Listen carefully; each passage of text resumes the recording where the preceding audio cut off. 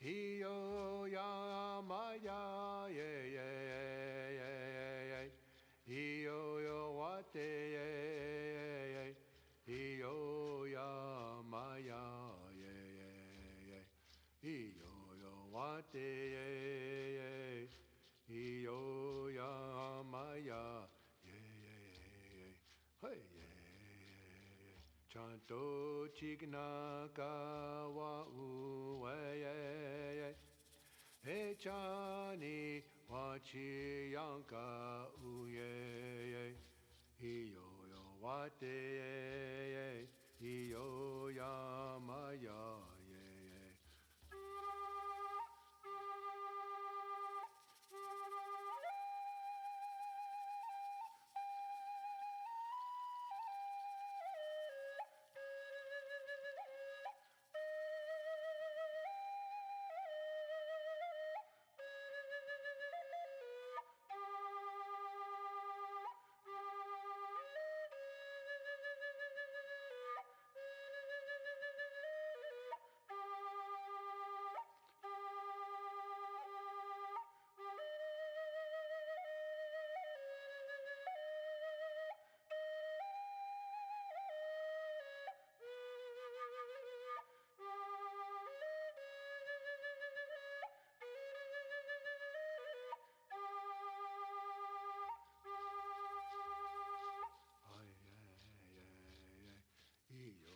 Wate iyo ya maya ye iyo yo wate iyo ya maya ye iyo yo wate iyo ya maya ye hey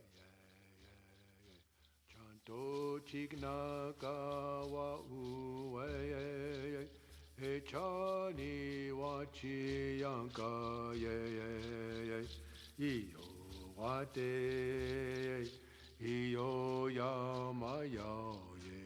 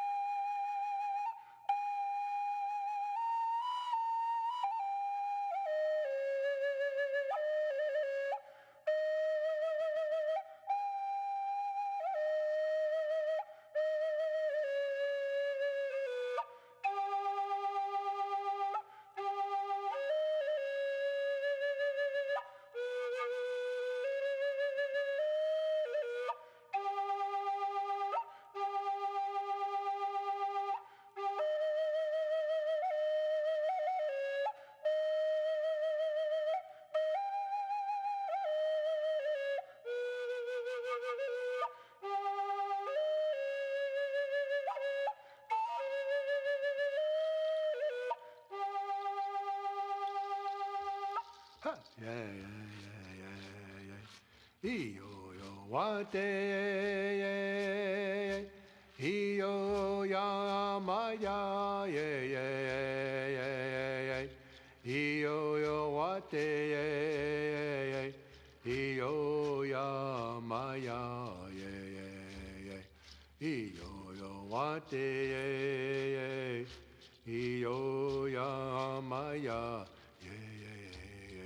hey Chanto chigna kawa uwe Echani wachi yanka uye.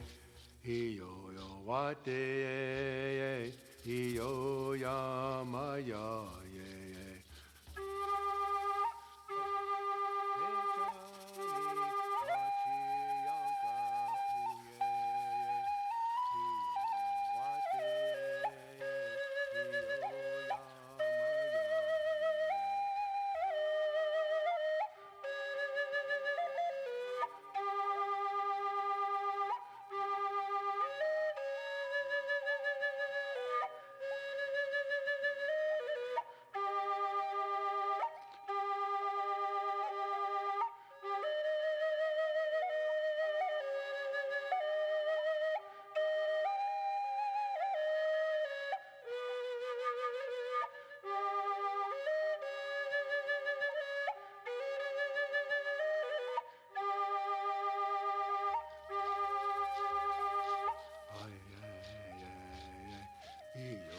Wate,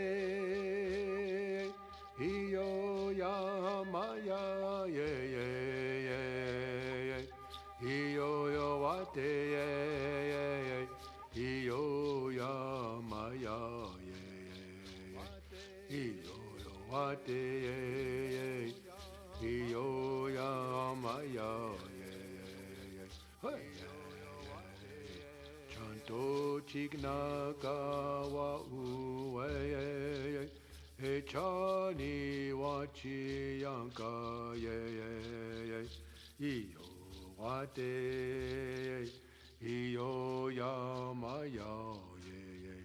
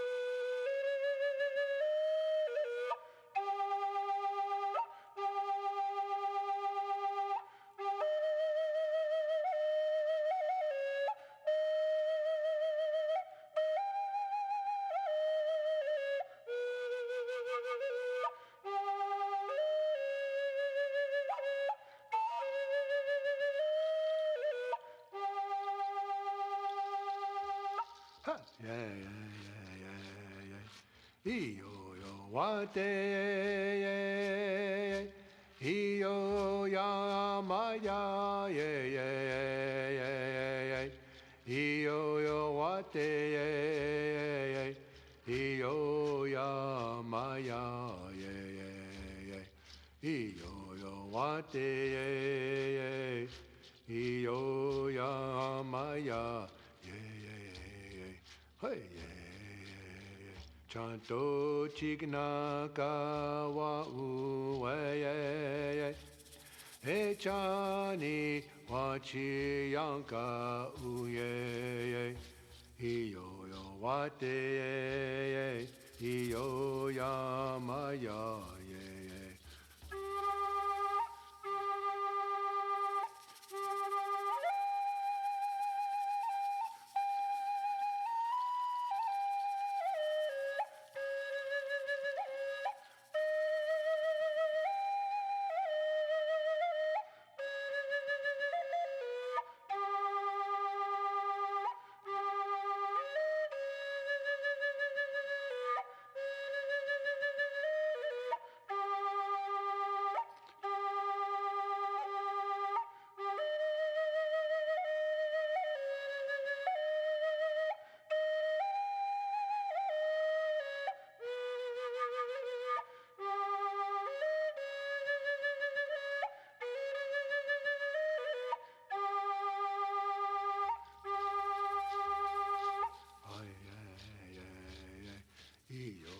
wate iyo ya maya ye ye ye ye iyo yo wate ye ye ye iyo ya maya ye ye ye iyo yo wate ye ye iyo ya maya ye ye ye hey ye ye ye chanto chigna kawa uwe ye ye Echani wachi yanka ye ye ye iyo wate iyo yamaya ye ye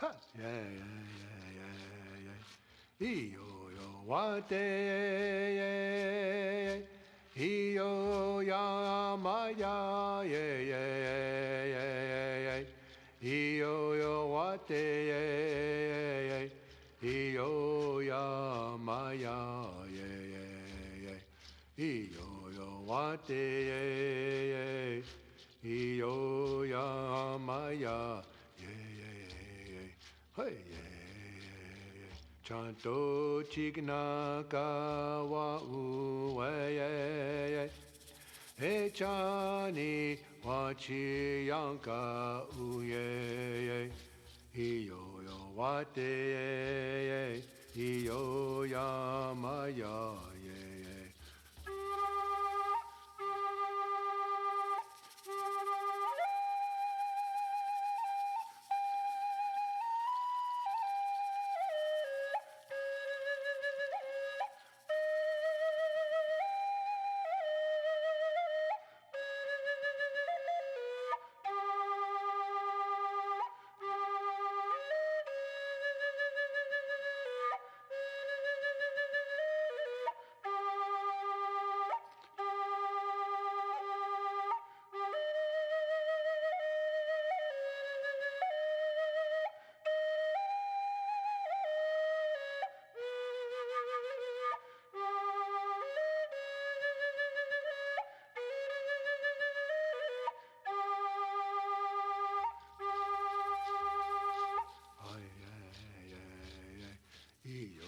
Wate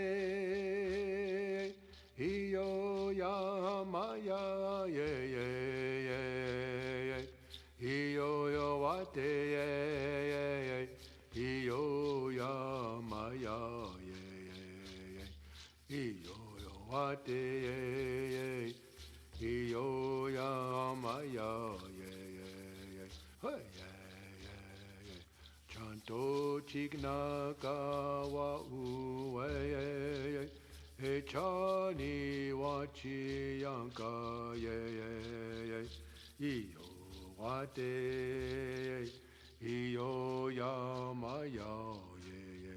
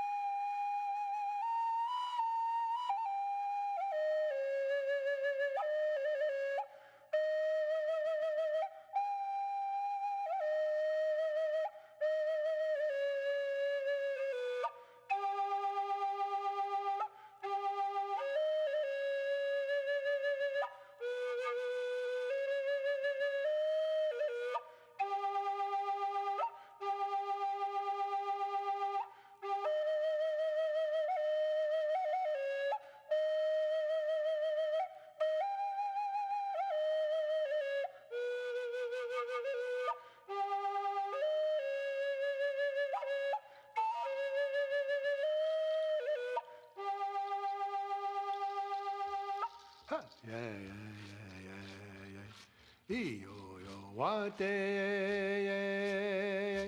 i yo ya ma ya ye ye ye i yo yo wa te i yo ya ma ya ye ye i yo yo wa te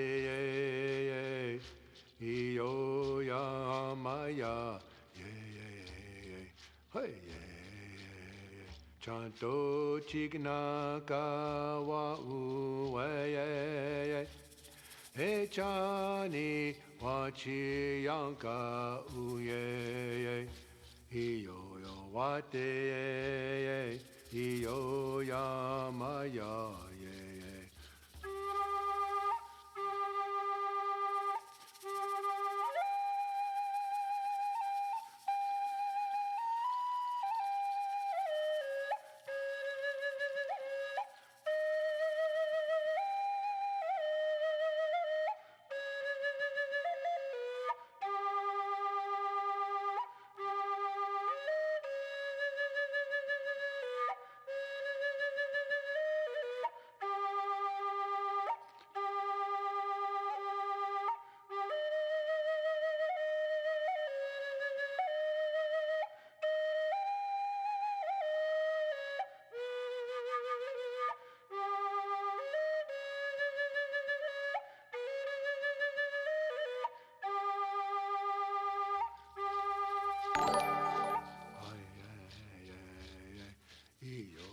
wa te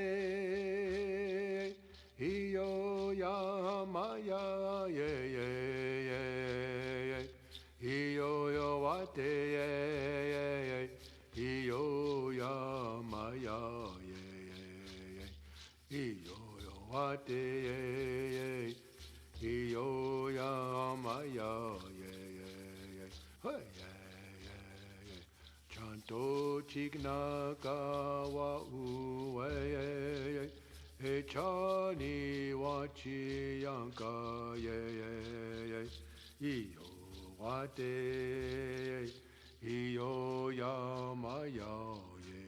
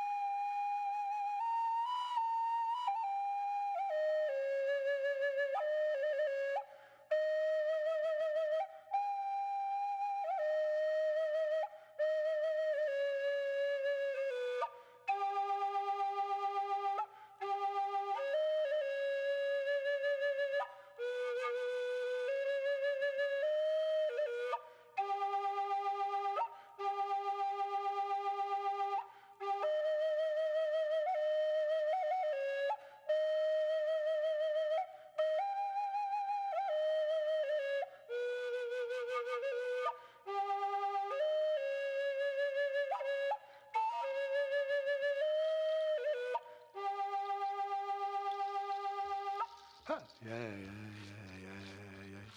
Iyo yo wate, yeah, yeah.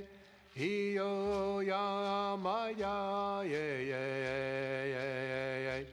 Iyo yo wate, yeah, yeah. Iyo ya maya, yeah, yeah, yeah. Iyo yo wate, yeah, yeah. Iyo ya maya, yeah, yeah, yeah. Hey, yeah. Chanto chigna ka wa u, yeah. Hey, chani wa chi yanka u, yeah. Iyo yo wate, yeah. Iyo ya maya, yeah.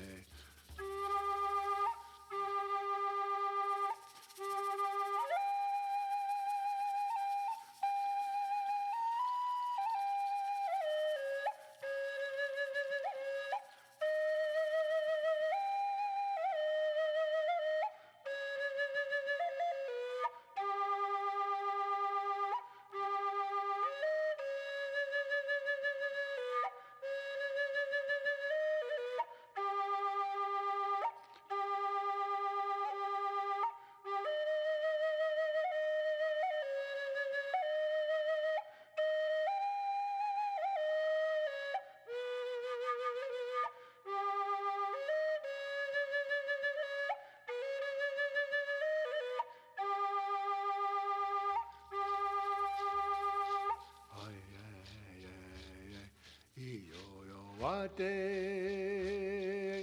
iyo ya maya, yeah, yeah, yeah. Iyo yo wate, yeah. Iyo ya maya, yeah. Iyo yo wate, yeah. Iyo ya maya, yeah. Hey, yeah. Chanto chigna kawa uwe, e chani wachi yanka, yeah. Iyo wate, iyo yamaya, yeah.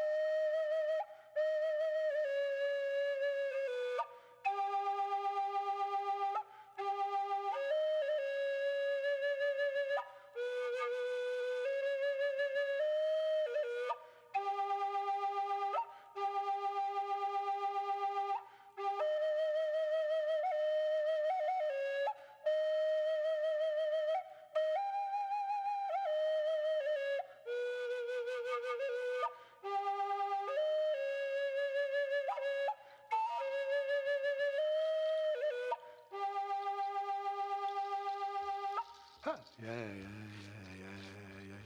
Iyo yo wate, yeah. Iyo ya maya, yeah. Iyo yo wate, yeah. Iyo ya maya, yeah. Iyo yo wate, yeah. Iyo ya maya, yeah. Hey, yeah.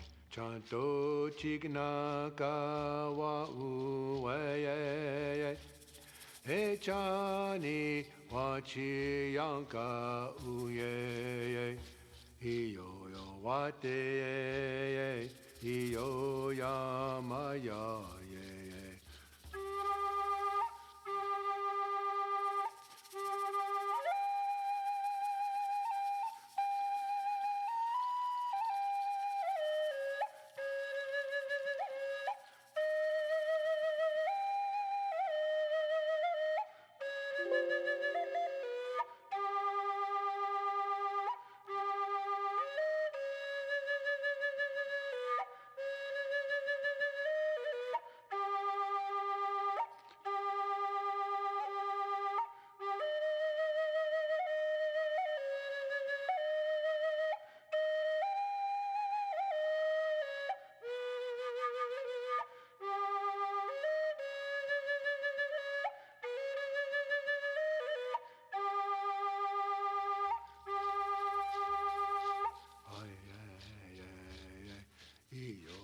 Wate iyo ya maya ye ye ye iyo yo wate ye ye iyo ya maya ye ye iyo yo wate ye ye iyo ya maya ye ye hey ye Chanto chigna ka wa u e chani wa chi yang ka ye iyo wa te iyo ya ma ya ye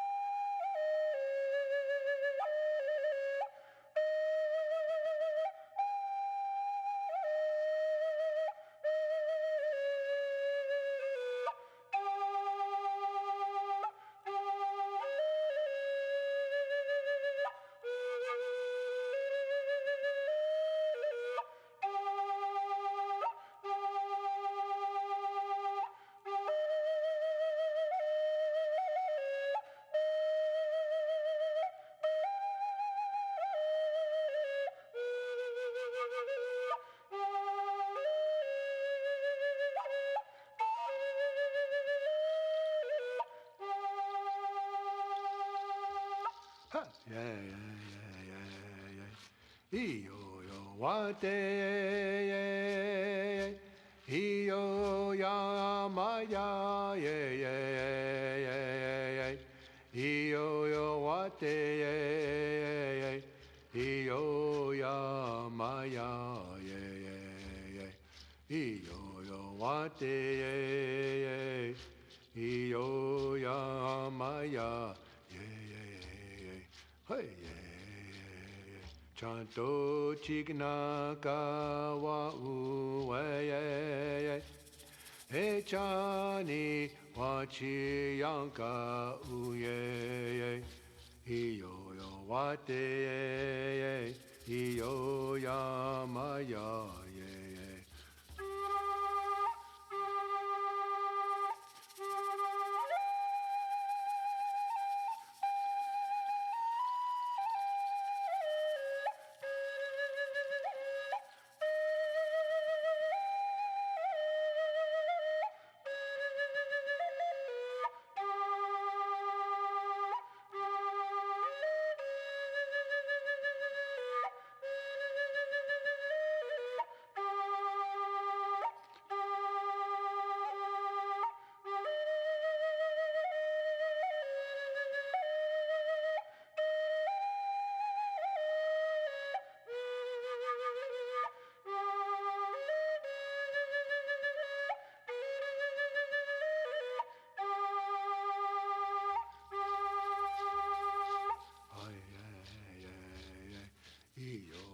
wate,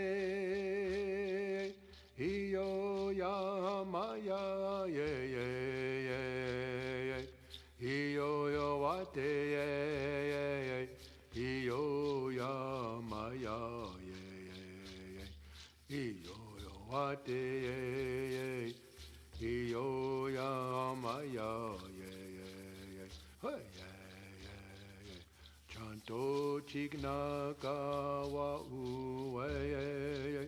Echani wachi yanka ye ye ye, iyo wate, iyo yamaya ye ye.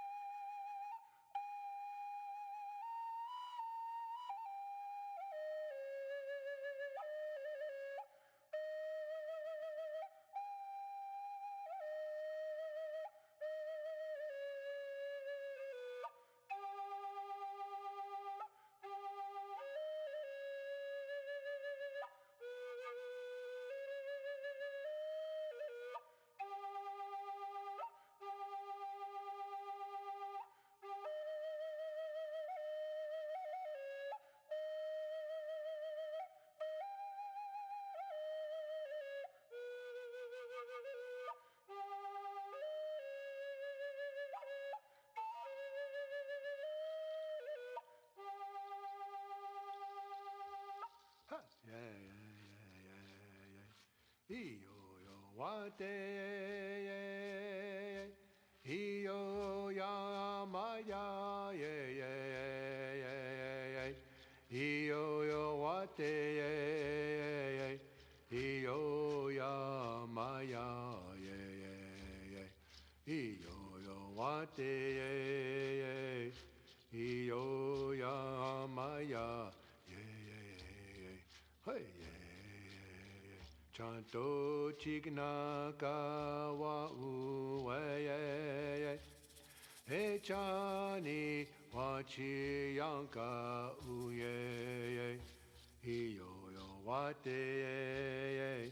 Iyo ya maya, yeah.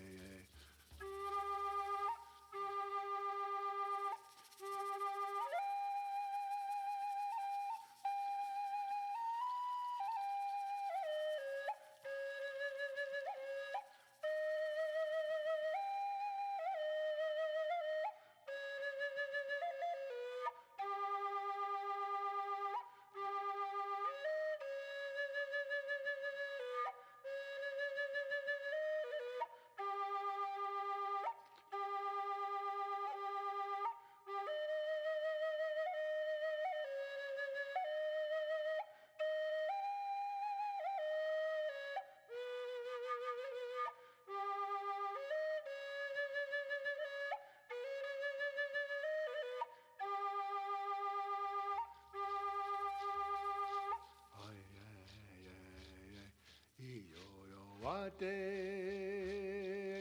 iyo ya maya, ye ye ye ye. Iyo yo wate, ye ye ye. Iyo ya maya, ye ye ye. Iyo yo wate, ye ye. Iyo ya maya, ye ye ye. Hey, ye ye. Chanto chigna kawa uwe, echani wachi wachi yanka ye ye ye. Iyo wate. Iyo yamaya ye ye.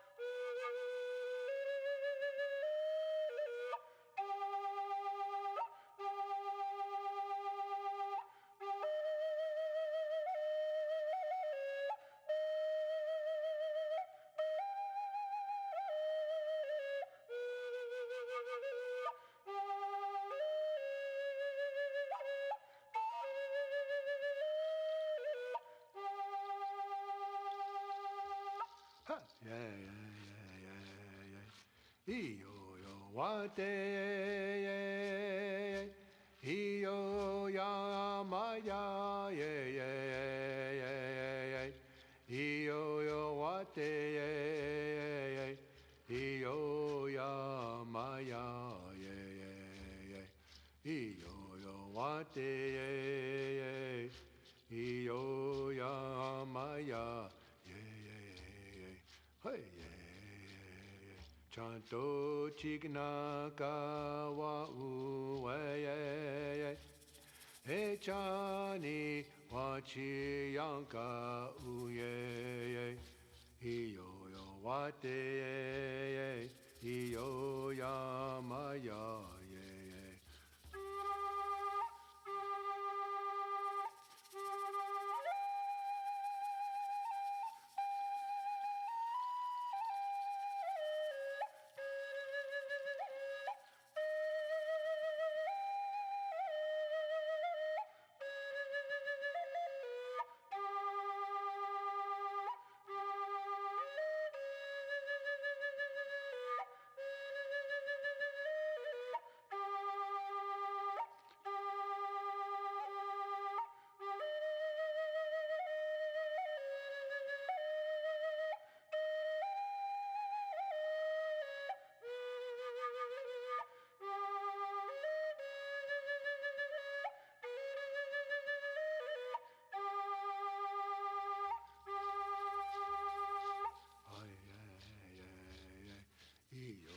Wate, iyo ya maya, yeah, yeah, yeah. Iyo yo wate, yeah, iyo ya maya, yeah. Iyo yo wate, yeah, iyo ya maya, yeah. Hey, yeah. Chanto chigna kawa uwe. Chani wachi yanka, yeah. Iyo wate, iyo yamaya, yeah.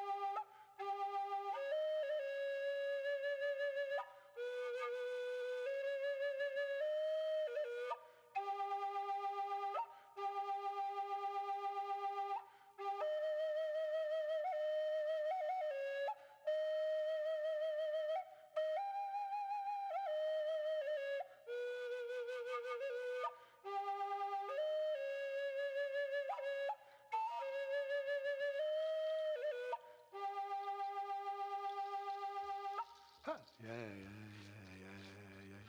Iyo yo wate, iyo ya maya, yeah, yeah, yeah, yeah. Iyo yo wate, iyo ya maya, yeah, yeah, yeah. Iyo yo wate, iyo ya maya, yeah, yeah, yeah. Hey, yeah. Chanto chigna kawa uwe, he chani wachi yanka uye, iyo yo wate, iyo ya maya,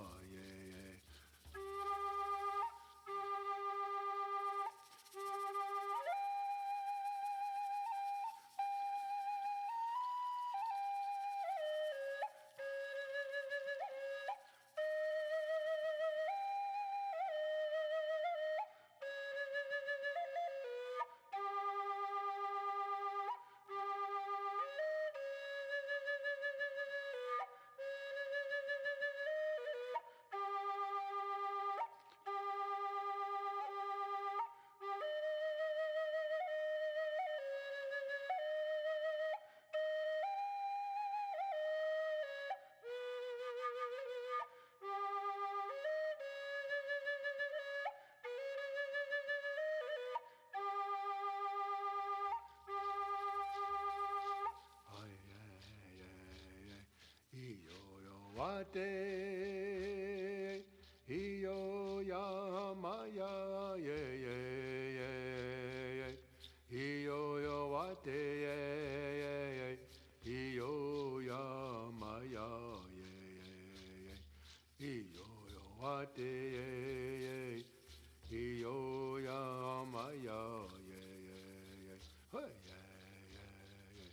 Chanto chigna kawa uwe, he chani wachi yanka, yeah, iyo wate, iyo yamaya, yeah.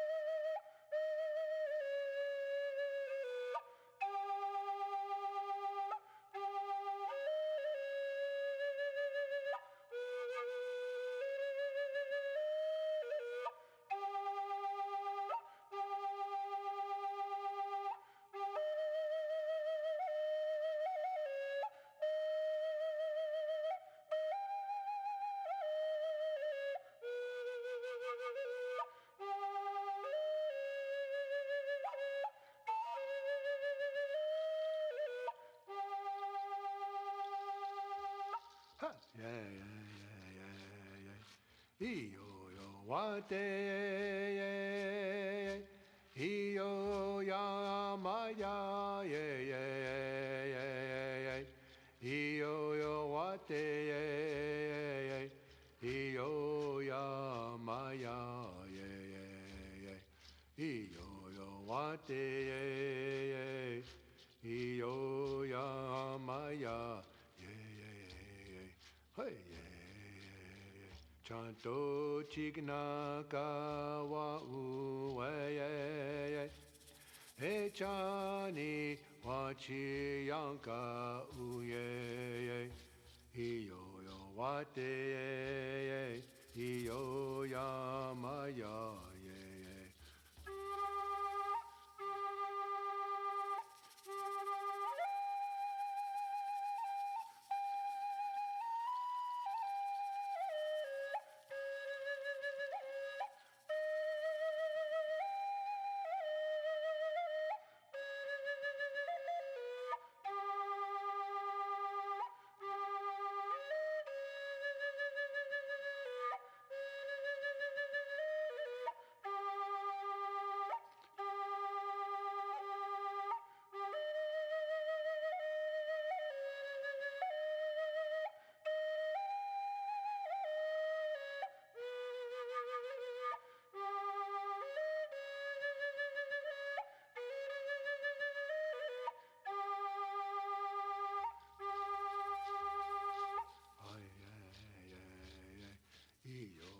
Wate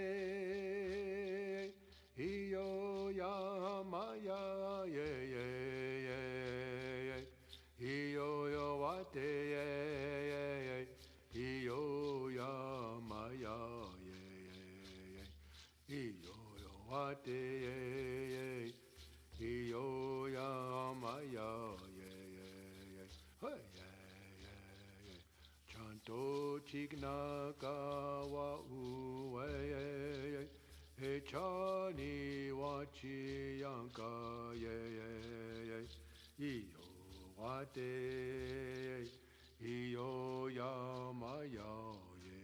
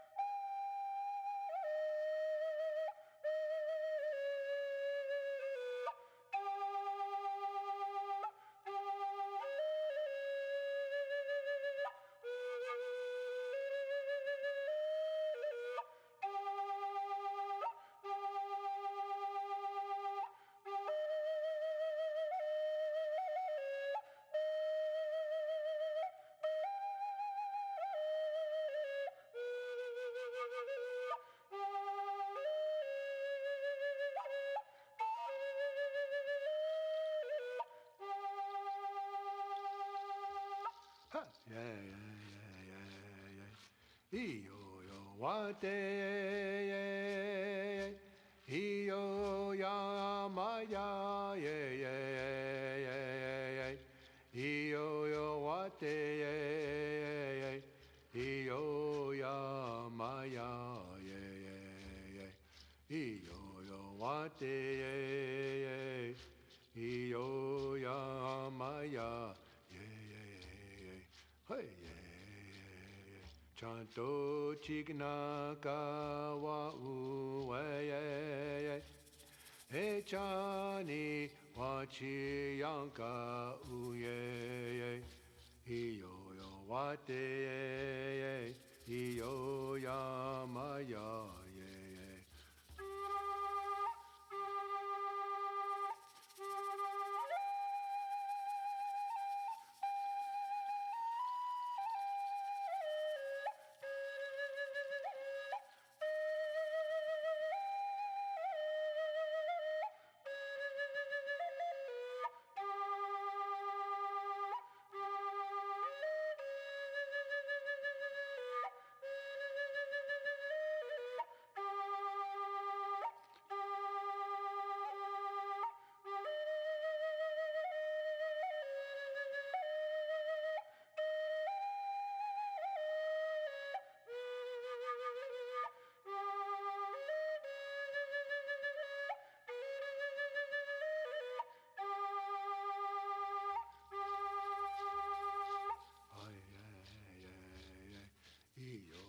wate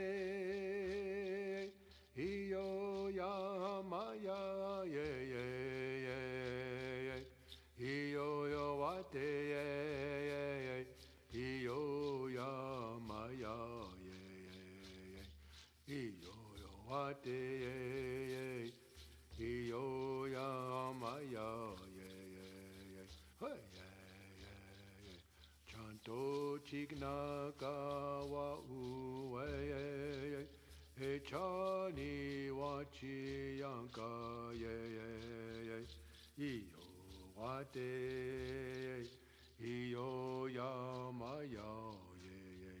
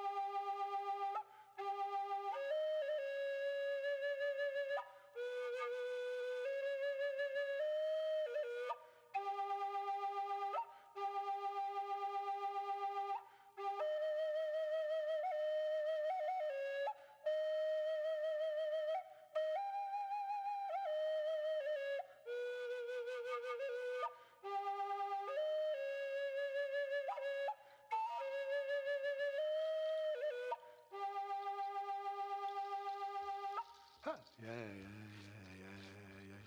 Iyo yo wate ye iyo ya maya ye ye ye ye iyo yo wate ye iyo ya maya ye ye iyo yo wate ye iyo ya maya ye hey ye chanto chigna kawa uwe ye Echani wachi yanka uye iyo yo wate iyo yamaya ye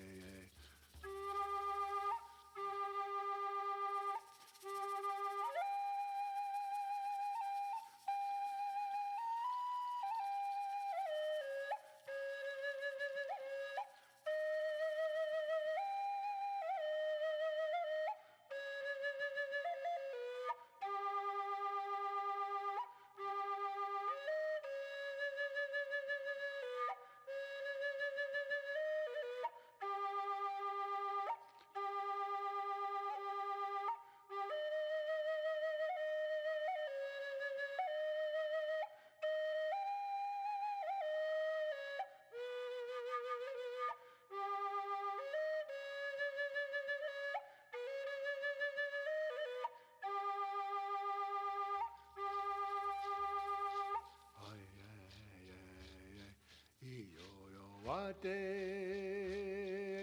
iyo ya maya ye ye ye iyo yo wate ye iyo ya maya ye ye iyo yo wate ye iyo ya maya ye ye hey ye chanto chigna kawa uwe Chani wachi yanka ye ye ye iyo wate iyo yamaya ye ye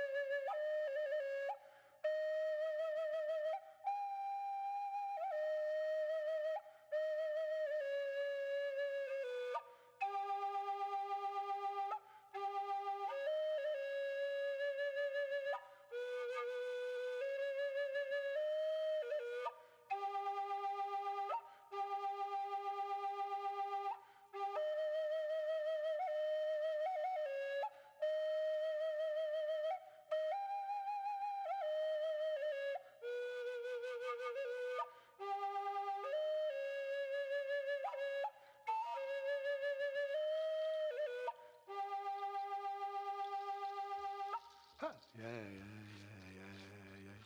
Iyo yo wate, iyo ya maya, yeah, yeah, yeah, yeah. Iyo yo wate, iyo ya maya, yeah, yeah, yeah. Iyo yo wate, iyo ya maya. Hey, Chanto chigna ka wa u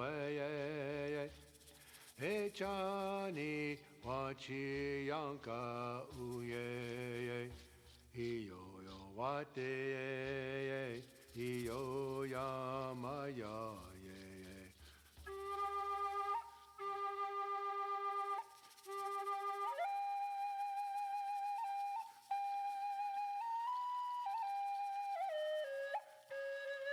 Get ClickUp's Unlimited plan 15% off for life. Assign and organize tasks with Gantt charts, collaborate with your entire team, and access unlimited. In 1951, students at Swarthmore College were the subject of a curious experiment. Solomon Asch designed the experiment in which a few students would have to complete a seemingly easy task. Students would be shown a card with a line drawn on it. Then they would be shown another card, this time with 3 lines, all of different lengths. The task was to simply pick the line that matched the length with the one that they were shown earlier.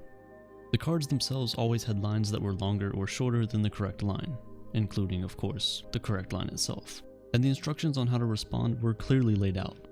However, the interesting thing was that only one of the 8 or so participants in each trial was the actual subject of the study. Everyone else was in on the study, and was simply an actor meant to sway the participant to choose the wrong line. Even though they knew 100% which was the correct answer, they purposely chose the wrong answer numerous times to try and get the subject to do the same. Upon completion of multiple line, even though they knew 100% which was the correct answer, they purposely chose the wrong answer numerous times to try and get the subject to do the same. Upon completion of multiple trials with a variety of constraints and a similar setup, it was seen that in the control group, where there was no persuasion towards an incorrect answer, participants chose the wrong lines less than 1% of the time, which is what you would expect. It's a rather simple experiment. When participants were put in a group where their peers chose the wrong answer, despite clear evidence suggesting otherwise, a remarkable 36.8% of them conformed and chose the wrong answer as well. These are students of a very well-ranked college, mind you, who are certainly cognitively capable enough to distinguish between lines of different lengths. Referring to how clear the differences should have been, Ash himself interpreted the results by saying, "The fact that intelligent, well-meaning, young people are willing to call white black is a matter of concern. It just goes to show one of the many ways in which our peers can influence the decisions we make. It also puts forward an almost desperate desire in us humans to conform, one which I am sure you felt at one time or another." Why do I bring this up? Well, I do so to talk about a social issue. An issue that is suffering from a lack of reason, empathy, and measured judgment. I'm talking about cancel culture. It's essentially getting expelled from society, in which a person deemed to have committed a social crime, past or present, is dealt with punishment in the form of terminated employment, public humiliation, or a complete boycott altogether. There's a disagreement about when the phenomenon was actually created, with some saying it has been with us in different forms for centuries. But what makes cancel culture unique, in a sense, to our time is the fact that its effect is now much larger than just a crowd or a locality. It's the entire social media audience. Any news spreads rather quickly on social media, but bad news spreads really quickly, especially when it's about the career-ending tweet of a very famous author, actor, scientist, or what have you. People from pretty much all fields have been forced to embrace cancelhood to some extent, and so it's fair to say that it is no longer a punishment only for the elites. Take Amelie Wenzel's story, for example. She's a young adult fiction author who was about to debut a 3-book trilogy in 2019. That was until readers of a small private online group discovered that the fictional characters in her fiction novel offended their notion of race relations in the real world, and on came a slew of furious tweets accusing her of being blind to reality, lacking education, as well as many other far worse things. Zhao subsequently posted an apology, as often happens to be the case, and said that she, out of embarrassment, had asked the publisher not to publish her books at the time. What about her initial book was so offensive, you and I will never really know. Храна, вдъхновена от природата. Изцяло натурална. Natural greatness. Любовта ни към животните ни кара да изследваме хранителните навици на вълците и рисовете, преките предшественици на кучетата и котките, за да направим нашите рецепти гарантирано здравословни. И най-пухкавото коте и най-нежното куче имат метаболизма на дивия си предшественик. В диетите Natural Greatness сме използвали само необходимите натурални продукти, качествени съставки, които любимецът ви би избрал и сам. Ето защо не се налага да добавя. Why not let the book be released as it was, and let it play out in the wider marketplace of ideas? The book was eventually corrected, whatever that means, and then released. No harm done, right? Well, let's take a step back. Zhao, who had immigrated to the United States from China, was simply drawing on her perspective on indentured labor and human trafficking, albeit in a fictional setting. Hers certainly had the potential to be a valuable insight into these things, considering they happened in her home country. A Twitter mob had almost rid a female immigrant author of her chance to share her experience. You see, the second version, which she eventually published, was not edited from a creative passion. It was done so out of fear. The fear of being doxxed, the fear of being badmouthed by people who knew nothing about her, the fear of having her career stifled before it even took off, the fear of being cancelled. While you could argue that Zhao was never truly cancelled, her predicament is a prime example of what happens on a daily basis to people who feel pressured not to speak their minds on certain issues. The creative field is perhaps just as impacted as the political one, with TV shows getting cancelled or amended on a regular basis these days, books being pulled from shelves, and even so much more. Think of the famous TV shows of our time. Think about your favorite shows. Revisit them, and consider for one moment how many of them could have been made and released in today's time. Creative decisions are no longer allowed to be as risky, which, as you can imagine, doesn't really help the creative process. The end result is often a product that is dry and one that is compelled to nudge the viewer towards a moral side of his choosing. Conveniently moral or morally convenient? You tell me. There are other forms of cancellation too. For example, the ones where the mob dislikes a particular celebrity or show and goes on to reach out to any and all affiliated companies to try and cancel their affiliation. Otherwise, they risk being cancelled themselves.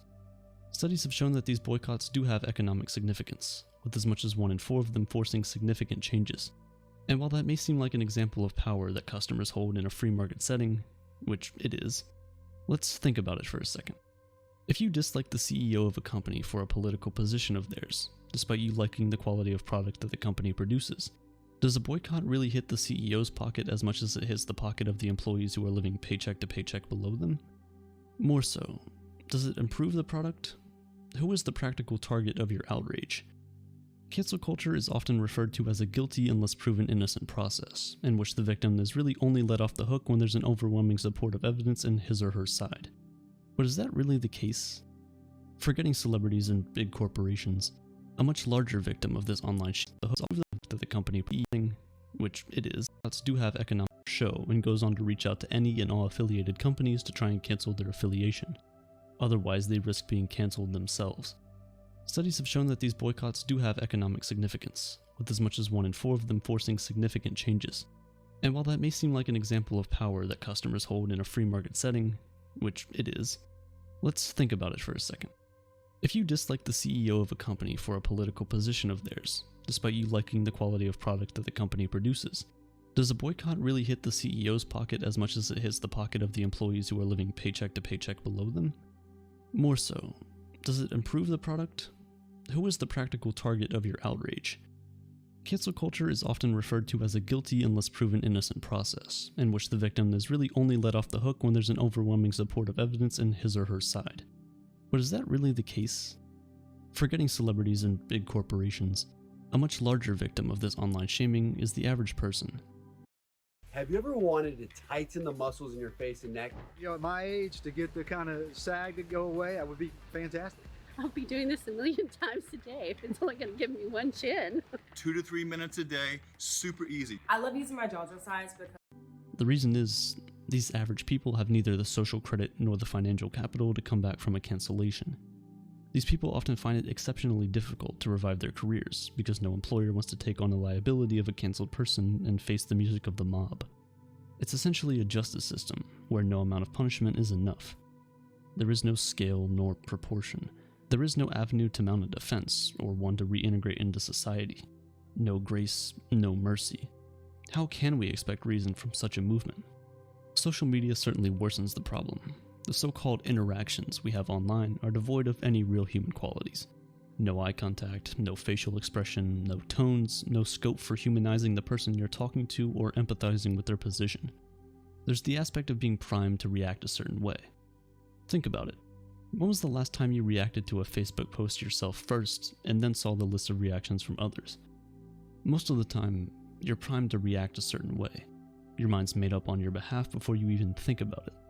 Oftentimes, our outrage is directed not necessarily to what happened in the situation, but rather to someone else's outrage. Outrage at outrage. It's a domino effect. The cycle continues. It becomes such a universal reaction eventually that not being outraged conveys a sense of social ineptitude. This recreational outrage has led to a toxic environment online that is going to need some fixing. People on the other side of the debate about cancel culture say that it either doesn't exist, or that if it does, the consequences of being cancelled are simply not as harsh as we say they are. Just look at J.K. Rowling, who happened to be cancelled relatively recently, and who also continues to sell book after book.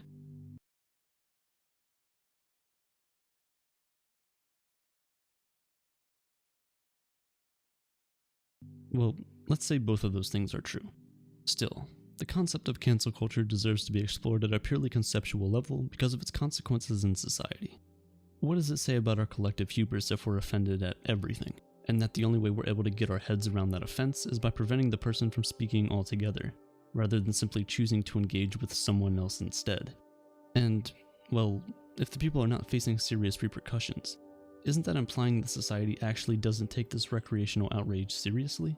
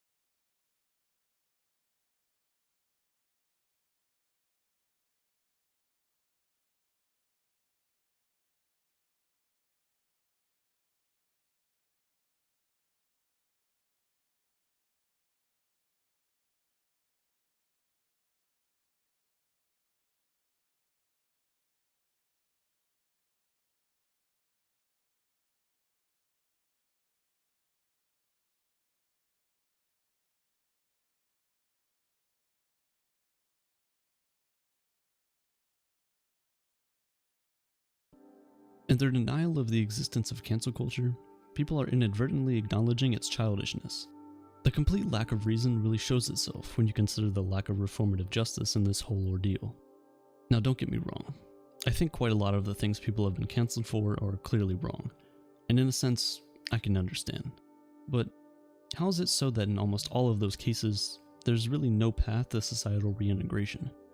And when you're saying that they still do reintegrate into society, it's almost never a result of some carefully thought out mechanism of cancel culture. It's simply just people not caring at all about it, or simply forgetting it happened in the first place. Perhaps it's not the J.K. Rowlings or the Kevin Harts of the world that are the true victims of cancel culture. Maybe it's you and me, the as yet uncancelled people, who refrain from sharing what they truly think about a policy, a politician, a video game, the burger, or restrain themselves from engaging in a debate about something that truly matters to them in fear of being cancelled for it. The unshared idea. That is the true victim of cancel culture.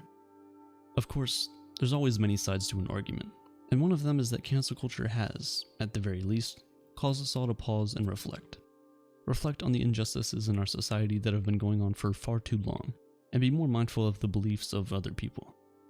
You know, on a certain level, the debate against cancel culture is about remaining open to the possibility of being wrong. To be able to think that you and I can make some very obvious errors. Obvious errors like choosing the wrong line even when it is clearly shorter or longer, as in the conformity experiment.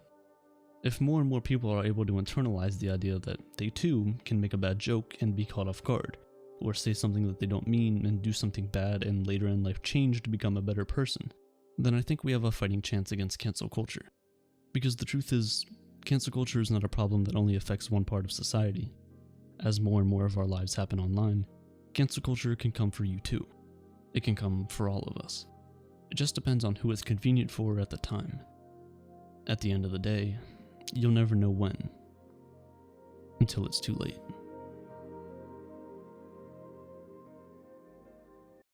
Get ClickUp's Unlimited plan 15% off for life. Assign and organize tasks with Gantt charts, collaborate with your entire team, and access unlimited storage, integrations, and features. Join over 200,000 highly productive teams and lock in your discounted unlimited plan for life. This video was sponsored by Babbel, the #1 language learning app in the world with over 10 million subscribers worldwide. Now, learning new languages doesn't seem like the easiest thing in the world, but with Babbel, you can start learning any language you'd like in as little as 10 minutes.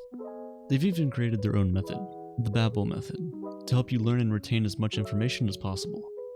With other language learning apps I've used, I've found that it's not 100% accurate to real-life scenarios I've encountered, but with Babbel, it's different. Their lessons were designed by native speakers, which helps put you in realistic scenarios right off the bat. I've actually been using Babbel to help refresh my German, since I haven't really used it since high school. It's a brand new year, and the time has never been better to learn a new language. If you click the link at the top of the description, you can get up to 65% off a Babbel subscription and start learning right away. For as little as $5 a month, you can set yourself ahead for years to come. You'll be improving yourself and supporting my channel at the same time.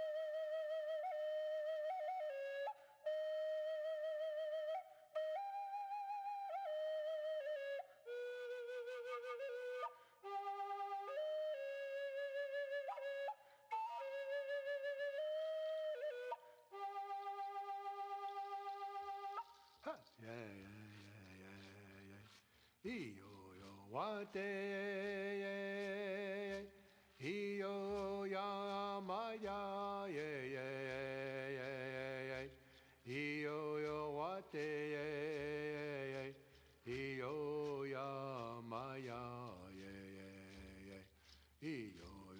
wate iyo ya maya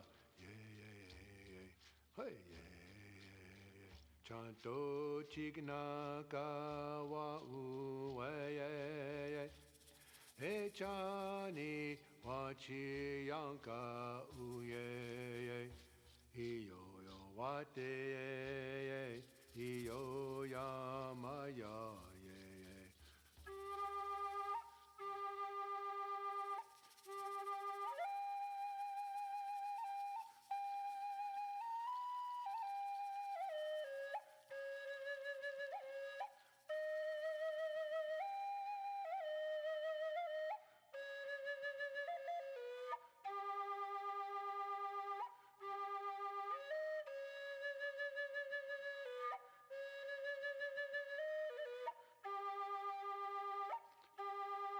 Ставаш, пие ти се кафе. Нямаш време, но имаш идея. Еспресо, капучино, американо, лунго, допио.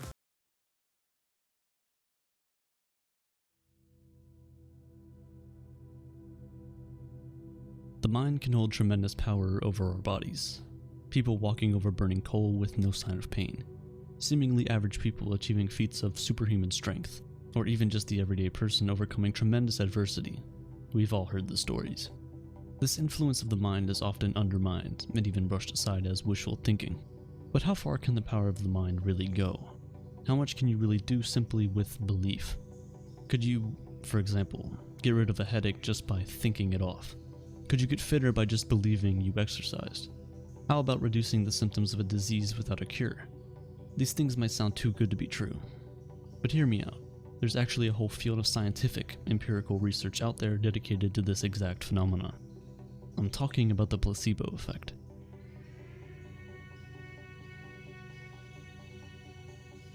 It's generally understood as an effect where your mind tricks you into believing that a not-so-real treatment has real therapeutic results. People seem to experience a benefit after taking a look-alike pill or drug that has no active ingredients in it. Sometimes, the placebo effect can be induced by words alone. All this should have no medical effect on the patient, and yet, it does. There are different kinds of placebos too. Pills, drinks, injections.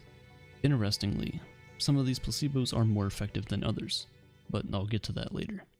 In most cases, people receiving placebos believe they're getting a real medical treatment. For example, in a clinical trial for COVID-19 prevention, a medical team chose a vitamin C supplement as the placebo.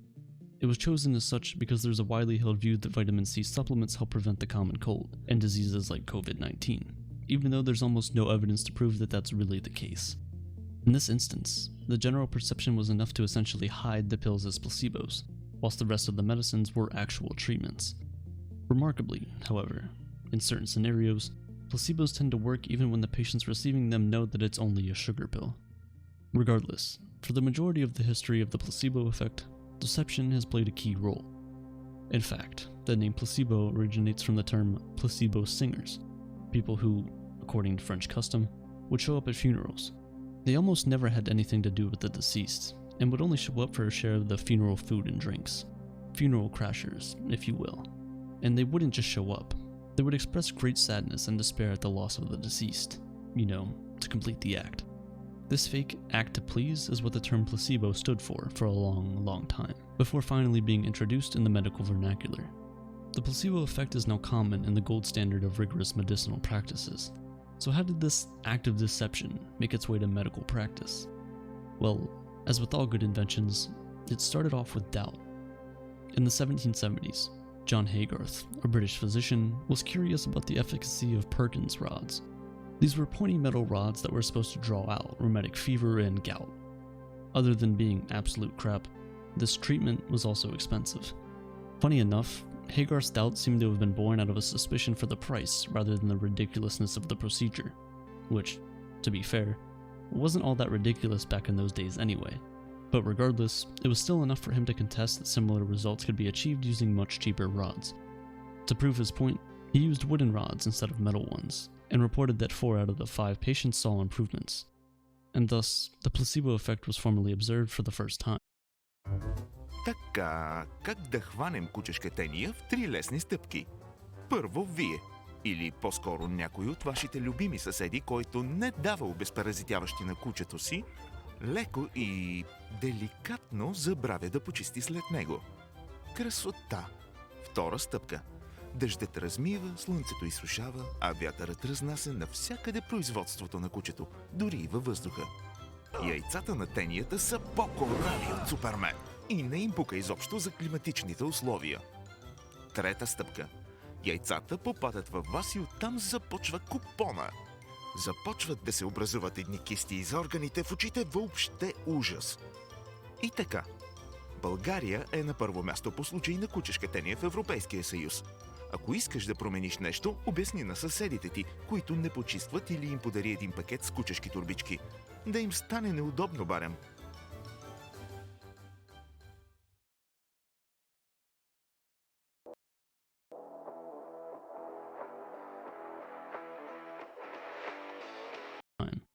From there, scientists wondered what could have caused such a medicine-like effect in fake lookalikes, which shed light on the mechanisms of the body that the placebo effect relies upon. Here, the most prominent theory seems to be the idea that there is, and always has been, a correlation in the minds of patients about medical care and its results. Known for research into the placebo effect, Irving Kirsch attributes the placebo effect to self-fulfilling effects of the response expectancies. Pretty much, we expect medical care to do its job. You might wonder how true it is today, considering there is so much skepticism in certain healthcare practices. A patient cured is a customer lost. You have probably heard the quote before. Yet, for some reason, the expectation remains that if you're prescribed something by someone who is supposed to know what they're talking about, it's probably going to work. You and I are all conditioned to believe that when people take a pill, they want to get better. This association has seemingly more to do with the act of pill taking, or any medical intervention, rather than the contents of it. Besides, there is a case to be made that a caring physician can go a long way to relieve us of pain. Maybe not medical pain, but psychological pain. All these contribute towards our perception of a medical intervention. We don't necessarily see a pill as just a standalone chemical compound that we're supposed to swallow, but rather along with all the information about who gets it, how well it works, who prescribes it, and so on. Besides, the effect tends to vary depending on the nature of the intervention. For example, an injection is perceived to be more invasive than a pill, and, therefore, tends to induce a stronger placebo effect. And thus arises a new concern. If the simple act of taking a pill can benefit the user by relieving their pain, what reason is there to develop a medically active drug like a painkiller in the first place? Besides, a lot of these painkillers, like other medications, tend to carry a ton of possible side effects, and the potential for dependency and even drug abuse. Well, that's where the randomized double-blind placebo trial comes in. During the course of such a trial, a patient can be administered with either a medically active drug, the drug that's being tested, or a placebo, usually a sugar pill. And then both of these groups are compared to a group that does nothing. No pills, no drugs, no placebos. Neither patient nor researcher knows who gets what. It's completely randomized and blinded. This is done to control two things. 1. The possibility of getting unfair care from the medical professionals, based on the knowledge of knowing who is getting the actual medication. And 2. Controlling the results to be based solely on the act of medical intervention taken. For example, giving them a pill, rather than the contents of the medicine itself. Only if a medicine is able to perform against a placebo in such a trial in a statistically significant manner is it even able to be considered for approval. Well, that certainly makes sense. You're testing a medicine against possible issues to be as certain as possible about its effectiveness, right? But these sort of tests are usually run when there's a certain ailment to cure in the first place. So, that means a part of the testing demographic is being withheld from a medicine that could potentially help them. As you can see, there's an ethical concern here. To go back to the example of the COVID-19 trial, imagine being promised by a group of researchers that they are working with promising medication that could reduce your chances of contracting the virus.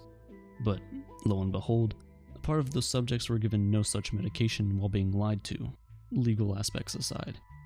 Obviously, you and I know that it's done for the greater good. Researchers generally take layers of precautions to prevent any serious damage, and as more evidence emerges, the know-nothing anxiety about the virus is now turning into just general caution. But still, how would you have felt if you were one of the people who were given the placebo?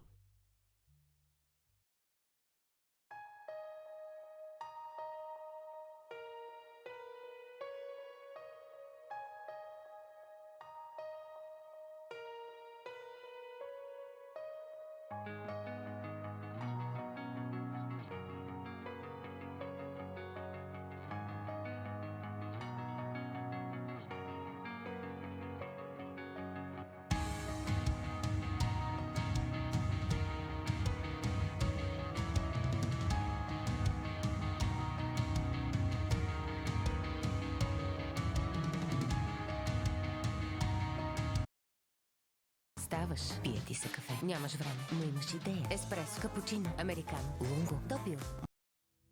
The expectation of a negative outcome induces 1. The possibility of getting unfair care from the medical professionals based on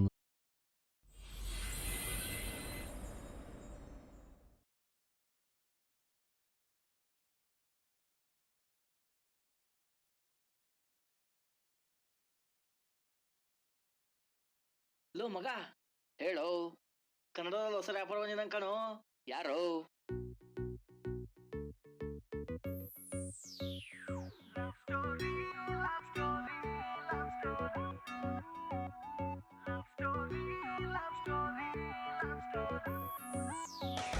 Love story, love story, love story. ನನಗೆ ಬೇಕಾಗಿತ್ತಾಯಿ. Love story, love story, love story. ಅಯ್ಯೋ ನನಗೆ ಬೇಕಿತ್ತಾಯಿ. Love story, love story, love story. ಯಾರಿಗೆ ಬೇಕಿತ್ತಿ? Love story, love story, love story. ಅದಕ್ಕಿನ್ನ ದೊಡ್ಡದೊಂದಿದೆ life story. ಈಗ ನೀವು ಕೇಳ್ತಿರೋದು ನನ್ನ true story. TV9ನಲ್ಲಿ ಬರುತ್ತಾರೆ ಕ್ರೈಮ್ ಸ್ಟೋರಿ. ಹೀಗೂ ಉಂಟೆಯಲ್ಲಿ ಇರೋ ಹಾರರ್ ಸ್ಟೋರಿ. ಇಲ್ಲ ಹಂಗೇನಿಲ್ಲ ರೀ real story. Love story, love story, love story. Love story, love story, love story. Excuse me, ಗೊತ್ತಾಗುತ್ತಾ ನಾನು ಹೇಳೋದೆಲ್ಲ ನಿಮ್ಗೆ ಅರ್ಥ ಆಗುತ್ತಾ? ಹಲೋ ನಮಸ್ತೆ, ಚೆನ್ನಾಗಿದ್ದೀರಾ? ಚೆನ್ನಾಗೇ ಇರ್ತೀರಾ ಬಿಡಿ, ನಿಮ್ಗೇನಾಗಿದೆ? ಇಲ್ಲಿ ನಾನೇ ಚೆನ್ನಾಗಿಲ್ಲ, ನಮ್ಮ ಹುಡುಗಿ ಚೆನ್ನಾಗಿಲ್ಲ, ಹುಡುಗಿ ಫ್ರೆಂಡ್ ಚೆನ್ನಾಗಿಲ್ಲ, ಫ್ರೆಂಡ್ ಅಣ್ಣ. The knowledge of knowing who is getting the actual medication. And 2. Controlling the results to be based solely on the act of medical intervention taken. For example, giving them a pill, rather than the contents of the medicine itself. Only if a medicine is able to perform against a placebo in such a trial in a statistically significant manner is it even able to be considered for approval. Well, that certainly makes sense. You're testing a medicine against possible issues to be as certain as possible about its effectiveness, right? But these sort of tests are usually run when there's a certain ailment to cure in the first place. So, that means a part of the testing demographic is being withheld from a medicine that could potentially help them. As you can see, there's an ethical concern here. To go back to the example of the COVID-19 trial, imagine being promised by a group of researchers that they are working with promising medication that could reduce your chances of contracting the virus. But, lo and behold, a part of those subjects were given no such medication while being lied to, legal aspects aside. Obviously, you and I know that it's done for the greater good. Researchers generally take layers of precautions to prevent any serious damage, and as more evidence emerges, the know-nothing anxiety about the virus is now turning into just general caution. But still, how would you have felt if you were one of the people who were given the placebo?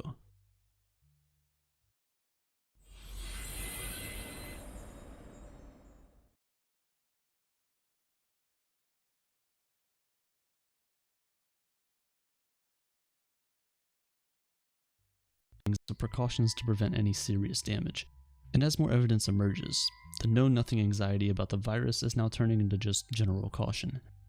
But still, how would you have felt if you were one of the people who were given the placebo?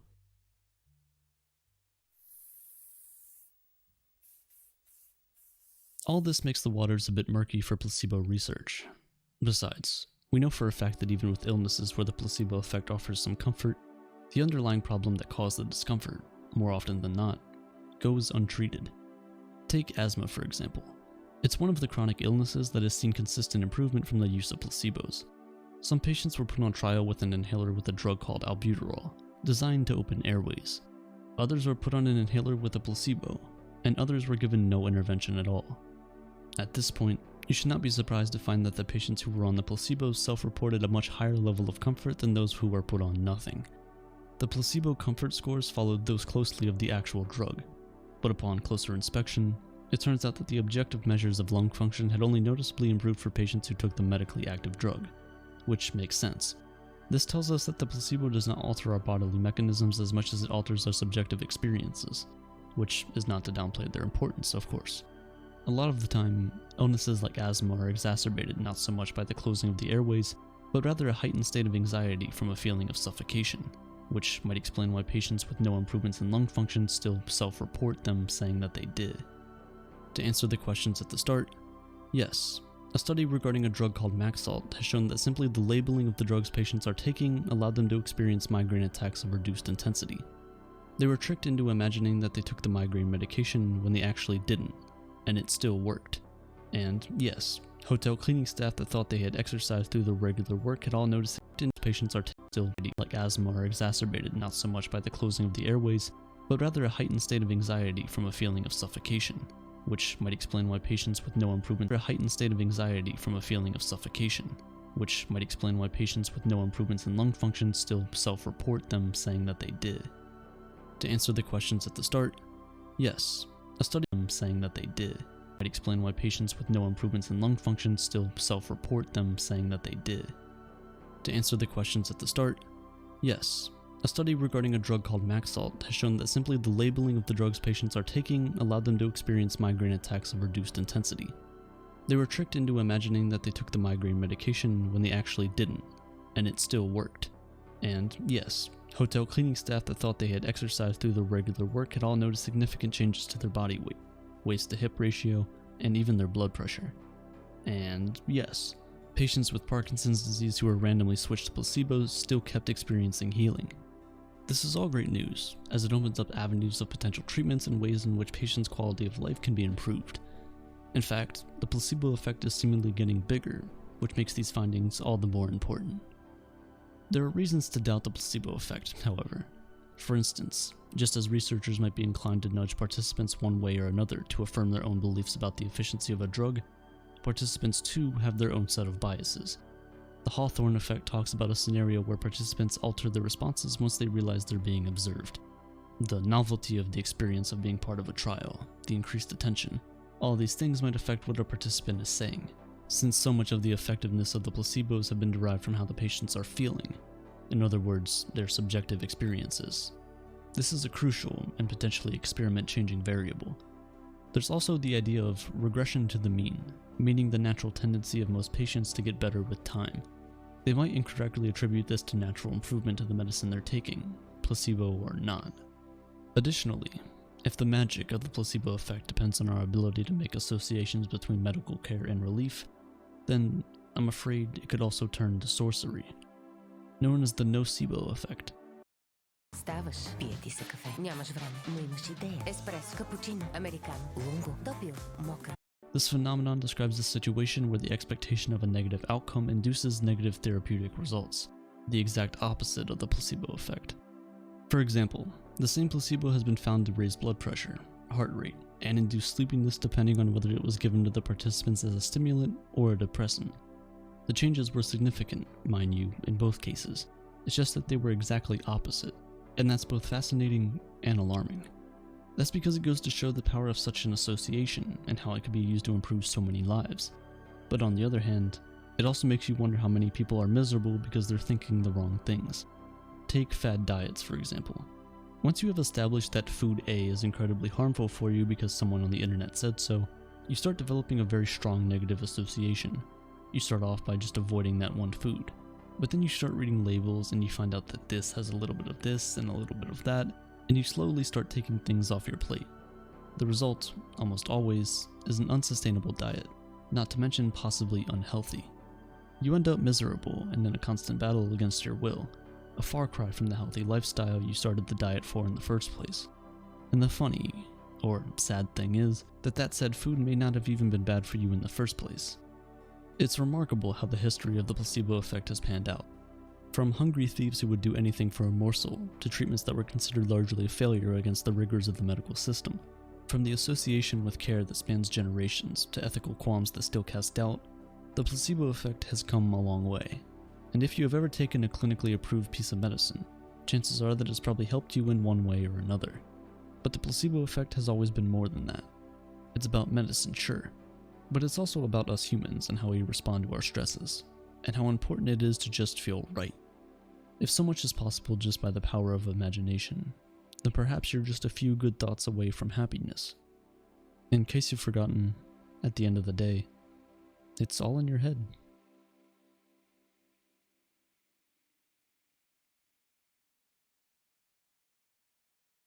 This video was sponsored by the Great Courses Plus. The mind is very strong, and there's so much to learn about it. It's a powerful organ, but there are plenty of biases our brains tend to have. It's powerful to learn how it functions, and why you make the decisions you do. Now, whether you want to understand the psychology of your own mind, or discover how the brain works at a fundamental level, the Great Courses Plus.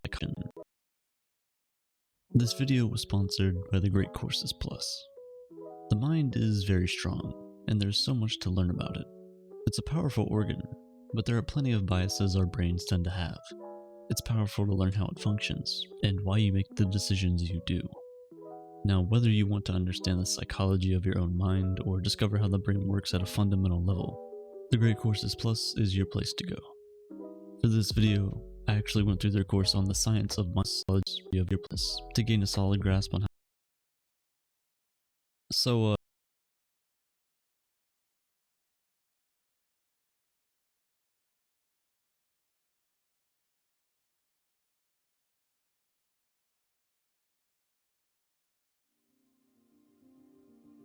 Pour cette réalisation, j'ai intégré mon remontoir planète double axe qui permet de reproduire le mouvement du poignet dans un socle en marbre.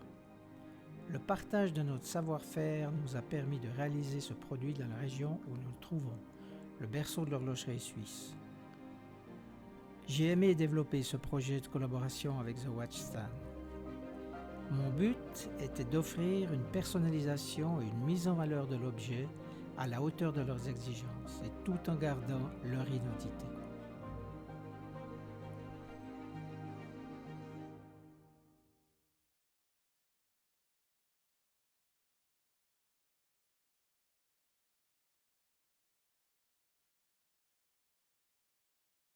Rigors of the medical system. From the association with care that spans generations to ethical qualms that still cast doubt, the placebo effect has come a long way. And if you have ever taken a clinically approved piece of medicine, chances are that it's probably helped you in one way or another. But the placebo effect has always been more than that. It's about medicine, sure, but it's also about us humans and how we respond to our stresses, and how important it is to just feel right. If so much is possible just by the power of imagination, then perhaps you're just a few good thoughts away from happiness. In case you've forgotten, at the end of the day, it's all in your head.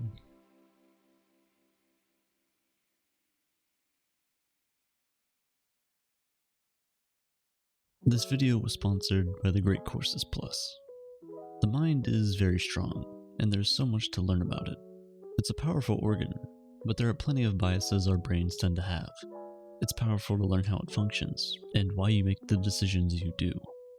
Now, whether you want to understand the psychology of your own mind, or discover how the brain works at a fundamental level, the Great Courses Plus is your place to go.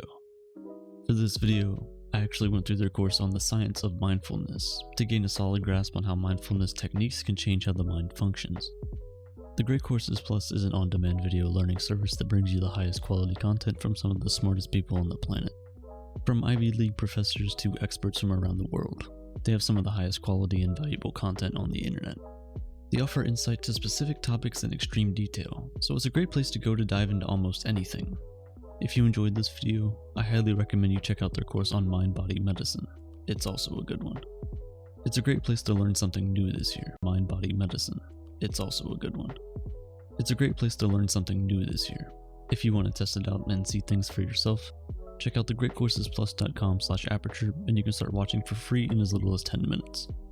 You'll not only be helping yourself, but you'll also be supporting my channel at the same time.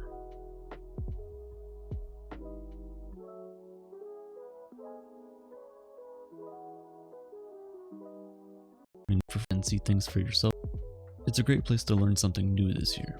If you want to test it out and see things for yourself, check out thegreatcoursesplus.com/aperture and you can start watching for free in as little as 10 minutes. You'll not only be helping yourself, but you'll also be supporting my channel at the same time.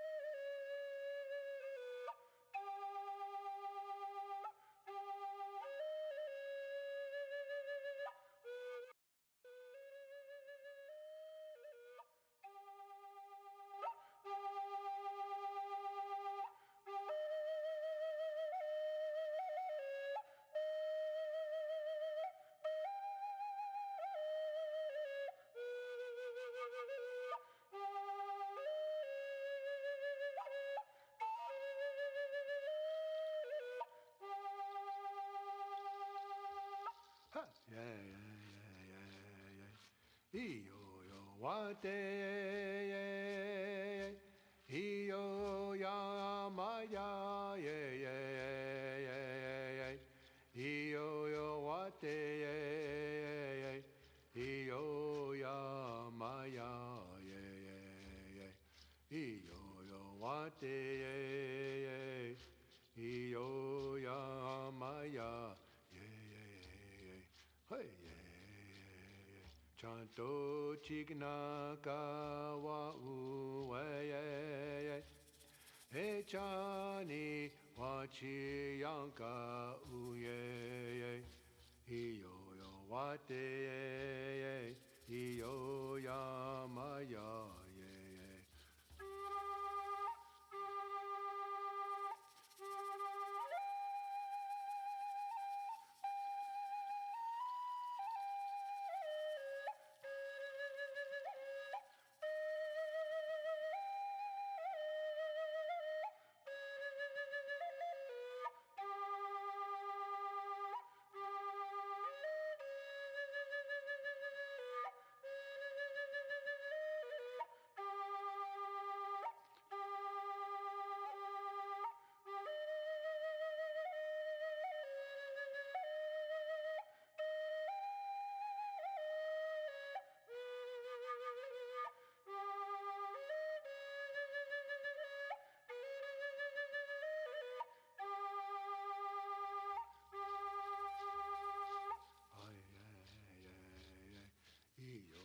Wate, iyo ya maya, yeah, yeah, yeah, yeah. Iyo yo wate, yeah, yeah, yeah. Iyo ya maya, yeah, yeah, yeah. Iyo yo wate, yeah, yeah.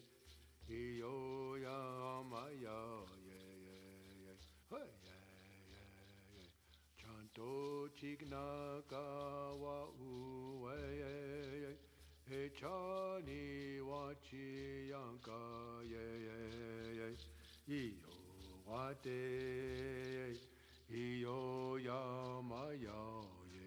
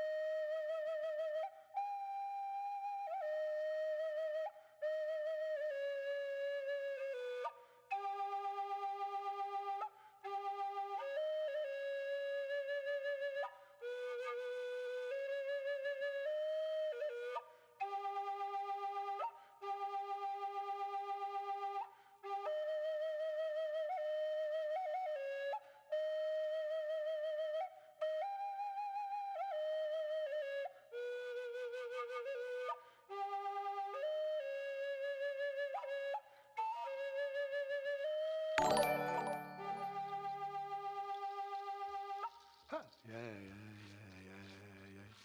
Iyo yo wate, iyo ya maya, yeah, yeah. Iyo yo wate, iyo ya maya, yeah. Iyo yo wate, iyo ya maya, yeah. Hey, yeah. Chanto chigna ka wa u ye he chani wa chi yanka u ye hi yo wa te hi yo ya ma ya ye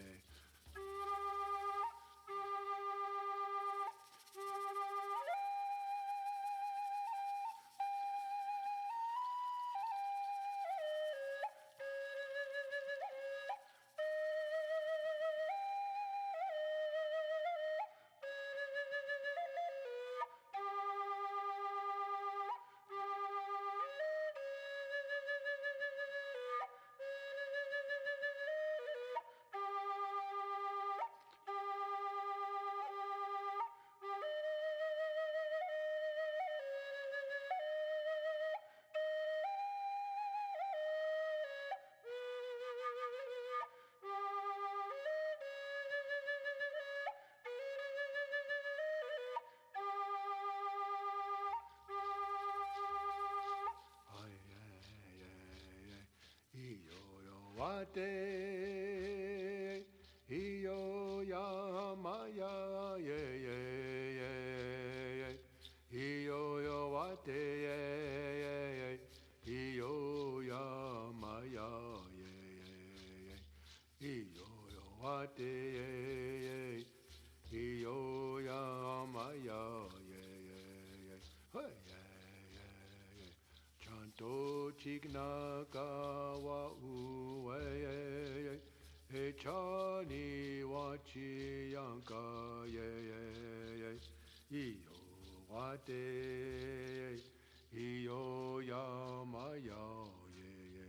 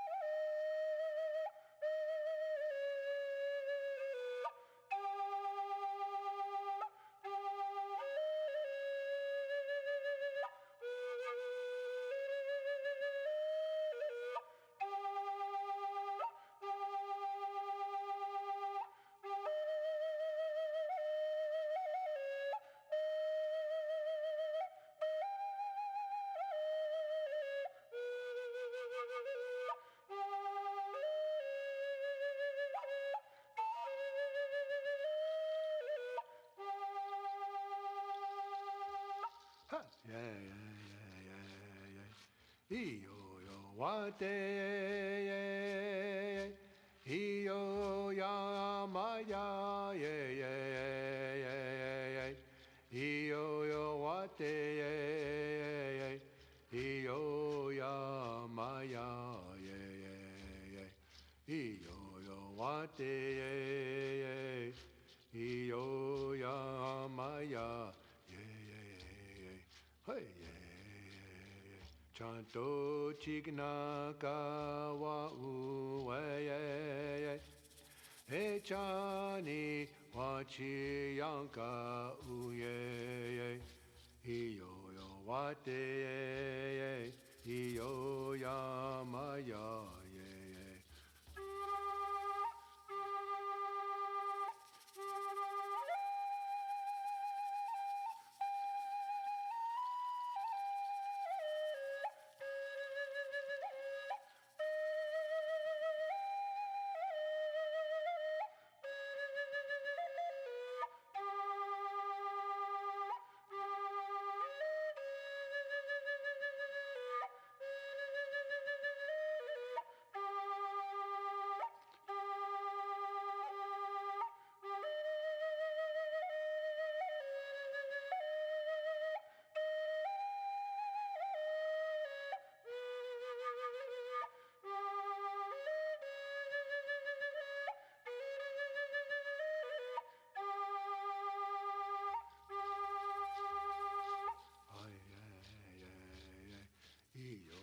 wate iyo ya maya ye ye ye ye iyo yo wate ye ye ye iyo ya maya ye ye ye iyo yo wate ye ye iyo ya maya ye ye ye hey ye ye ye chanto chigna kawa uwe ye ye e chani wachi yanka ye ye ye iyo wate iyo ya maya ye ye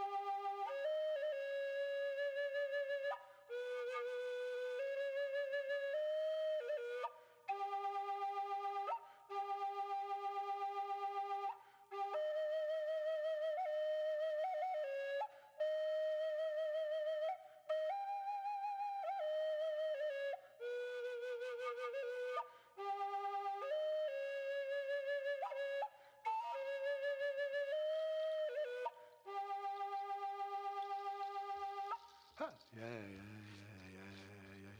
Iyo yo wate ye iyo ya maya ye ye ye ye iyo yo wate ye iyo ya maya ye ye iyo yo wate ye iyo ya maya ye hey chanto chigna kawa uwe e chani wachi yanka uye iyo yo wate iyo ya maya ye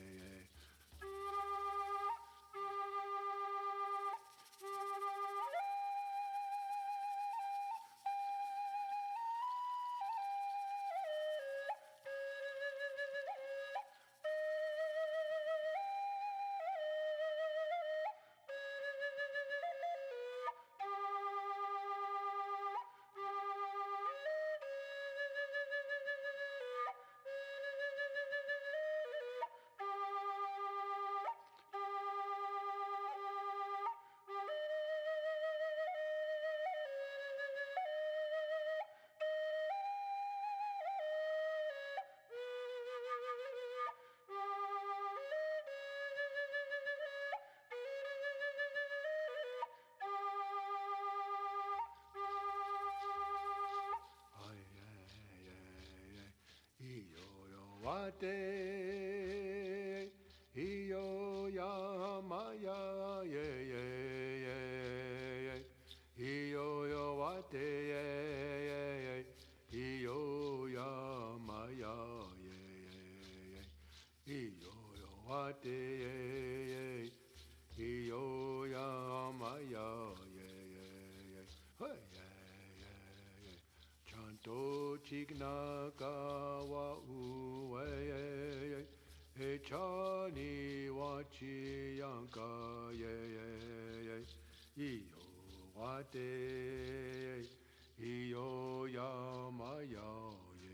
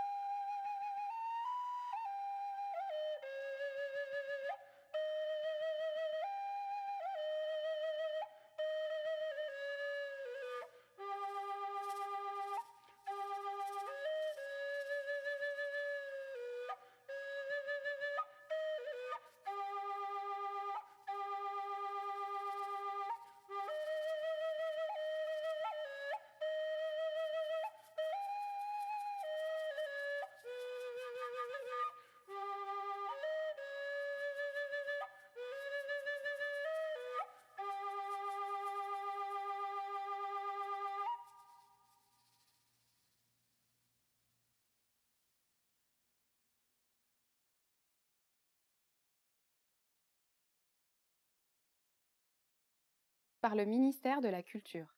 L'idée vient à l'origine du musicien américain Joel Cohen, qui travaillait alors pour une radio française. Il voulait que les groupes de musique jouent le 21 juin au soir, jour de l'été. Cette idée est finalement adaptée par Maurice Fleuret et mise en place en France par Jack Lang, le ministre de la Culture. L'idée est de rendre la musique accessible à tous. Tout le monde peut écouter un concert gratuitement ou jouer de la musique le 21 juin.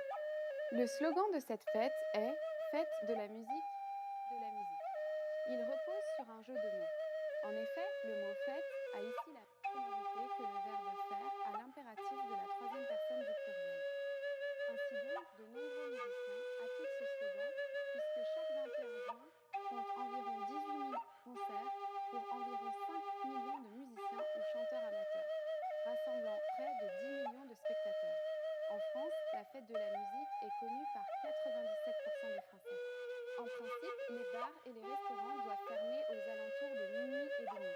Mais le soir de la fête de la musique, ils ont une autorisation spéciale qui leur permet de rester ouverts beaucoup plus tard dans la nuit afin d'accueillir le public. De plus, la date du 21 correspond le plus souvent avec le solstice d'été. C'est le jour le plus long de l'année. La nuit est très tardivement ce qui permet aux Français de profiter un maximum des concerts de la fête de la musique commence à s'exporter en 1985 à l'occasion de l'année européenne de la musique. En moins de 15 ans, elle est reprise dans plus de 100 pays sur les 5 continents. Et maintenant, je vais vous donner la réponse quiz du plus tôt. En France, l'instrument le plus pratiqué est le guitare, suivi de près par le piano. Mais le piano est l'instrument le plus enseigné dans les écoles de musique, tandis que beaucoup de personnes jouent de la guitare en amateur sans professionnel. Comment était cette leçon? Avez-vous appris des choses intéressantes? Dans votre pays, existe-t-il la fête de la musique? Y participez-vous? Laissez-nous un commentaire sur FrenchPod101.com et à très bientôt. Want to speak real French from your first lesson? Sign up for your free lifetime account at FrenchPod101.com.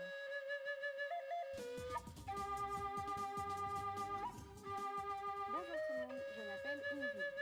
Si vous vivez en Europe, alors peut-être connaissez-vous les Journées du patrimoine. Il s'agit du 3e week-end de septembre, durant lequel il est possible de visiter des édifices historiques et autres biens publics, bien souvent fermés au public. Cette manifestation permet également de visiter des musées à prix réduit ou même gratuitement. Savez-vous qui est à l'origine de cette initiative française? Nous en parlerons lors de cette leçon. Savez-vous quels sont les monuments les plus visités en France durant les Journées du patrimoine? Nous allons vous montrer la réponse à la fin de cette vidéo. Le patrimoine recouvre l'ensemble des héritages du passé d'une civilisation donnée, qu'ils soient matériels ou immatériels. Les premières Journées du patrimoine ont été lancées en 1984 par le ministère français de la Culture. L'initiative vient du ministre Jack Lang. La date est fixée au 3e dimanche de septembre. Suite au succès des Journées du patrimoine organisées par la France, plusieurs pays européens décident de reprendre l'idée dès 1985. Le but de cet événement est de faire découvrir au public la richesse du patrimoine historique et culturel d'un pays. Depuis 1995, un thème national est choisi chaque année afin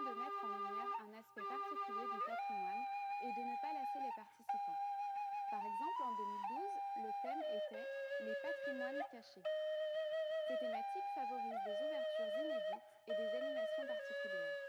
En effet, les établissements ouverts au public proposent des animations originales et très diversifiées. Visites guidées, concerts de musique, représentations théâtrales. Le but est toujours d'intéresser le public tout en l'informant. La France a la chance d'être un pays qui a su conserver son patrimoine. Elle héberge plus de 40 000 monuments, biens publics et sites protégés, dont un tiers classés. En effet, 33 sites culturels sont classés au patrimoine mondial de l'humanité. Il y a également plus de 8 000 musées en France.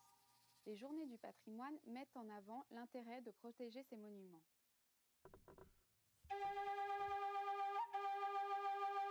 À l'origine, cet événement s'appelait Journée portes ouvertes dans les monuments historiques. C'est en 1992 qu'il a pris le nom de Journée nationale du patrimoine. Depuis 2000, on appelle également ce week-end Journées européennes du patrimoine, car cette initiative a été suivie dans toute l'Europe. Et maintenant, je vais vous donner la réponse du quiz vu plus tôt. Lors des Journées du patrimoine, ce sont les lieux officiels du gouvernement qui sont le plus souvent visités, comme le palais de l'Élysée, le palais Bourbon ou encore le palais du Luxembourg. Certains lieux sont interdits aux visites le reste de l'année. Comment était cette leçon? Avez-vous appris des choses intéressantes? Dans votre pays, existe-t-il des journées du patrimoine? Allez-vous visiter des monuments durant ce week-end? Bonjour tout le monde, je m'appelle Ingrid. Si vous vivez en Europe, alors peut-être connaissez-vous les journées du patrimoine. Il s'agit du 3e week-end de septembre, durant lequel il est possible de visiter des édifices historiques et autres personnalités nationales. Cette manifestation permet également de visiter des musées à prix réduit et même gratuit. Savez-vous qui est à l'origine de cette initiative française? Nous en parlerons lors de cette leçon. Savez-vous quels sont les monuments les plus visités en France durant les journées du patrimoine? Nous allons vous montrer la réponse à la fin de cette vidéo. Le patrimoine recouvre l'ensemble des héritages du This is my video. It's pretty good, right? Well, it's a little boring. Can't you do something like this? Well, I've got a logo for my coffee business, see? Sure, but your video still looks a little basic. Let me show you what people really want to see.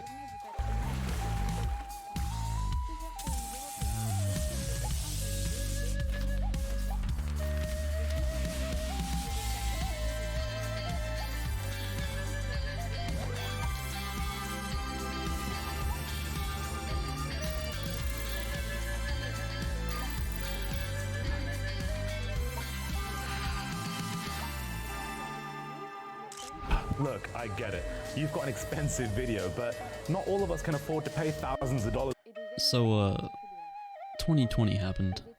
A year we're all ready to leave behind. A year we're all willing to forget and pretend just didn't happen. Because let's face it, it wasn't a pretty one. In case you forgot, the year started out with looming threats of World War III. I can remember waking up, getting on Twitter, and seeing people genuinely scared of getting drafted to potentially fight in one of the world's deadliest wars. Scared of fighting a battle they didn't want in the first place. Now that I say that, that pretty much describes the past 12 months rather well.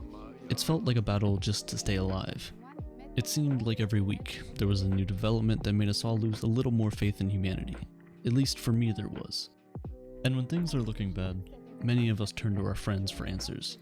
But when we're all experiencing the same thing, it's hard to find answers. That's when we turn to the internet. In 2020, there were literally trillions of searches on Google. And of those trillions of searches, some were asking how. Others were asking where. But an overwhelming majority of questions asked on Google started with why. If there was one word to explain 2020, that sums it up perfectly. Stress was without a doubt at an all-time high for many of us. For many of us around the world, we were worried about keeping ourselves afloat. With a new virus spreading around the world, many of us wanted to know, why is it called COVID-19, and what exactly that meant? And in case you're wondering, in COVID-19, CO stands for corona, VI stands for virus, and D stands for disease. 19, well, it was found in 2019, yeah. But there are more important things than just deciphering the name. We had to know how to stay safe.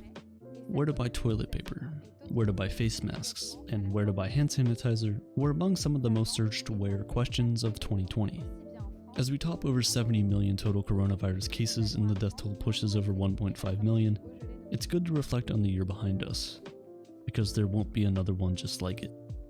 Hashtag COVID-19 was tweeted over 400 million times this year alone.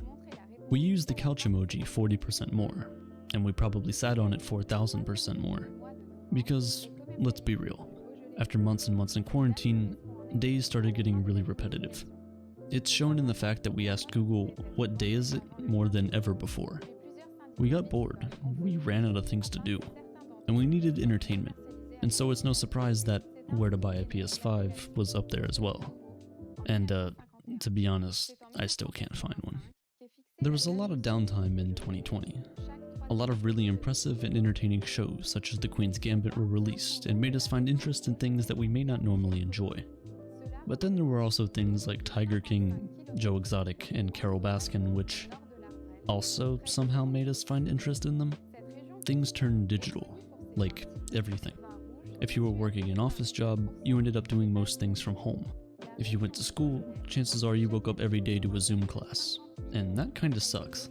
Many are paying tens of thousands of dollars a year to go to college, but yet are spending some of the so-called best years of their lives stuck in their own bedrooms. And pretty quickly, we all collectively realized something. 2020 sucks. Not a lot made sense last year. Things changed, and they changed really, really fast. Life was as normal as could be, and before you know it, it changed in the blink of an eye. For example, if you're an Australian, you know this all too well. A lot happened last year, and it's felt like much longer than just 12 months. 2020 began with the entire continent of Australia slowly burning away. The 2019 to 2020 Australian bushfire season was far beyond what we've seen in a long, long time. It became known as the Black Summer, and ended up burning over 50 million acres of land across the entire continent. Thousands of buildings and homes were destroyed, but the majority of victims weren't human. Over 3 billion vertebrates were impacted by these fires, and it's thought that many species were driven completely to extinction. We can't really be sure, as so much has been turned to complete ash. Its impact is irreversible. Your impact, your legacy, is all you can leave behind once you're gone, and 2020 took away too many of some of the most impressive and talented humans on the planet. Kobe Bryant, Chadwick Boseman, Pop Smoke, and many, many more. We lost athletes, actors, political leaders, artists, and for many of us, family. It doesn't seem fair. It goes to show just how little control we have over things that happen in the world. We have no control over others' lives, and to an extent, we don't have that much control over our own either. It seems like yesterday that it was January, and we were all Googling, what is coronavirus, for the first time. But even though we aren't always in control, many of us like to help when things get hard. We like to give back, and so searches like how to help Yemen, how to help Beirut, how to help someone having a panic attack, how to donate to Black Lives Matter, and how to help the Australian fires were some of the most searched how questions from the entire year. People all around the world actually searched how to help more than ever before. People searched how to donate over twice as much as they searched how to save money, despite the fact that millions around the world have lost their jobs or sources of income since the pandemic began. A lot of 2020's changes weren't that great, but many times, change can be a good thing. In 2020, some of the most Googled people included Joe Biden, Donald Trump, and Kim Jong-un. One of the top searches overall from the entire year was election results. In the midst of a pandemic, people were looking for who would be leading them out of this hole. They were wondering, when will lockdown end? When can I go back to work? And where's my stimulus check? People wanted to get back to living, not just existing. A year full of pain, a year of boredom, a year of solitude has made us think, and it has also inspired change in millions of people. Questions such as how to work out at home, how to cut your own hair, and how to invest in stocks were relatively popular as well. It seems that many people want to come out of quarantine better people overall. Coronavirus has shown the world what it's like to be down, and people have decided that how we've been living isn't enough. Surprisingly, the question, how to change the world was searched over twice as much as how will we go back to normal, which really shows how eager the population is in helping form a better future for us all, which makes me happy. People were loud, they made their voices heard. In fact, protests near me was searched more across the United States than ever before, and for good reasons. One of those reasons being they saw red vent, but they're still calling you the imposter. Even though we're all stuck at home on our computers, that doesn't stop the fun we get from arguing with each other. What is Among Us was one of the most searched questions of the entire year, and rightfully so. Among Us came out in 2018 and averaged about 8 daily players.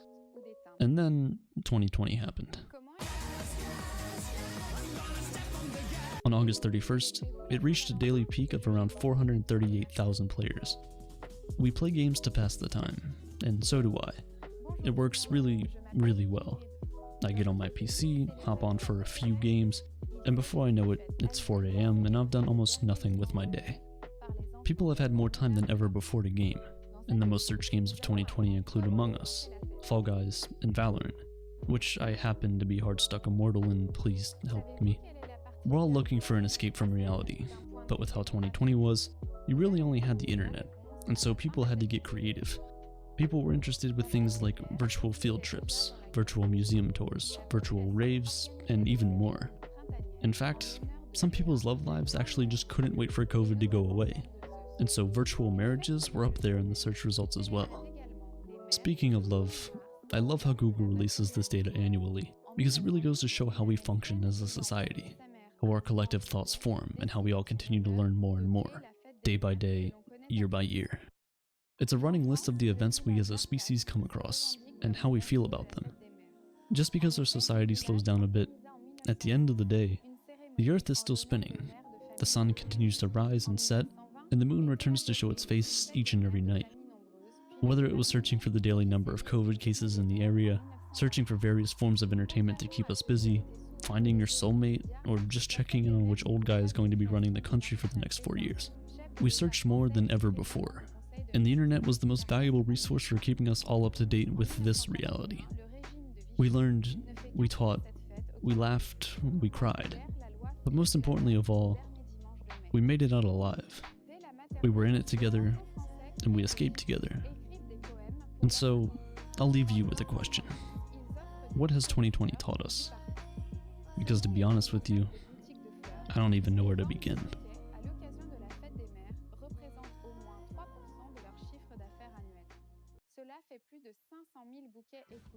Чудите се какво е Fivo? Fivo е вашето решение за безкомпромисно чиста вода на работното място. Fivo се грижи за здравето на вашия екип и пази природата. Удобен и практичен, не изисква място за складиране и излишна употреба на пластмаса. Fivo намалява вашите месечни разходи за питейна вода. Екипът на Fivo осигурява висококачествена услуга и сервис във всяка точка на България. Ето как работи. Where is the best place to learn and think like a scientist? That would have to be Brilliant. Brilliant is the best place to develop problem-solving skills that you can apply to real-world scenarios every day. They have some of the best courses on math, science, and computer science on the entire internet.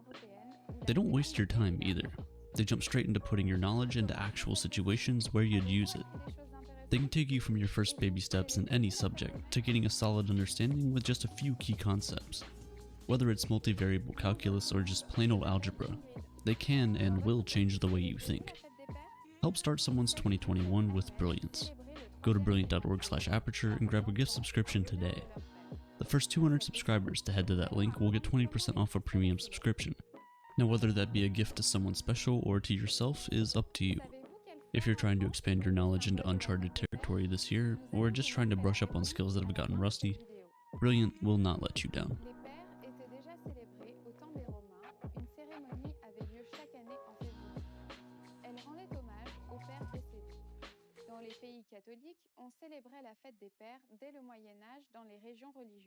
It's nighttime.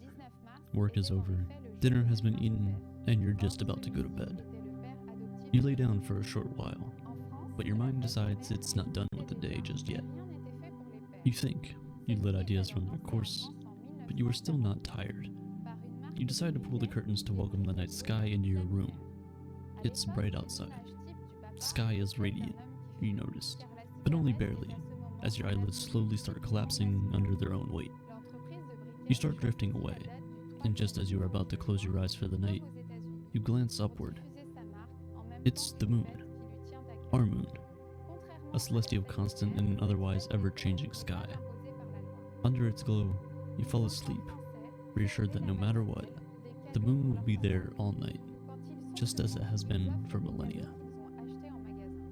Our moon has pledged its allegiance to Earth for a long time now, almost for as long as the Earth has existed by some estimates. But this loyalty has not always been rewarded with the attention that it merits. The moon and its understated presence, both in the night sky and in our ambitions of becoming a spacefaring civilization, have been gathering the limelight as of late. Not one, but two major developments regarding the moon in the short span of a month. On October 26, 2020, NASA's SOFIA, short for Stratospheric Observatory for Infrared Astronomy, discovered the presence of water on the sunlit surfaces of the moon. Now, while the presence of water on the moon is not surprising news, any significant amount detected thus far had only been in the darker, shadowed parts of the moon. By the way, the moon has no dark side. All the sides are lit, but it just so happens that the moon is tidally locked to the Earth, which means that we see the same side of the moon every night. It has, however, poles. It is in these poles that water was previously discovered. These poles were able to store some water because they were protected from the otherwise extreme temperatures on the rest of the moon's surface. The lack of an atmosphere means that temperatures on any given lunar day can fluctuate by more than 200 degrees Celsius. That meant that whatever water that could have been on the moon would quite easily just evaporate off. This is why the presence of water on the sunlit surfaces comes as such a surprise. It's where you would least expect to find it. The amount of water is still minuscule, even when compared to the water content of some of the harshest deserts on Earth. Yet, the mere fact that there seems to be a mechanism that is generating, or at least storing water, is of great significance in humanity's next chapter in space exploration. On the other hand, China's Chang'e 5 spacecraft launched moonward on November 23, 2020. Its mission is to try and understand the history of the moon by bringing back lunar rocks that are younger than any of the samples we already have. The samples that are supposed to be brought back are 1 billion years younger than the ones collected by Apollo. Scientists intend to study the late-stage volcanism that should answer questions about the moon's younger surfaces. It's a short 23-day mission, after the end of which we should have a clearer picture of how our rocky neighbor came to be. This mission is one of a series of missions that, in theory, should culminate into the International Lunar Research Station in 2030. But given how close the moon is, it's actually quite surprising how we still do not know so much about it. For one, we're still not totally sure how it was formed. We have theories, of course, the likeliest of which is a spectacular one. According to it, the moon was the result of a collision between the Earth and a Mars-sized planet named Theia. The impact from the collision ejected material that eventually morphed into what we see today as the moon. This theory seems most likely because the composition of lunar rocks brought back from the Apollo missions is very similar to what can be found on Earth as well, suggesting they were from the same source. There are theories still about whether that initial collision led to the birth of just one moon or two. This is because the crust on the moon is not even. Parts of it are significantly thicker than others, and scientists believe that it could have been caused by a collision on one side that led to the uneven thickness. Regardless, the moon was far from the gentle orb of light we see today. Soon after it formed, it was a fiery ball of magma, but even at its hottest, most ravaging state, our cosmic companion was already preparing Earth to harbor life. You see, like how the Earth tugs on the moon too tugs on the Earth. The gravitational pull goes both ways, and as such, soon after the collision, the moon's pull is what helped to stabilize the Earth's axial tilt, allowing the seasons to exist. Had it not been this way, we would have had a barrage of ice ages and extreme warm climates all at the same time. This axial tilt and its consistency are down to the size and number of the planet's moons. In fact, the Earth is the only planet among the 8 major ones to have one moon. Mars, on the other hand, has 2, but both are rather small, and as such, Mars wobbles about 10 degrees from its normal tilt of 25 degrees. We also have the moon to thank for stirring up the primordial soup with its power to influence tides. Without that, organisms may have never amassed enough nutrients to form into complex life forms. In the early days, the Earth was spinning 4 times faster than it does now, but over time, that has slowed down to the 24-hour days we have now. But why is there an uptick in talks about the moon lately? Well, for starters, there's the Artemis program, which is an incredibly ambitious program that intends on having the next man and the first woman on the moon in the next 5 years. While we have already been to the moon, this time, scientists seek to learn how these astronauts could spend prolonged periods in space to be better suited for longer space travel, such as the subsequent colonization of Mars. You see, in the scale of outer space, the moon is really, really close, and given we have already visited it numerous times already, it's quite surprising that we haven't visited it again in such a long time. Recent discoveries, though, stir up some much-needed excitement about the moon. While it has been overlooked in the past few decades, having a colony on the moon is the next logical step in our space endeavors. Water is obviously one of, if not the biggest concern in having a stable presence on the lunar surface. Now, this is important for both drinking and jet fuel. What do you think about this week's lesson? We, humans, are made to fight troubles alone. Nature gave us amazing superpowers to fight back any intruder out and in our body. The viral is made to strengthen our own strength. Its active substance, andrographolite, is a true power booster of our own immune system. It beneficially conditions in flu and acute. Jet fuel contains the very same ingredients as water, hydrogen and oxygen. The recent discoveries certainly shed some optimistic light on the possibility of using this water. But scientists could also use the solar wind and the hydrogen that came with it and combine it with the oxygen found in lunar dust. This would give us even more fuel to bunny hop around even further into the solar system. Speaking of solar wind, we also need to think about protecting ourselves from the harmful radiation in space. Solar wind is essentially charged particles from the sun that are constantly being ejected into space. They move extremely quickly and are upwards of 1 million degrees Celsius. Particles don't sound dangerous, but the radiation most definitely is. It's no wonder then that astronauts who have been to the moon have shorter lifespans than their earthly brethren. Besides, one of the reasons you see so many craters on the moon's surface and not so many on ours is that the moon simply is not big enough to hold onto an atmosphere so that asteroids would burn up on entry. It's also why there's no insulation on its surface, which is why you see the crazy 200-degree temperature differences between day and night. All these things pose a significant risk for a future colony on the moon. You and I take our atmosphere for granted every day, but had it not been there, even something as small as an intergalactic grain of sand would have the velocity many, many times that of a bullet and could cause a lot of damage. All of this has led scientists to consider lava caves as a possible place to live. When the moon was still an active fireball, lava seeped through some of the layers of its surface. It eventually cooled down, as we know, and lava dissipated. But the pathways it took remained. Those lava caves offer protection from both the speeding debris and the temperature extremes. The absence of an atmosphere and thermal insulation is obviously down to the moon's small size, but while the size is a disadvantage for these aspects, it is a tremendous advantage in others.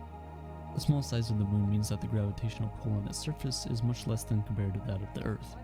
1/6, in fact. That would mean that the same rocket will require significantly less energy to lift off from the moon than it would to need to lift off from the Earth. That is why a colony on the moon is the next logical step. Another reason why the efforts to colonize the moon could set up the scene for larger efforts later is its geopolitical implications. Conquering the moon famously became the focal point of the tensions between the United States and the USSR. But beyond showcasing humanity's ability and what it can achieve when it's truly motivated, the Cold War also showed that adversaries can and do come together out of a mutual concern for their own safety and rights. Both the US and the USSR agreed to a treaty in 1967 that would allow free access and prevent natural appropriation of celestial bodies, including the moon. This law holds to this day. Today, the adversaries have changed, yet the competition remains. While this competition should spur technological innovation, we have to wonder what its implications will be socially and politically. If there is indeed a colony, who gets to go? Who gets to live? On a planet sort of void of other resources, light is power. Very few sections of the moon get regular sunlight. Who gets authority over those sections? These are social problems, not technological ones. And as such, the moon here is not so much a blank slate, but a template for interplanetary policy. Not just for Mars and any other planet we colonize in the future, but also for the pale blue dot we are already on right now. The moon actually moves away from the Earth about 4 centimeters a year. We know this because the Apollo astronauts actually left a retroreflector on the surface that scientists can point lasers to. So, it seems our companion in the night sky is leaving us. slowly but surely. Or is it? You see, once the spin of the Earth and the rotation of the Moon are equal, neither party will be tugging at each other any more than they need to remain in orbit. It is at that point that the Moon will stop moving away from us. However, when all these forces cancel each other out, the solar wind remains unaccounted for. Far, far into the future, that force will cause enough drag to slow the Moon's rotation, so much so that it starts coming back closer to Earth. And given enough time, it will come so close that the Earth's gravity, the endearing force that held it so close for all this time, will actually rip the Moon apart. The Moon will return to where it came from, but that isn't destined to happen for another 50 billion years or so, and it's way more likely that the Earth will be swallowed by the expanding sun before then. And when the lights go out for one last time, the Moon will actually accompany us, just as it has always done this whole time. The Moon really will be there with us forever. From the birth of life to our inevitable demise, the Moon will witness all of it. Finalement, finally. Nous nous rencontrons finalement. Finally we meet. The Moon is our next stop. We've been there before, and it's time we return. It's all about baby steps, but this is a pretty big baby step. From Earth to orbit, to the Moon, to Mars, and beyond. Most of us would love to be a part of that journey, and we have to start somewhere. Luckily, Brilliant can help in turning your dreams into reality. Brilliant is helping turn people like you and I into the pioneers of the future. Topics like general relativity and solar energy aren't exactly the easiest things to grasp, but Brilliant does a great job at explaining each bit piece by piece. Some learn better by watching, some learn better with hands-on experience. Brilliant gives you a bit of everything. With over 60 courses on science, math, and computer science, they show you what you're learning, why you're learning it, and how it's applied in real life, which is what I find I'm most concerned about. If you, or someone you're close with, is interested in having a big impact on the future, you'll be surprised on how easy they make it to learn. If you are one of the first 200 people to click the link at the top of the description, you'll get 20% off a premium subscription, and you'll be able to do as many of Brilliant's courses as you'd like. Whether it's for yourself or a gift for the season, there's a lot of value there, and I highly suggest you check it out.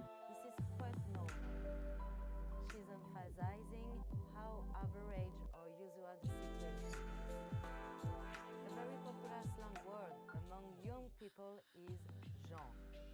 It can be translated to the filler word like in English. For example, c'était genre trop bien would be it was like amazing. Екипирай се с геймърска периферия от Desktop BG и вземи една от най-популярните мишки в момента, Razer Viper Mini. С супер лек дизайн. Which means to go separate ways or to split up. Say you're at lunch with some friends and you have another appointment to go to. You might say on se casse to signal the end of the get together. The closest equivalent would be let's get out of here. However, be careful when you New York City, one of the United States' most recognizable cities. In September 2020, one of the many artistic landmarks of the city was repurposed. It was the Metronome near Union Square. If you've ever walked by it or seen it online, you'll probably notice two things. One, a giant piece of artwork by Kristen Jones and Andrew Ginsel that is supposed to convey instancy and infinity, transience and permanence all at once. While the pulsing nature of the artwork is supposed to embody the city's energy, elements such as the massive piece of bedrock symbolizing millennia of geological history, and the rippling centerpiece all come together to help the viewer visualize one thing: time. Another thing you might notice is the nearly 60 feet long display of digits. This digital facet of the artwork is what allows it to be reprogrammed to fit such an occasion. Previously, it was used to display the time of the day and the number of hours, minutes, and seconds that remain in it. It is all fittingly titled The Passage. But this September, this artwork embarked on a new mission. The numbers changed to not display only the regular time, but the time that Earth has left in our carbon budget before, given the current rate of emissions, we crossed the 1.5 degrees Celsius threshold outlined by the IPCC in 2018. Now, it all sounds like things people have heard before. Scientists come up with numbers, they urge how important it is, and then people move on with their days. This is different. A complete depletion would result in the total destruction of our planet, and it will have been at the fault of our own hands. If the Earth's temperature is increased by just 1.5 degrees Celsius, we will feel its consequences. Extreme heat waves, fire across the world, droughts in places there shouldn't be, and less of the one resource on Earth we all need: water. The concern for climate change is certainly nothing new. In fact, it's been with us not for just the past few decades, but for centuries. British archaeologist Ian Morris spoke at the World Economic Forum to talk about how civilizations in the past had collapsed.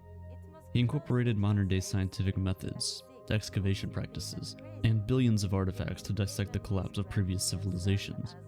He concludes by saying that all major collapses tend to have 5 common factors, time and time again. Firstly, they tend to have massive, uncontrolled population movements that overwhelm societal infrastructures. Pretty much overpopulation. Secondly, they have major pandemics and diseases, which, because of the population movements, spread and merge faster. Then there's state failure and increased warfare. This in turn leads to an economic collapse. And then there's one final piece of the puzzle: climate change. Civilizations rarely collapse because of one thing, and so these 5 factors can often co-occur, and it's their combined effect that leads to the collapse of civilization. It's easy to see how these factors connect with each other, because all of these things are taking place right now around the world. Climate change is displacing millions of people, a pandemic is ravaging the world as we speak, and bad governance about these issues is making it all worse. And while the population growth is certainly not out of control, it is, in fact, declining steadily. All in all, we're well on our way to collapsing. Ian Morris says there is some hope, however. In fact, in his study of past civilizations, he notes that quite a few actually survived the 5 horsemen of the apocalypse and rebuilt themselves afterwards. He credits their survival to economic growth. Now, I'm really not about to debate capitalism versus other economic models in the world, because, well, I don't want to start a war. In his book about the future of human civilization, Homo Deus, historian Yuval Noah Harari notes that, although we experience occasional economic crises and international wars, in the long run, capitalism has not only managed to prevail, but also to overcome famine, plague, and war. In fact, in modern times, we've experienced so much economic growth that today more people die of eating too much than eating not enough. It turns out, we have a little too much stuff sometimes, and that too much stuff isn't produced out of nothing. Beyond the dollar value we pay for things, there's a far greater cost to abundance, an ecological cost. The overuse of unsustainable natural resources, water pollution, soil pollution, loss of biodiversity in recent times, has meant that we are closer to ecological collapse than we have ever been. Even though in the past there wasn't a global governing body like the United Nations to oversee and recommend actions to reduce our environmental footprint, the footprint itself was always very localized. People hardly traveled as far as we do today, and business was not nearly as robust. Sure, a few centuries ago, there were no solar panels or recycled plastic, but there also weren't any fuel-hungry airliners either. We also weren't siphoning oil and fossil fuels out of the ground either. The scale of the industrial world, it seems, is truly unique to our time and civilization. There are, of course, other aspects to our civilization that make it more unique, and, by extension, more complicated. Total nuclear obliteration is still a non-zero possibility. And as low as that number might be, the simple possibility of something like that happening is terrifying. Both natural pandemics and bioweapons are also a threat. In fact, both are quite common throughout the history of collapsed civilizations. Until very recently, more soldiers died from disease than from actual combat itself. It's just that modern advances, while allowing us to cure far more diseases than before, have also opened up a Pandora's box of future threats. There's obviously the threat of runaway superintelligence as well.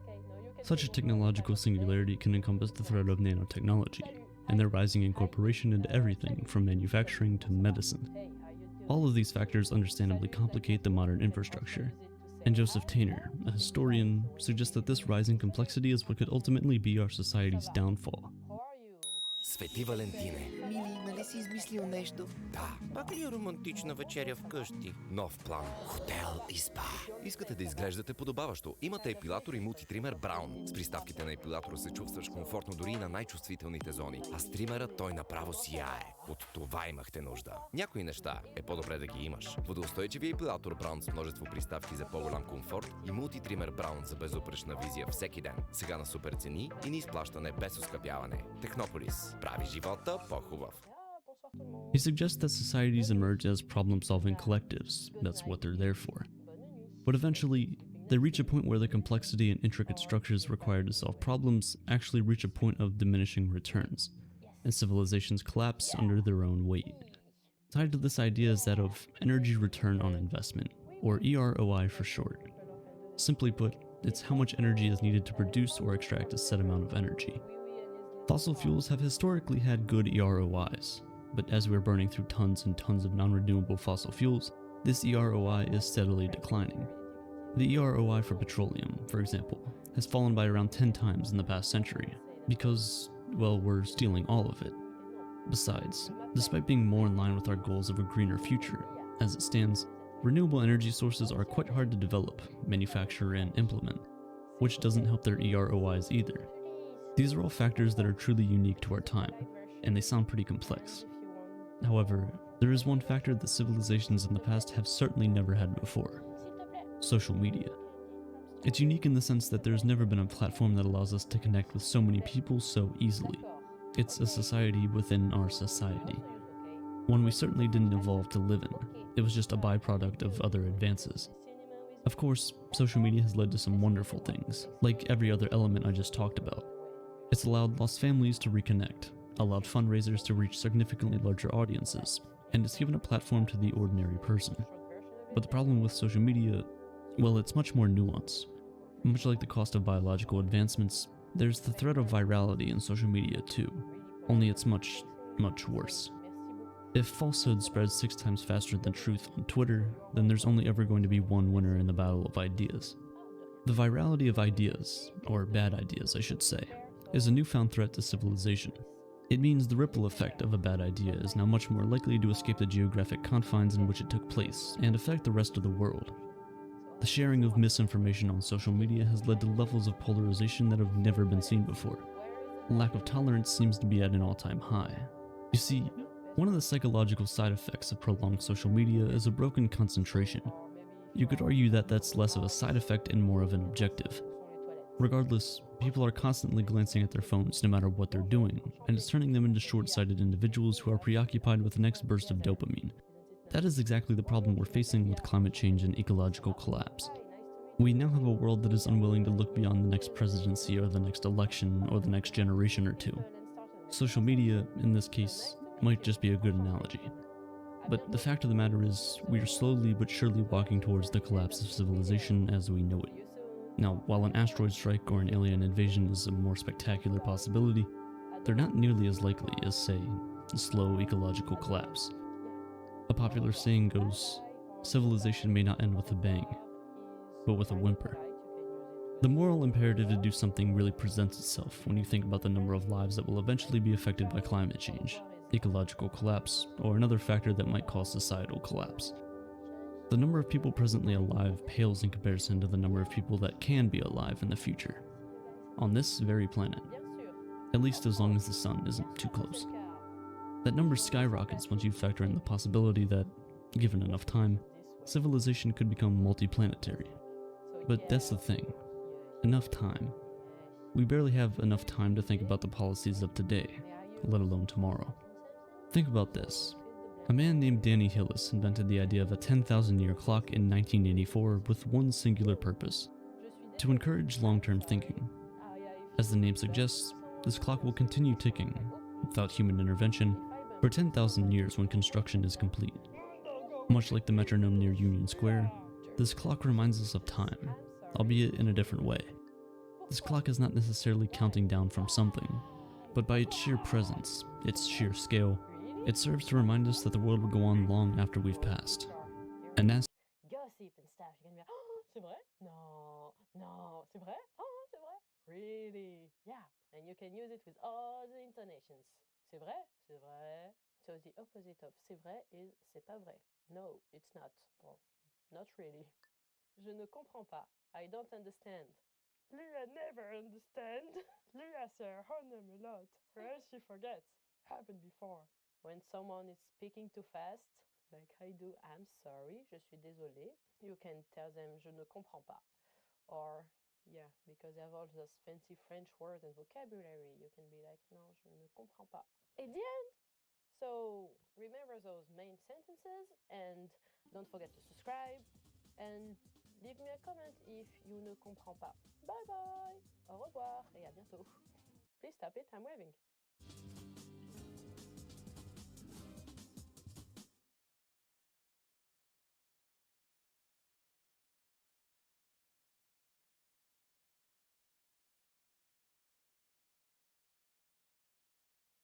Hey watchers, and welcome to this week new top words, and this week will be 25 French verbs.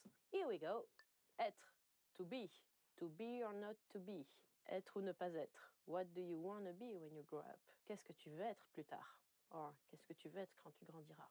Avoir, to have. Don't forget that verbs in French are conjugated, so it's a pain to learn. You never use avoir by itself. I have, j'ai. J'ai des cheveux bruns. I have brown hair. Faire, to do. Faire, something, like faire du vélo would be like to bike, but you are doing bike. Faire la cuisine, to cook. To do the cooking, or something like that. What do you like to do? Qu'est-ce que tu aimes faire? If you are asking for hobbies, tell me what you like to do in the comments, watchers. Dire, to say. Je dis beaucoup de bêtises. I say a lot of silly things. But that's why you like me. What can I say? Qu'est-ce que je peux dire? I don't know. Pouvoir. Can. Yes, you can. Oui, nous pouvons. Oui, nous pouvons. Can you do a Rubik's Cube? Est-ce que tu peux faire un Rubik's Cube? Tchaka. Allez, to go. Just go. Va-t'en. Go away. You don't use it with French people. They're gonna get mad at you. Go walking, aller se balader, or go in the kitchen, aller à la cuisine. To go on a trip, aller voyager. Voir, to see. I can't see anything. Je peux rien voir. Boo. Peekaboo. You cannot see me. On ne peut pas me voir. Yeah. Vouloir, to want. I wanna rock right now. Je veux rocker maintenant. Je veux rocker maintenant. Sounds so lame. I want candy. Je veux des bonbons. What do I want? Everything. I want lasagna. Je veux des lasagnes. I'm not Garfield. Venir, to come. Tu dois venir t'amuser avec nous. Please come play with us. Come to Mundo. Ta-da! You can come with us. Tu peux venir avec nous. Is the way French people will invite you. So yeah, sure, come. Ouais, viens. Devoir, must. Devoir is also homework because it's something you must do. It also means duty. It's an eclectic word. You can use it for so many things. You have to do your homework. Tu dois faire tes devoirs. Je dois faire la vaisselle. I have to do the dishes, or else it stinks. Prendre, to take. You can take the train. Prendre le train. Or you can take something. Prendre quelque chose. You can take your time. Prendre son temps. Lazy. Trouver, to find. I found something. J'ai trouvé quelque chose. It's a bottle of water again, because that's my only prop for today. Yeah, I found the solution. J'ai trouvé la solution. Did I find the solution? No, I didn't, because Meg messed it up. Red should go here, and you have the cross. Then you do the next one. J'ai trouvé de quoi manger. I found something to eat. Finally, I won't be starving anymore. Donner, to give. To give money, donner de l'argent. Please give money to Leah. Donner un cadeau for someone's birthday. To give a present. Falloir, need to. It's more have to than need to. Ah, need to. I need to do my hair. Il faut que je me coupe les cheveux. Il faut que je pense à une phrase. I need to think of a sentence. Ah, this one it fits. Parler, to speak. You can speak a language. Parler une langue. Speak French. Parler français. My chair is squeaky. And my spoon is too big. Je te parle plus. I'm not speaking to you anymore. Mettre, to put. To put something on your head. Mettre quelque chose sur sa tête. Like a hat. To put your clothes on. Mettre ses vêtements. Savoir, to know. I know everything. Je sais tout. Remember, no one knows everything. Souvenez-vous, personne ne sait tout. Savoir in French is also knowledge. It's the same word. Passer, to pass. On lui passe un truc. To pass something on. Also work in sport. Pass, pass, pass. But I won't catch it. I did. Regarder, to watch. To watch a movie. Regarder un film. To watch a match. Regarder un match. Of whatever you want. Go Jinx! Go Jinx! Go Mundo! Go Red Team! Go Soccer Team! Go Mundo! Watching the news. Regarder les nouvelles. Aimer, like. I like you. Pooh. Aimer is also to love. So you can like someone or love someone, it will be the same. J'aime le chocolat. I like chocolate. There's a guys and I like. No one I see gives me butterfly. That's a South Park song, but I did it wrong. Croire, to believe. I believe I can fly. Je crois que je peux voler. Sounds so lame. Je crois en toi. I believe in you. You can do it. You can learn French. Go Watchers. Manger, to eat. I believe it's time to eat. Je crois qu'il est l'heure de manger. It's always time to eat. I like to eat. J'aime manger, which is j'aime again. See, you can use it for stuff you like to do, like eating. Nom, nom, nom, nom. What do you like to eat, by the way? Leave your favorite food in the comments. Boire, to drink. This is what I said my water bottle prop all along. Lia strong, to drink. It's making bubbles. To drink a fruit juice. Boire un jus de fruits. Go for the healthy choice. Jouer, to play. Let's go play again! Yay! Ha ha ha ha ha. To play a video game. Jouer à des jeux vidéo. I like playing by myself. J'aime m'amuser tout seul. Parler, to talk. To make small talk. Parler de tout et de rien. So don't forget to subscribe and we'll see you next time for a new category of word. À bientôt! See you next time! Oui, oui, oui, oui, oui, no, no, no, no, no. By the moon and the stars in the sky and ice cream, but I like ice cream better. And if you don't do your video correctly, you know what happens? Mundo! Stand for Jinx! Ah!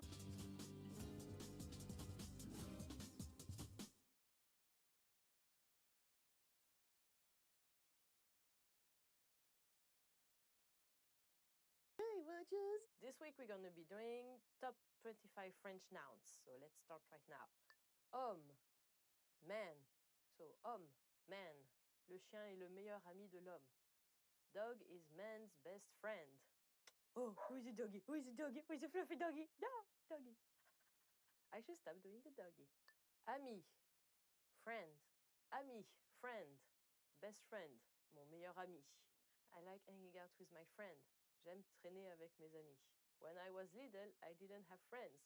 Quand j'étais petite, je n'avais pas d'amis. So sad! Femme, woman. Next one is femme, woman. I'm a woman. Je suis une femme. Jour, day. Jour, day.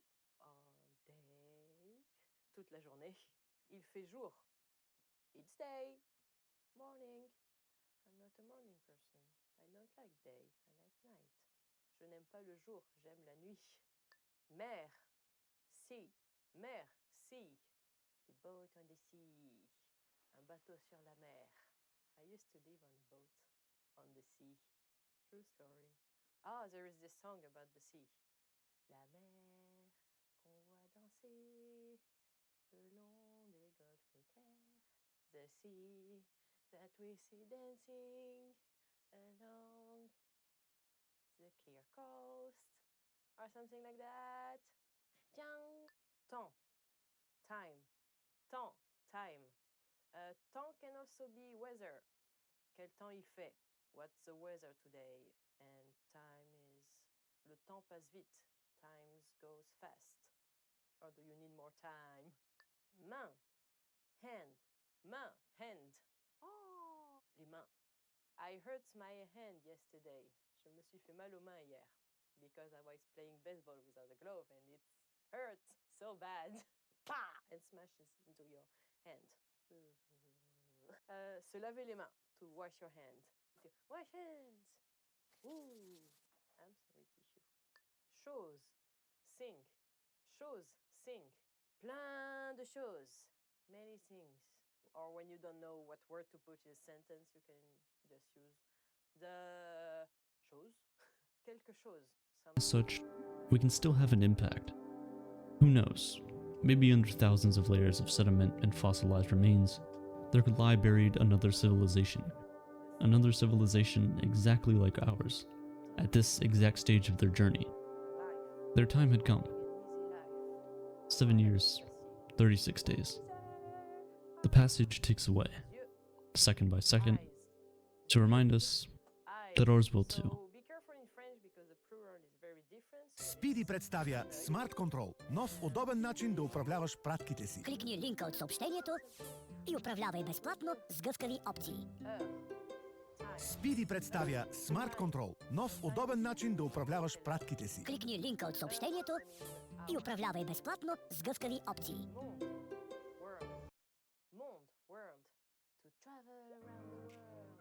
What is Bittrex 24? Free task management, free time tracking, free quotes and invoices. Bittrex 24. Enfant, child, enfant, child. To adopt a child, adopter un enfant. I think it's a Somewhere on Earth, in a random corner of the world, well, actually the Earth is round, so there aren't really corners, but in a random corner of the world, there's a worm. Just a single worm. And he holds the world record for digging deeper into the earth than any other worm that has ever lived. And to him, I say congratulations. Now, when I'm not sitting in my room thinking about worms, I'm trying to see the world for what it could be, not what it is at the moment. But a lot of times I realized, wait, I can't see. Where are my glasses? And you know, for those of us out there who wear glasses, we're actually blessed. I hate cleaning my glasses, but the amount of dirt and smudges that end up on them is literally a visual representation of what could have ended up in your eye. So our eyes may not work properly, but at least they're clean, right? And you know, speaking of our body, there's a lot going on that we just don't really realize. Like, for example, your body is constantly 3D printing your hair, 24/7, 365. And now because of quarantine, the average hair length across the world's population is slowly increasing, day by day. Unless you're bald, and, well, I'm sorry for that. And like, you know your nose?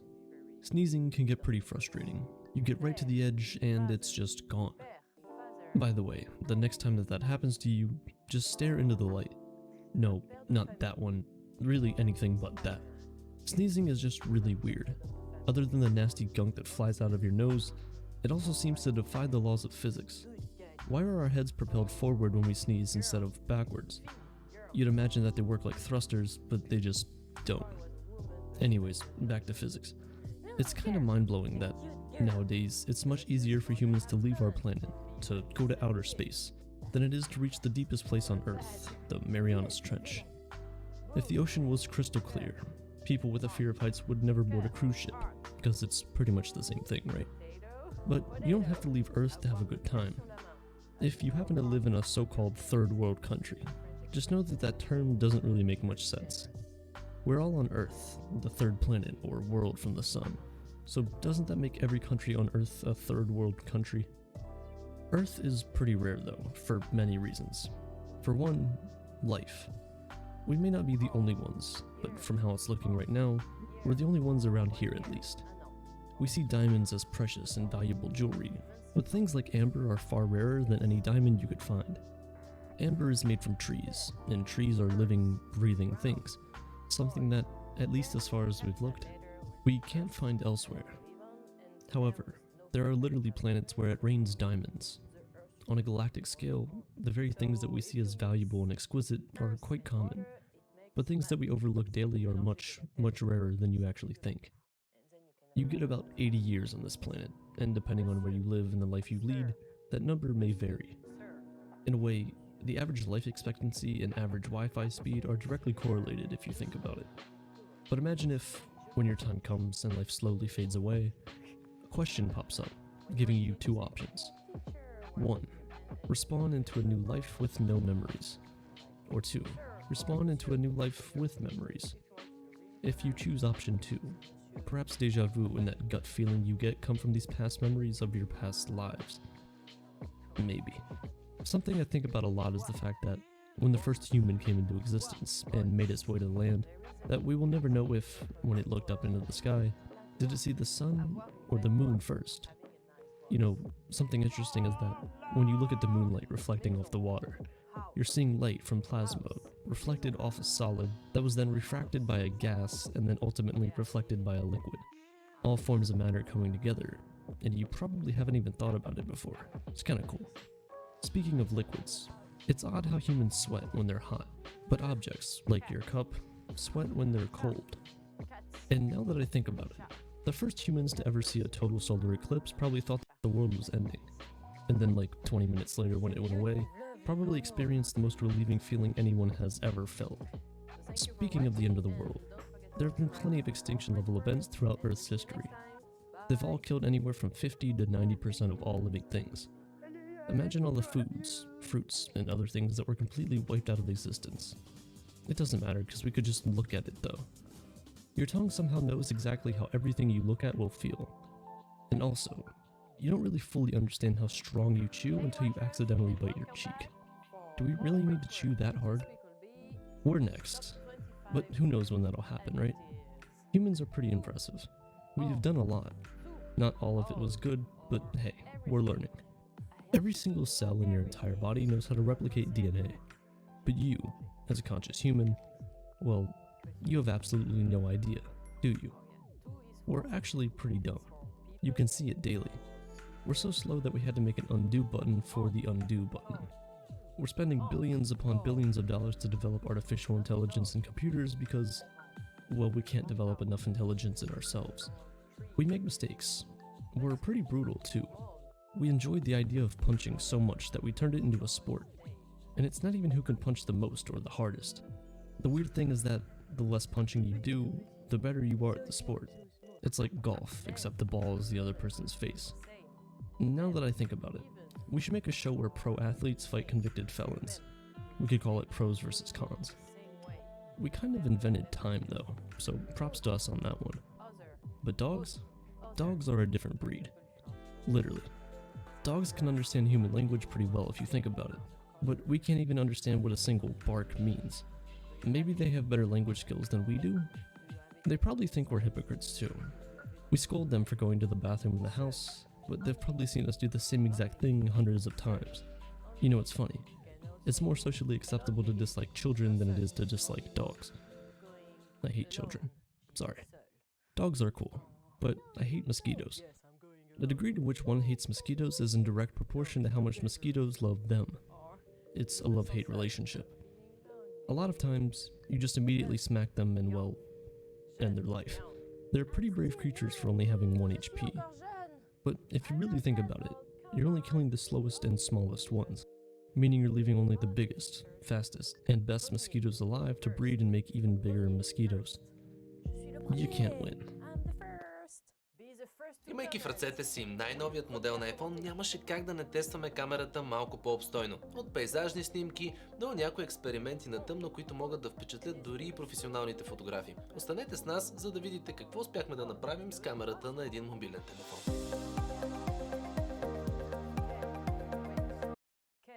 But on the topic of death, as usual, I've been thinking about it recently. If somehow we manage to cure aging and all diseases known to man, that means the only way we could die would be from horrible and gruesome deaths. If you Google a question and the person who posted the answer to it has died, Google basically functioned as a Ouija board, didn't it? And you know, most of us spend a good bit of time in cemeteries in our lives. It sucks, but you essentially keep visiting cemeteries until you stay there permanently. They're full of various kinds of people from all around the world. Doctors, lawyers, engineers, war heroes, people from every corner of the planet. But speaking of war heroes, most people who participate in wars don't really get to find out if they won, do they? There are heroes in every aspect of life, but the most impressive ones I find are people who take naps. It takes real courage to wake up twice in one day, as if once wasn't hard enough. You're a different person to everyone you meet. You're the hero, the villain, the sidekick, and even the extra in other people's life stories. But don't think about it too much. it changes a lot. When you meet people from your past, they remember a version of you that probably no longer exists. And if it's been more than about 7 years, you are literally, fundamentally, an entirely different person. Every cell in your body has been replaced with a new one. So if people keep telling you you've changed, well, you have. Just own it. But hey, pretty much everyone in 2015 who was asked, "Where do you see yourself in 5 years?" probably got that question extremely wrong. That's just how the world works. But you know, I actually hate that phrase. The same people who respond with, "That's how the world works," when told to be nice or something, are the exact reason why that's not how the world works. A lot of the world's problems exist simply because there's just too many of us, and we're stubborn. We don't like change. Quick question. Do you think babies know that dreams are real? Because if not, they must think they go on the most insane adventures every day. Maybe that's why they cry when they wake up. Their brain is made of stories that aren't real, but they get scared of them because they don't know any better. I guess it's better to wake up from a bad dream and realize it was all in your head, as opposed to waking up from a good dream and realizing that none of it happened.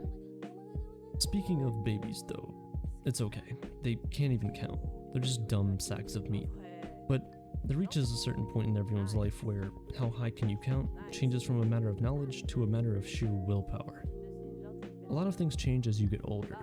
As a child, you're amazed by some of the things that adults are able to do. But once you're actually an adult, it becomes very clear that most adults are unable to do some of the most simplest tasks.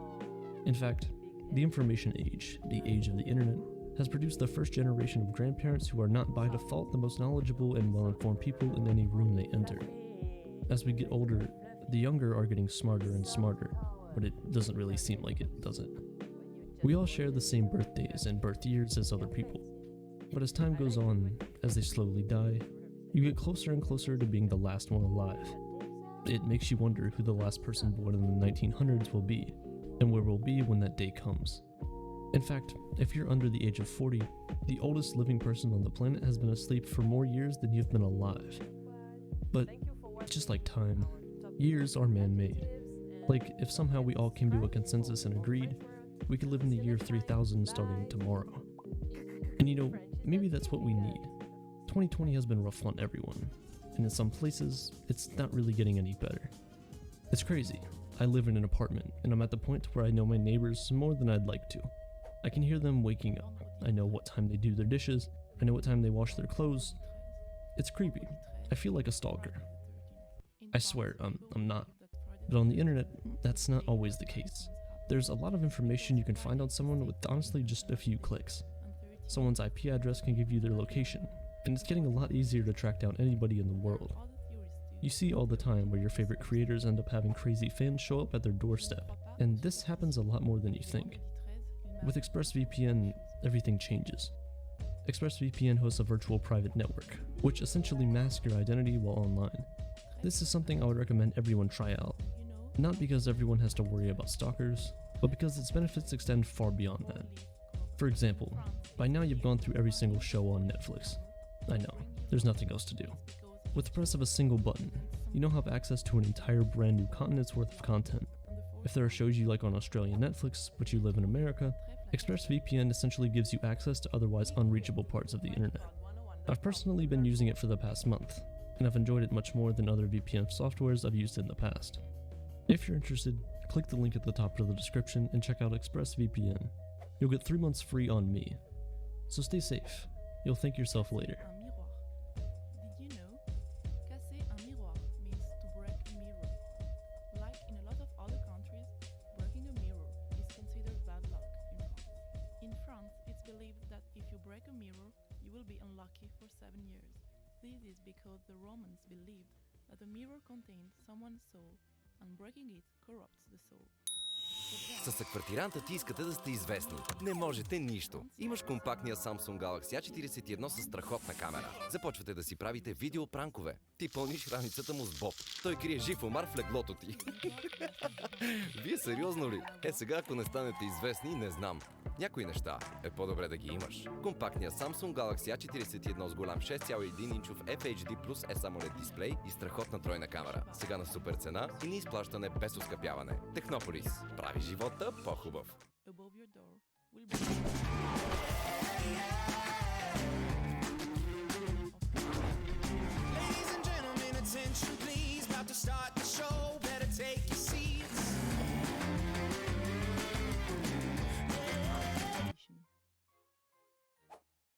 J'ai un fer à cheval au-dessus de ma porte. Click here to go to FrenchPod101.com to learn more. I wish I knew what I was doing. Okay, so I've reached the forbidden land of the internet, also known as Reddit. And as you know, there's almost anything you want here. If you want to talk politics, you're a psychopath, but there's r/politics. If you want memes, there's r/memes. If you want to lose $60,000 in the blink of an eye, go to Wall Street bets. But if you want to gamble away something other than your life savings, you can gamble away your sanity right here. This is r/50/50. Basically, it's a coin flip. You get two options. One thing that is probably pretty cool that you actually might want to see. But then there's also the alternative, which in this case is not nice. Pretty much, I don't know which one of these things is going to pop up until I click it, and once I do, I can't unsee it. Now, I don't have much left to lose. 2020 has taken away my sanity and my will to live. So here I am today preparing to leave myself scarred for life for the entertainment of hundreds of thousands of people. I'm gonna regret this. Okay, so starting off wonderfully, we have nuns playing in the snow, which, I mean, nuns are kind of creepy, but, you know, it's fine. Not terrible. Not a terrible option. Then we also have a woman shot in the head by a deadly projectile. Okay, oh god. Oh, this is fine. I mean, she kind of got bodied, but like, it's fine. It's she didn't get shot in the head. This is cute. This is kind of nice. I like your shoes.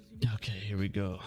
A beautiful strawberry cake or a nasty teratoma. I don't know what a teratoma is, and I really hope I don't have to find out.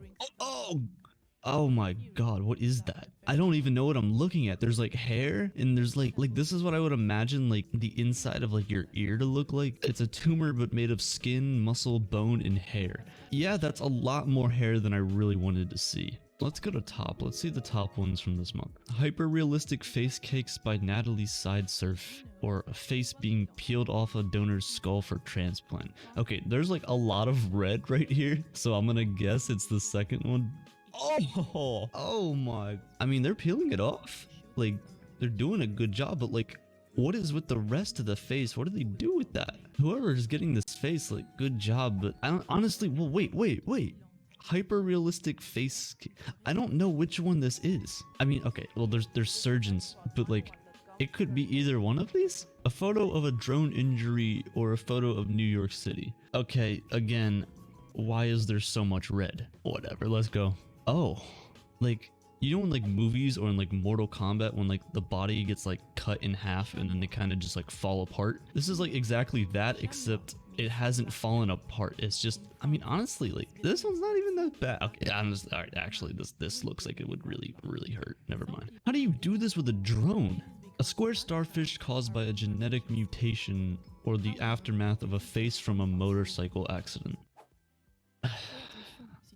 Let's just go into it. Oh, I mean, it looks like this guy's still alive and breathing, which is good, but oh my god, it's just peeling off. Like, half of this guy's face is on and the other half is on the road. This is kind of crazy. He shredded like half of his face off, but he still has all of his teeth. Like, good for this guy. I feel like he can like get this fixed, just with a lot of money. The aftermath and close-up of a cable car disaster or a futuristic city art. Let's go, come on.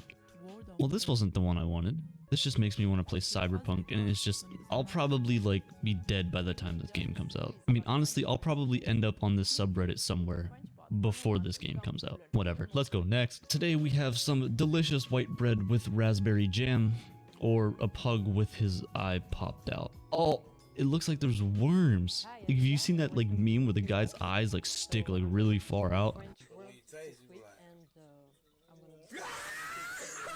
What is that? Is it like pus? A decorated Christmas tree or the aftermath of a man attacked by a cheetah. Not safe for life. I'm gonna have to say this one's not a decorated Christmas tree, because that seems pretty bland and I really don't want to see that. But at the same time, I'm not sure there's gonna be much of this man left. Send it. I didn't even know somebody could be disfigured like this. Why did they leave his shorts on? What is that? Is that his spine? Or is that just like the right half of his body? Why is he going in two separate directions? Alright, there's no way this is real. Like, his head is cut off perfectly. His leg, well, I don't even know what that is. Is that a foot? Whatever that is. This doesn't look like a cheetah attack though. I don't believe that, nah. NSFW, beautiful fall sunset. How in any world is that not safe for work? Or a guy had head bashed in by axe. I don't know what to expect. Okay, that is a lot of blood. That was a lot more blood than I was expecting. I don't even know what I'm saying. What do you mean? What was I expecting? His head got bashed in by an axe. I mean, I asked for it. There's a reason why I'm here. Is this guy okay? Severe eye injury or a cool photo taken from Mars rover. Okay, this is all right. I'm gonna gamble it now. 100% Mars. This color, Mars. I promise you. What did I say? What did I say? A severe case of strawberry gums or a delicious slice of bread with strawberry jam. Okay, let's see if we can go for 2 for 2. Let's see if we can go 2 for 2. I'm feeling good about this one. Feeling good. My feeling was way off. Okay. They actually look like strawberries. I didn't even know this was a thing. What even is this? I mean, the name fits it perfectly. They look like strawberries, but like how? Some beautiful roses or a man being brutally killed. Well, Reddit, there's only 3 different shades of red here. So this one sounds kind of boring. Yeah, this is just disgusting.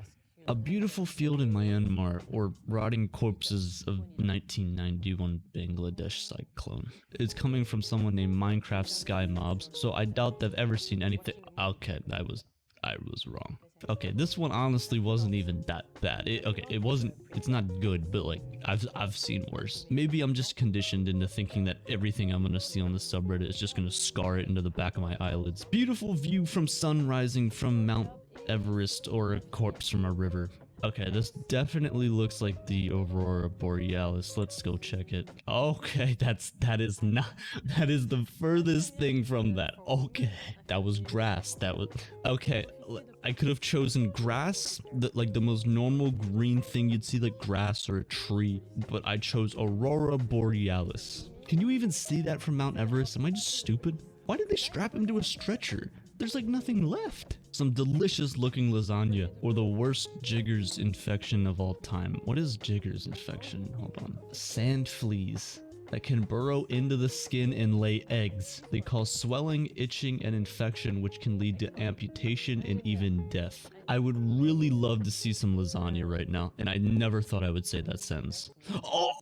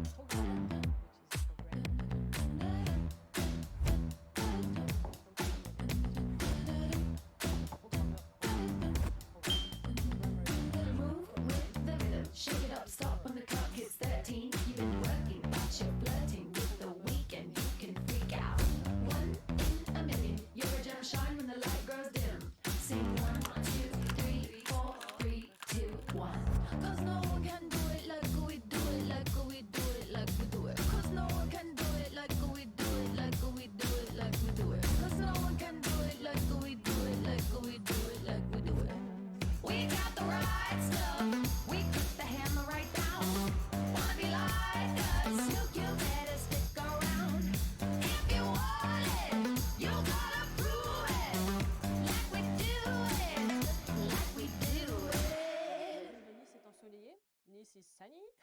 Do you remember it? It also works. So, Nice est une ville ensoleillée. Nice is a sunny city. Infected, decayed, and destroyed human flesh. It looks like a honeycomb that's been like dismembered, but that's human flesh. I regret clicking. I haven't I can't even say anything. I haven't regretted clicking on one yet until I saw that. I don't know what it was about that one, but like, I did not like that. Anyway, adorable Alaskan Malamute puppies, or a person ran over by 4 cars. Why did that make me laugh? But I'm more curious as to what's even left over. Oh, they're so cute.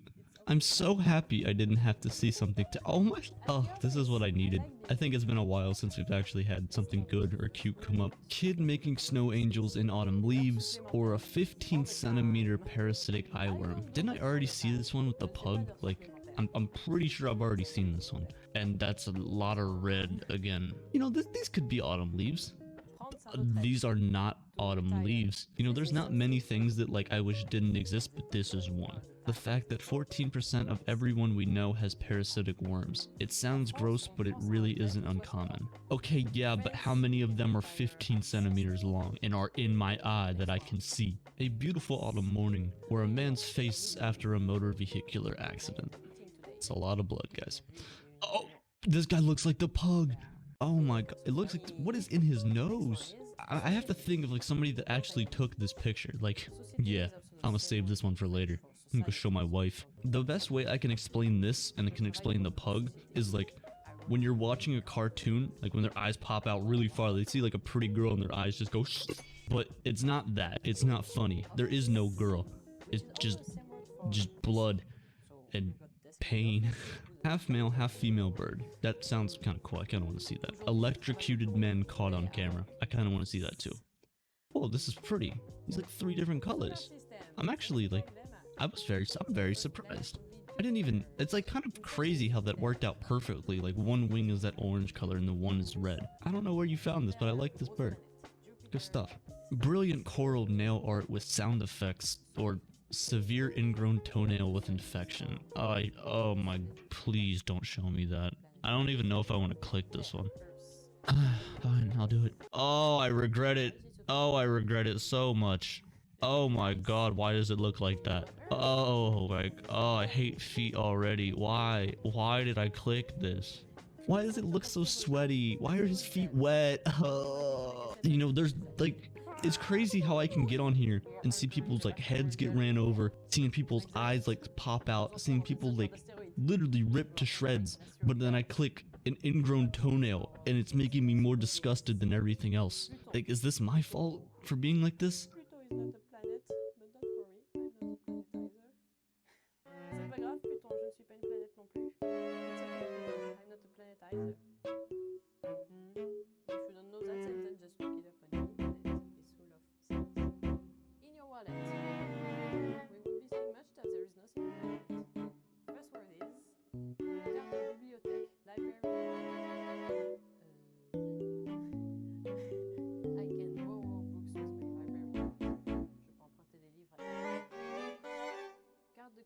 Credit card.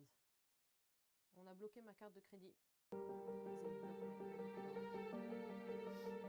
one. Carte de membre. Membership card. There are plenty of membership cards. So I have a membership card from Sweden. Carte de visite. Business card. Yes. On a seulement des cartes de visite dans les. In the summer of 2014, the world was in a festive mood as yet another World Cup was about to head underway. But on Wednesday, June 11th, the city of Sao Paulo, one of the main hosts of the World Cup, was anything but festive. Entire parts of the city remained shut, as cars were stuck on stretches of tarmac as far as the eye could see. The effects soon extended well beyond the city, as the entire country of Brazil felt the effects of what would become the worst traffic jam in history. Eventually, the jam was said to have been over 214 miles long. Disputes about the economic implications of hosting a World Cup, worker deaths, and countrywide protests were ultimately what led to it. But Sao Paulo is notorious for being one of the most congested places in the entire planet. Now, you and I may not have been in such a historic traffic jam, but we've definitely had our experiences of being stuck in traffic, when the cars barely seem to move, the lights barely seem to change, and before you know it, a little 5-mile drive ended up taking you over 2 hours. Aside from driving us completely out of our minds, these traffic jams have obvious implications, economic and otherwise. Just in 2018 alone, traffic congestion is said to have cost the US economy around $87 billion. In addition, congestion increases fuel consumption, and by extension, emissions. In reality, this just hurts us more than it helps. It wastes precious time that we could have spent just being where we wanted to be. Instances of road rage rise, which then contributes to more driver error, which means more accidents, which means more traffic. It sucks.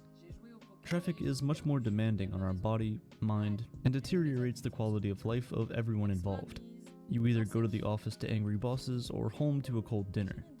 Which really begs the question, how far off are we to solving this terrible, terrible thing? Well, let's get to that. What makes traffic jams and congestion so interesting is that, beyond the more quantifiable metrics such as the flow of cars, the volume of traffic, number of lanes, and so on, there's this other spontaneous factor to this phenomenon that's much more harder to predict or measure: the human factor. Each vehicle is, after all, being maneuvered or piloted by a human driver, at least for now anyway. And as such, the intricacies of traffic are, in a way, just expressions of the intricacies of human behavior. It all defaults back to us, the driver. It's no wonder then that Tom Vanderbilt, a guy who literally wrote an entire book talking about traffic, calls New York City traffic a giant applied psych lab. Let's see why he would say that. So you want to be a software engineer at Google? Go to algoexpert.io. Pick a question, read the prompt, write some code. He refers to an experiment conducted in England by a traffic psychologist named Ian Walker, where bicycles are rigged with sensors that would calculate the distance and speed of vehicles driving past. The experimental conditions were as such. In the first scenario, the rider was wearing a helmet. In the second, he wasn't. And in the third, he tried to appear female by wearing a wig and a dress. It was found that, when the rider appeared to be wearing a helmet, the cars felt more comfortable driving close by. When he wasn't wearing a helmet, they gave him a bit more space. And when the rider seemed to be a woman, they gave him even more space. These are judgments, which Tom likes to call beneath the subconscious, that the drivers were making about the competence of the rider, and the likelihood of an accident with very little and often inaccurate evidence. Ask yourself, are riders wearing helmets always more experienced? Does wearing a helmet make you safer? Physically, yes, but mentally, it could cause you to act differently, and take risky maneuvers that you otherwise might not have. There are other experiments like this, of course. You might think that the more regulated a traffic is, the safer it is. The more often you see signals and signs at intersections, the more careful they will be. But that's not the case, as it turns out. If there's too many signals, drivers often find themselves in a false sense of security. The seemingly abundance of caution that the traffic lights can portray causes drivers to drop their guard in the most risky parts of the road, which often leads to more accidents. This seemingly unintuitive idea was actually discovered due to an electrical failure in a traffic light. And the observation, and the later theory that emerged from it, is credited to Dutch traffic engineer Hans Motorman. He developed the idea of shared space when driving. Essentially, instead of adding more signs, street markings, crosswalks, and so on, you instead actually remove these things, the very things you think were actually making you safe. There are no curbs separating the street from the sidewalk. There aren't sidewalks to begin with, it's just all together, cars and pedestrians. With this, drivers find themselves less confident than they were before, because, well, there's no separation. There's nothing splitting those driving cars and those who are just on bikes or even walking. It makes drivers more cautious, which in turn actually saves more lives by preventing accidents in traffic as opposed to increasing it. Of course, there are more intuitive instances of traffic behavior, namely things like rubbernecking. It's when an accident in one lane of traffic causes drivers in other lanes, or even other roads, to slow down while they're passing by to watch things as they unfold, because we're nosy and like to get into other people's business.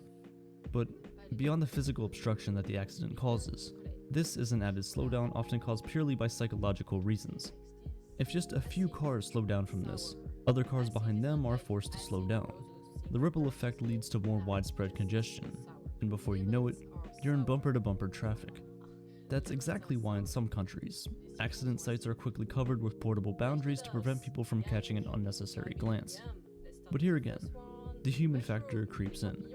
Tom suggests that there might be more to this mundane activity. He thinks that drivers sometimes pause not to just see what's going on, but also to reflect briefly on their own morality, the possibility of something like this happening to them as well. Everyone thinks they're a good driver, until they aren't. Another curious aspect of traffic is the non-linearity between the amount of traffic and the congestion that it leads to. What I mean is, if only 1% of all drivers were to use public transportation, that could lead to a reduction in traffic by more than 20%. Although not a bottleneck in the traditional sense, the convention of 9 to 5 office hours might have a lot to do with congestion as well. In normal circumstances, in daily routine, traffic tends to form at similar times because everyone is on similar schedules. Everyone heading to work at roughly the same time has been notoriously bad for economies. With the recent pandemic and the wave of companies trying to get their work done online, you have to wonder what the long-term implications of this newfound flexibility will be on traffic. While most offices will still be operated from physical spaces, even a slight reduction in the daily number of commuters could have a drastic effect on congestion and improve economies while doing so. And while the long-term changes might be positive for the most part, that doesn't mean everything is perfect. Some studies have emerged stating that, while there were indeed fewer accidents by volume, a higher percentage of them were fatal. Drivers were again guilty of feeling safer, and were thereby less alert, on emptier roads, which led to more speeding. The psychological implications of feeling safe on the road can cause a chain reaction of decisions that ultimately make you less safe, which is another remarkable stat that doesn't make sense on first glance. Sometimes, the bottlenecks are even more obvious. For example, roads that are not wide enough to accommodate necessary volumes, unplanned infrastructure, or as in the case of Sao Paulo, a massive countrywide protest. These are some of the biggest causes of congestion on our roads today. If we were somehow able to control these issues, however, would that mean the eradication of traffic forever? Well, if only things were that simple. In one of the more remarkable experiments by some Japanese physicists, you can see cars traveling in a circle, completely devoid of any of the traditional bottlenecks. All they have to do is turn left. That's literally it. They are driving in a closed circular track, no intersections, no distractions. They are also asked to maintain a steady speed and a steady distance, traditional traffic advice. So it's not like the experiment is rigged to cause the drivers to make a mistake. In fact, they're just asking them to drive normally. And sure enough, they start just fine. But after the experiment runs for a brief period, as time passes on, the human factor steps in. Some of the drivers have difficulty maintaining a steady speed or distance. They are either too close to the vehicle in front or the one behind. To correct this, they have to brake or accelerate. As with most human drivers, they end up overcompensating. After all, better safe than sorry, right? Now, this causes the driver behind this car to stop as well, and the results of all these reactions are further compounded by the reaction times of each of the other drivers. A sudden braking in front of a driver causes him to brake, and that causes the driver behind him to brake as well. Erratic braking emerges out of nowhere, and with it emerges a congested flow of traffic. Before you know it, you're stuck in traffic where there shouldn't be. Traffic that came out of nowhere. This is what is called a phantom traffic jam. Out of nothing physical whatsoever, a traffic jam self-generates using only our reaction times, and often, it dissipates as organically as it emerges. Besides, you have to consider the fact that if even the most controlled simulations can lead to such a traffic jam, then the chaos of the real world only adds fuel to the fire. Real roads are not single-lane, closed-off circular track. Oh, then a dresser is convenient. Une commode est commode. Next one is lit, bed. Being alone in your bed or lying in bed. Alone. S'allonger dans son lit. Seul. Cries. I like being in bed. J'aime être au lit. Or I like sleeping in bed. J'aime dormir dans mon lit. This is the best part of the day. They are mazes of tarmac, driven on by drivers, then the chaos of the real world only adds fuel to the fire. Real roads are not single-lane, closed-off circular tracks. They are mazes of tarmac, driven on by drivers that are using their phones, drivers that are in a hurry, drivers that are barely rested, drivers that probably shouldn't be driving. Theoretically, the ripple effect of traffic jams could still be absorbed by maintaining a long enough gap between vehicles. The more space you have between you and the car ahead of you, the more time you and the cars behind you. Next. May. May is May. Easy. We have a saying in French. En mai, fais ce qu'il te plaît. In May, you can do whatever you want. Next. Mars. March. In French, we also say Mars for the planet. Mars. There is nothing special in March. Il n'y a rien de spécial en Mars. Or you should watch the French holiday video series we have here, and you will learn what's in March. And I would learn also. Next is Juin, June. June is also hot. En juin aussi il fait chaud. On June 21st is the first day of summer, so we have a music party holiday.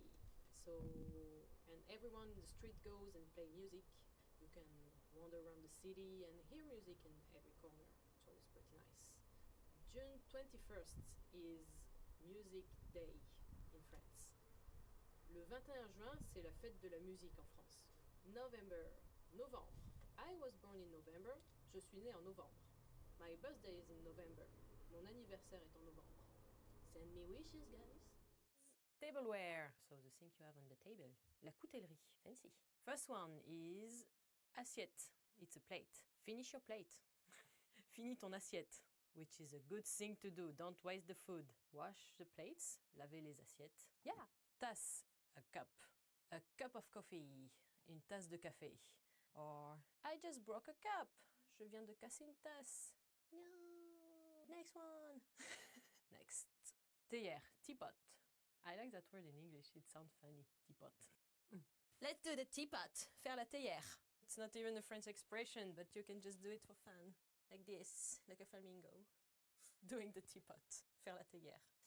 Pour tea with a teapot. Verser du thé avec une théière. Verre à vin. Wine glass.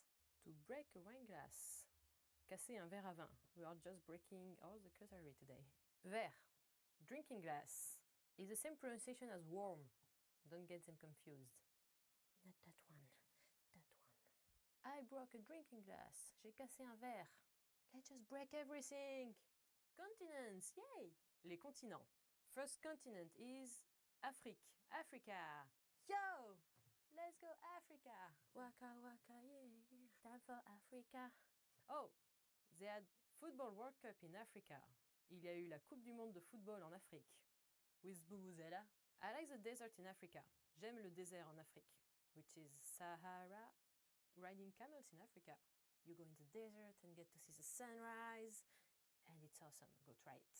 Next one is Antarctique. Antarctica. Antarctica is cold. L'Antarctique, c'est froid. So, to see the northern light in Antarctica. Voir les aurores boréales en Antarctique. It seems pretty, I want to see one. Next one. Asia. NHK, your eye on Asia. I love Asia, it's my favorite place. Welcome to Thailand, 20 baht. Krakum kra. I love Asia. J'aime l'Asie. And you should too, because it's so awesome. Food in Asia is delicious. La nourriture en Asie est délicieuse. Countries in Asia are also different. Les pays en Asie sont vraiment tous différents. That was insightful. Next one. Amérique du Nord. North America. I'd like to go to North America. J'aimerais aller en Amérique du Nord. Yeah, America! Next then is South America. Amérique du Sud. That's where I'm from, hey! So I'm half French and half from Venezuela. Venezuela! Decir algo en español. In South America, we speak Spanish. En Amérique du Sud, on parle espagnol. Except in Brazil, where it's Portuguese. We have delicious food as well. You start the morning with fried churros and arepas, and then you just eat fried bananas, plantain bananas, which is national dish, and then you end the night with more fried stuff, like fried fish and rice and beans. Amazonian forest. Go South America! People are so relaxed in South America. Les gens sont vraiment relaxés en Amérique du Sud. About plants. So, plants. Les plantes. First plant is arbre. Tree. To climb a tree. Grimper un arbre. I love climbing trees. Like, climb a tree. To hug a tree. Oh, tree. So, yeah. To hug a tree. Câliner un arbre. No, like that. Next one is fleur. Flower. Pretty flowers. Good smelling flower. Une fleur qui sent bon. Yeah. Sniffing flowers. Renifler des fleurs. Herbe. Grass. To cut grass. Couper l'herbe. To roll in the grass. You have to react in time to brake smoothly and still keep going. It can be difficult to accept that the phantom traffic jams seemingly arise out of nothing, especially given the overall impact of traffic jams on the economy, our well-being, and the rest of the world. Which brings us to traffic forecasting. If you aren't able to prevent traffic, maybe being aware of when it may occur is the next best thing? Right now, most of us use Google Maps to estimate traffic in a particular region. If you've ever used your phone as a GPS, you'll see areas that show up red as congested areas begin to form. Google uses Android phones to crowdsource data about numerous things like the number of vehicles in a region and how fast they're moving. And if you've ever used an Android phone yourself, you've contributed to the pool of data too. But it's still not necessarily forecasting a jam. It's merely telling you if one has already been formed, which is certainly useful, but not a solution. Newer methods of forecasting are being developed with the use of machine learning and AI. Cameras mounted on signals and busy intersections are feeding data to a control center that is then regulating traffic signals across a given region. This is allowing for two things. 1. To be able to predict traffic with as much as 90% accuracy. And 2. To be able to react to emerging congestions by temporarily closing off certain roads and opening others. It's being tested in one of the most congested regions in the world, India. But the tests are still on a smaller scale. These systems are yet to see large-scale implementation. But there is a possibility that these forecasting systems will become obsolete before they're even rolled out. That's because of the emergence of self-driving cars. Think about it. What is at the core of some of the most unavoidable traffic jams? The human factor. It is the inability of human drivers to maintain a steady speed and distance, and self-driving cars can take that element right out of the equation. Aside from being able to better prevent fatal accidents, I think another major aspect of how self-driving cars will change our roads for the better is by preventing congestion. If cars can communicate amongst themselves, lanes could be merged automatically. Blind spots would no longer be a thing if you have 360-degree cameras on the car. We could even get rid of signals and traffic lights, since the cars would just communicate amongst themselves about when to stop and when to go. That would reduce a lot of the clutter in our cityscapes. But what about the cars that are still driven by us humans? The thing is, the transition to 100% self-driving cars could be an extremely difficult one if we're not careful. We still have to factor in that in the near future, the roads will not be the automated utopia that we're dreaming of. Rather, they'll be a bit of both, human-driven cars and self-driven cars, each adapting to one another. If we're so busy building our infrastructure with driverless cars, we could forget about the very people that are supposed to be benefiting from it.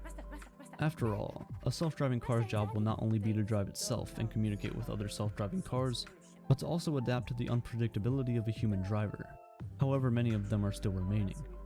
Transportation has always been tied to civilization. Our ability to cooperate in large numbers, which is what led to the rise and sustenance of our civilization, has a lot to do with the ability to cover large distances sustainably. A large portion of that distance has been covered on roads. In fact, getting from A to B has a remarkable effect on our perception of the world and the decisions we take. Aside from the obvious economic implications traffic has, it also makes the world seem like a larger place than it needs to be. People spend a disproportionate amount of valuable time out on the roads, time that you'll never get back. They also don't meet each other as often, and a lot of the world's wonders that surround us remain untouched, unexplored. Making sure that we explore them involves understanding traffic jams, and by extension, the minds of the humans that cause them.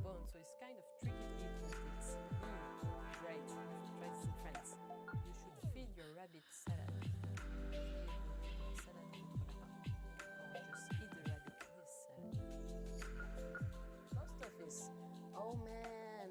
First one is boîte aux lettres, mailbox. My mailbox is overflowing. Ma boîte aux lettres déborde. Because you get a lot of advertising in your mailbox in France, so it might be just so full of paper. Parcel, un colis. I love receiving parcels. J'adore recevoir des colis. It's always full of fun stuff. Usually I send them to myself. I send myself parcels. Je m'envoie des colis à moi-même, so I don't lose things, because it's convenient. Next one, timbre, stamp. To put the stamp on the envelope, you have to glue glue. Mettre un timbre sur une enveloppe. Put a stamp on the envelope. You can tell someone is timbré, which should translate to you are stampy, means he is crazy in the head. To make a stamp collection. Collectionner des timbres. It's very popular in France. That's why we have all the fancy holiday stamps. Facteur, mailman. Le facteur sonne toujours deux fois. The mailman always rings twice. I don't know if it's a movie or an expression or both. It means that when your husband is away, the mailman just comes in and it will ring once for the mail and once for the wife. The mailman gets chased by dogs. In the summer months of 1977, NASA launched two spacecraft, Voyager 1 and 2, on a planetary grand tour. Their mission? To study Jupiter, Saturn, Uranus, Neptune, and everything in between. But that was actually not the initial plan. They were only intended to fly to Jupiter and Saturn to examine both planets, their moons, and their surroundings. It was only after the mission had commenced that they realized a larger mission was indeed possible by remotely programming the onboard computers. And thus, a mission extension was issued to include the far reaches of the solar system. First is closing. Astronomers had also observed that the planets in our solar system were approaching an optimal layout, which would allow the spacecraft to use what is called a gravitational assist, a planetary slingshot that allows spacecraft to pick up some orbital speed of the planet they're flying past. This sort of alignment takes place roughly once every 175 years, and it proved crucial to the Voyager missions. It meant they could cover much larger distances and much higher speeds without carrying as much fuel, which could then be used to carry more instruments. Lo and behold, the two Voyager spacecraft are now the furthest thing mankind has ever built. Within the first decade of the 21st century, both spacecraft had left the solar system, traveling millions of miles every single day. Even though the stars didn't align, the planets certainly did. And on their way, they sent home some of the most breathtaking images of our planetary neighbors. These include the famous pale blue dot image, where the Earth is barely a pixel against the stellar glow of the sun. These images were the first of their kind, and to imagine that they were taken using camera technology from the 1970s is truly remarkable. To quote Rich Terrell, part of the imaging science team for the Voyager missions, at the time, the biggest computers in the world were comparable to the kinds of things we have in our pocket today. And I'm not talking about your phone, I'm talking about your key fob. Of course, photos weren't the only gifts Voyager gave us. They were both decked with instruments to measure cosmic rays, plasma waves, magnetic fields, and other such data. More than 4 decades after launch, the Voyager spacecraft talked to us to this very day, shattering the initial mission timeline of only 5 years. But such incredible longevity has come at a cost. The cameras that captured those stunning images have been turned off, and less than half of all of the onboard instruments are still functional. The instruments are continuously being reprogrammed and manage to extend their performance as much as possible. But even with all that, NASA expects radio communication to cease completely by 2025. By then, the instruments will fail to produce sufficient heat to keep themselves warm against the numbing extremes of outer space. The machines will be too cold and the signals too weak, and all the things that are on board will slowly stop working. All but one. The Voyager missions were unique in their ambitiousness and scale, but similar missions had been made in the past. Most notably, 2 spacecraft from the Pioneer program, Pioneer 10 and 11, were launched in 1972 and 1973 respectively, to carry out observations that would pave the way for the Voyager missions. Also on both spacecraft were 2 gold anodized plaques that carried a few graphic drawings meant to be read by a spacefaring civilization. Carl Sagan, Frank Drake, and Linda Salzman were responsible for designing the Pioneer plaques. And during the final stages of preparation of the Voyager missions, they were approached yet again, this time with the prospect of sending not just drawings, but more elaborate messages that would attempt to tell humanity's story. This was made possible from the use of phonograph records, the most advanced and mission-appropriate encoding method at the time, which would weigh just as much as the Pioneer plaques, but gives the ability to include much more information. As advanced as the phonograph records were, they only had a runtime of 30 minutes or so. Representing humanity was by itself a daunting task, but to do so in only 30 minutes was downright impossible. As with everything else in the industry of space exploration, boundaries had to be pushed and solutions had to be engineered. With some adjustments to the revolution rate of the disk, they were able to increase the runtime to 90 minutes. After the hardware was figured out, the team had to decide what they wanted on the record. For all we know, we don't share languages with our interstellar brethren, nor do we share life experiences. What we do share, though, are facts of reality, physics, chemistry, and mathematics. And in fact, that was the guiding principle for the curation of the messages on these plaques initially. But you have to wonder, if this is indeed a craft that might make it to another star, or a planet, or an extraterrestrial, however slim that chance might be, is this all we want to say to them? Is this all they need to know about us? That we understand math? The team at NASA certainly didn't think so, and thus began the creation of music, language, and photos for humanity's very own mixtape. The objective? To capture the human condition. At every step of this mammoth task, the team tried to make sure that the contents of the record were as representative of Earth's population as possible, which is easier said than done. You see, back in the 1970s, music outside of your own demographic was barely accessible. You either had cassettes or you listened to the song on the radio. That's it. There was no Spotify, no internet. And when you liked what you heard, you had to go out and get the physical copy. And this is what the team did for the Golden Record. The musical curation was also especially important for its ability to communicate feelings. There is much more to human beings than perceiving and thinking. We are feeling creatures. However, our emotional life is more difficult to communicate, particularly to beings of very different biology. Music, it seems, was at least a credible attempt to convey human emotions. On the record is music from Bach and Beethoven, chosen specifically to highlight the mathematical properties of music, a potentially universal phenomenon. They featured artists from ancient China, Bulgaria, Azerbaijan, Congo, Peru, and many more places as a desperate attempt to do justice to the diversity of the world's music. But human emotion is volatile and unpredictable. Amidst the chaos of organizing all of this music, the abundance of choice, the copyright issues, and the inaccessibility of it all, Andrian and Carl Sagan grew close to each other. On June 1st, 1977, in the final days of the curation process, Anne and Carl shared a phone call about a Chinese music piece Anne had just discovered. By the end of the call, Anne and Carl had expressed their feelings for each other, and even ended up proposing. The process of creating profound pieces of art had seemingly brought up a spontaneous love in both of them. In the years after the Voyager missions, the two got married, and actually spent the rest of their lives together. Meanwhile, Anne had also thought of a different way to communicate with extraterrestrials. She wondered if a sufficiently advanced civilization could decode our thoughts by taking a look at our brainwaves recorded on an EEG machine. The idea was pitched to Sagan, who then proceeded to choose Jian herself as the person whose brainwaves should be recorded. The recording took place on June 3rd, 1977, just days after Anne and Carl had proposed to each other. While most of her mental itinerary consisted of global events, she couldn't help but think about her newfound love for Carl. My feelings as a 27-year-old woman, madly fallen in love, they're on that record, she says. Also on the record is an audio essay that starts with sounds from volcanoes, thunder, and other such natural phenomena, and ends with more modern creations such as the liftoff of the Saturn V rocket. It's intended to chronologically tell the story of our civilization purely by sound. The record also features greetings from 55 different languages, including the now famous line from Carl Sagan's own son Nick. You may have heard it before. Hello from the children of planet Earth. The records also carried 115 images encoded in analog form. Some of the images are technical in nature, describing constants and demonstrating the scale of things.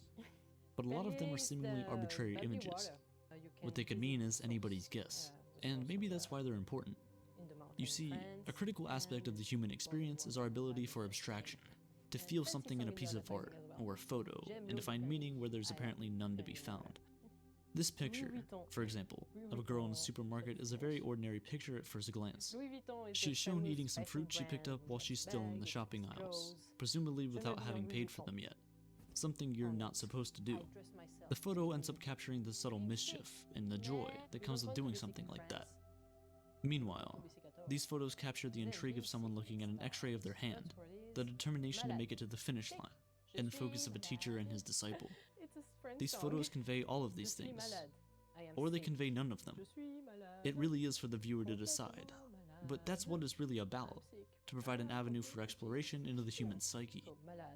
The multifaceted contents of the record certainly capture some of the most beautiful aspects of our life on this planet. Expressions of love, breathtaking symphonies, you name it. But, intentionally or not, the records also capture some of the not-so-beautiful aspects, ones that are nonetheless human. For example, Sagan recalls that in trying to get permission to include the greetings from the UN delegates, he came to the disappointing realization that almost all of them were men. The production team also has numerous accounts of licensing issues when trying to collect the music. You would expect an opportunity to send your song and immortalize it in the process would be the ultimate form of advertisement for any label, a no-brainer. But it was far from that. NASA, meanwhile, refused to include images of explosions, even though they are part of the lives of a lot of people in war-torn countries, in the fear that it may be perceived as hostile and offensive. Carl and his team then offered to include the photo of a nude couple that they hoped was non-offensive and showed a critical aspect of human lives, reproduction. NASA famously turned that down in fears of a negative public reaction, and instead went with a silhouette version of the image. Anne and Carl's love story is certainly a captivating one, but less known is the fact that Anne was engaged to Tim Ferriss at the time, and Carl was married to Linda Salzman. In the midst of all this, some had found love, and some had lost it. There's nothing on the record that directly points to these events, but the fact that these things, so earthly in their disposition, were nonetheless part of the larger process that makes the golden records that much more genuine. These stories are destined to live on for millennia, just like the records themselves. The gold-plated copper disc will be protected by an electroplated aluminum cover that is supposed to last for at least the next billion years. It's a practically infinite shelf life. By then, the sun will have expanded to the point that its heat no longer nourishes life on Earth, but rather destroys it. the pale blue dot will have been reduced to a charred cinder. But then again, a billion years is, after all, just a billion years. The golden records too will perish, just like its very own makers. I like the golden record because it highlights the scope for sentimental value and otherwise technical pursuits. The immensity of space means that the Voyager spacecraft is not likely to be met with another planet in 10 to 20 years. Of course, it might be detected before then by a technologically capable entity, but even that has infinitesimal odds. What then is the true purpose of the golden records? Looking back at the project, B.M. Oliver, recognized as a pioneer in our search for extraterrestrial life, said, "There is only an infinitesimal chance that the plaque will ever be seen by a single extraterrestrial, but it will certainly be seen by billions of terrestrials. In fact, its real function, therefore, is to appeal and to expand the human spirit, and to make contact with extraterrestrial intelligence a welcome expectation of mankind." I constantly find myself looking at the pictures on the record and those that Voyager took and wonder what could have been if they were to be made today. We could have much higher definition cameras and significantly more storage. We could have sent so much more. But then, I feel, our limitations were for the best. Perhaps it was good that we were restricted by those 90 minutes, by those 115 images. The inability to say everything that we wanted to means that we had to be intentional with every pixel, every syllable. It forced us to say some things out loud and leave others unsaid, in our own very human way.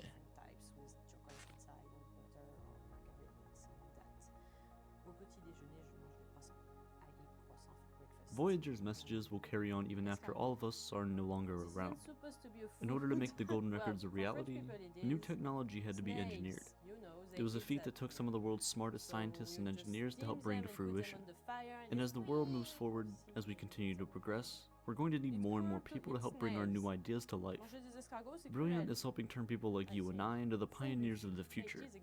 Topics such as general relativity and artificial neural networks aren't exactly the easiest things to grasp, but Brilliant does a great job at explaining each bit piece by piece. Some learn better by watching, some learn better with hands-on experience, but Brilliant gives you a bit of everything. They show you what you're learning, why you're learning it, and how it's applied in real life, which is personally what I find I'm mostly concerned about.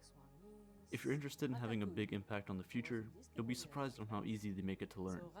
If you are one of the first 200 people to click the link at the top of the description, you'll get 20% off a premium subscription, and you'll be able to do as many of Brilliant's courses as you'd like.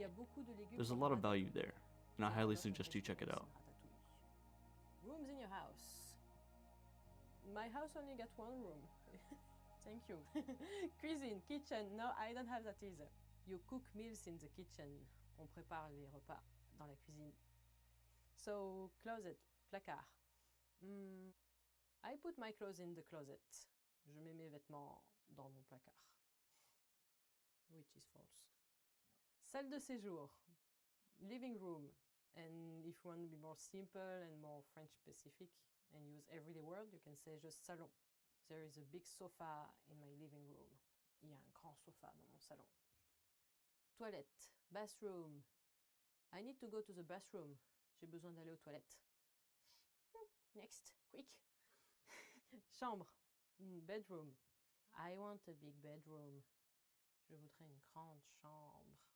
With a big bed, avec un grand lit. French tourist attractions. I don't go out. I don't know those. First word is La cathédrale de Notre-Dame de Paris. Notre-Dame Cathedral, which is also in Paris, and it's the biggest one in France. It's pretty old, and you have nice artwork inside, and all the window artwork as well. I don't know how you call this in English. Window artwork, stained glass. You have really pretty stained glass. On peut écouter l'orgue à la cathédrale de Notre-Dame de Paris le dimanche. So you can listen to the organ at Notre-Dame Cathedral on Sunday. It's very famous pianist here doing the organ. Next one. Musée du Louvre. So Louvre Museum, which is also in Paris, and it's famous for its pyramid shape. And you can also see Leonardo da Vinci and La Joconde inside. Also, they have a nice Egyptology place, so you can visit. Ma section préférée au musée du Louvre, c'est l'Égyptologie. My favorite part in Louvre Museum is Egyptology, which is really super interesting. Parc du Château de Versailles. gardens of Versailles. There was a place where the king lived in, and really beautiful gardens with fountains and fancy architecture. And you can visit the castle as well, which is pretty beautiful. The best time to visit Gardens of Versailles is in summer. So, le meilleur moment pour visiter le parc du château de Versailles, c'est en été. Because otherwise it may be raining and not so enjoyable. And in summer they put the fountains out and it's pretty. Mont Saint-Michel. So this is in Bretagne. If you know Bretagne, it's shaped like this, and it's at the end. And it's an old abbey built on a rock on a kind of island. So when the sea rises, you can't access it except by boat. And when you go down, you can access it by foot. You have to be careful with the sea because it's a bit dangerous over here. Le Mont Saint-Michel est une abbaye. Mount Saint-Michel is an abbey. Tour Eiffel, Eiffel Tower. It's red and white. No, it's not. So this was made for the International Exposition and it's a symbol of Paris as well. La tour Eiffel est en forme de A parce que c'est la première lettre du mot amour. So Eiffel Tower is in the shape of the L letter because it's the first letter of the word love in French, amour. So you have the same shape. Direction words. Okay, let's go. First word is dehors. Dehors is outside. So today we are outside. Easy. Yes, today we are outside. Aujourd'hui, nous sommes dehors.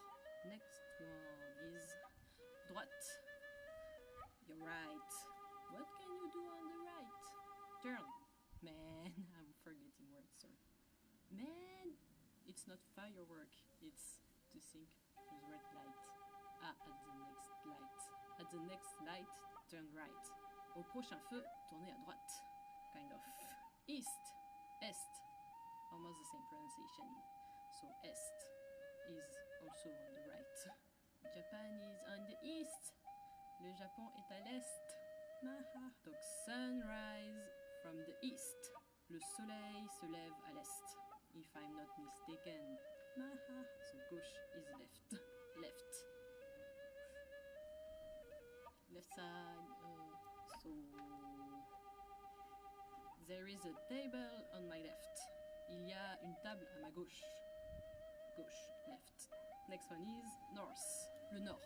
So north is le nord. There are igloos on the north. Il y a des igloos au nord. It's raining on the north. Il pleut au nord.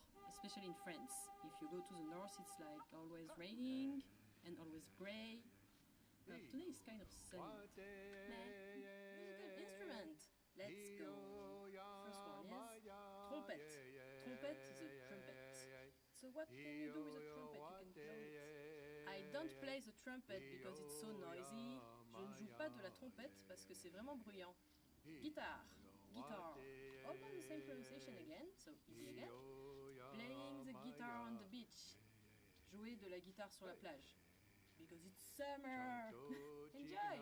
Next one is triangle. Triangle. Seriously, we choose this. Bing. I'm the number one triangle in the orchestra.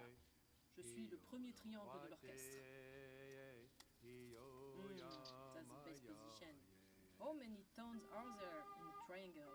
Combien y a-t-il de tons avec un triangle? Let me know, because I'm curious about it. Piano. Everyone at some point learned to play the piano. Yeah, a piano is expensive. Un piano, c'est cher. Just play the triangle, seriously. Saxophone. A sax. So saxophone is from Belgium. Le saxophone vient de Belgique. It was invented by Mr. Sax. And in Belgium they also speak French. Bugs and insects. Ew. When you are going to see a bug, you won't be screaming in French. Oh mon Dieu, un cafard! Let's go. First one is abeille. Abeille is a bee. Bees make honey. Les abeilles font du miel. Honey. Next one is araignée. Spider. Spider-Man. Spider-Man. Which in French is l'homme araignée. L'homme araignée. It doesn't sound that great in French, right? There is a spider on the ceiling. Il y a une araignée au plafond. When you say this about someone, it means he is a bit crazy in the head. Il a une araignée au plafond. He's got a spider on the ceiling. Next one is chenille. Caterpillar. La chenille mange des feuilles. The caterpillar eats leaves.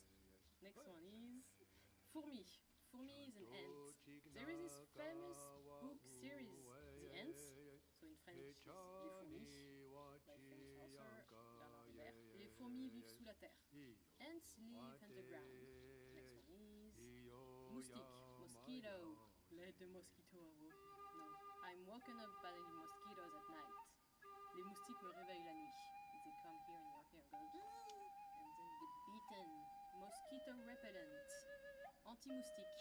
You want to buy one of these if you come visit France in summer, so just ask the store for anti-moustique and you will have a way better vacation. Medicine. Ew. In French is médecine. First, antibiotique. Antibiotic. Antibiotic. There's this ad in France which goes, antibiotics are not automatic because you don't have to eat them all the time. Donc, les antibiotiques, c'est pas automatique. Not everyone likes antibiotics. Tout le monde n'aime pas les antibiotiques. Next one. Médicament. Medicine. I'm so depressed, I need medicine. Please get me out of here. Please. I don't take medicine. Je ne prends pas de médicaments. Because I'm healthy and I do sport and I don't drink. Next is ordonnance. Prescription. The doctor gave me a prescription. Ou le docteur m'a fait une ordonnance. Don't forget to take your prescription, to go to the pharmacy and get your medicine. N'oubliez pas de prendre votre ordonnance à la pharmacie pour avoir vos médicaments. Welcome to the adventure! You get all the words of this lesson.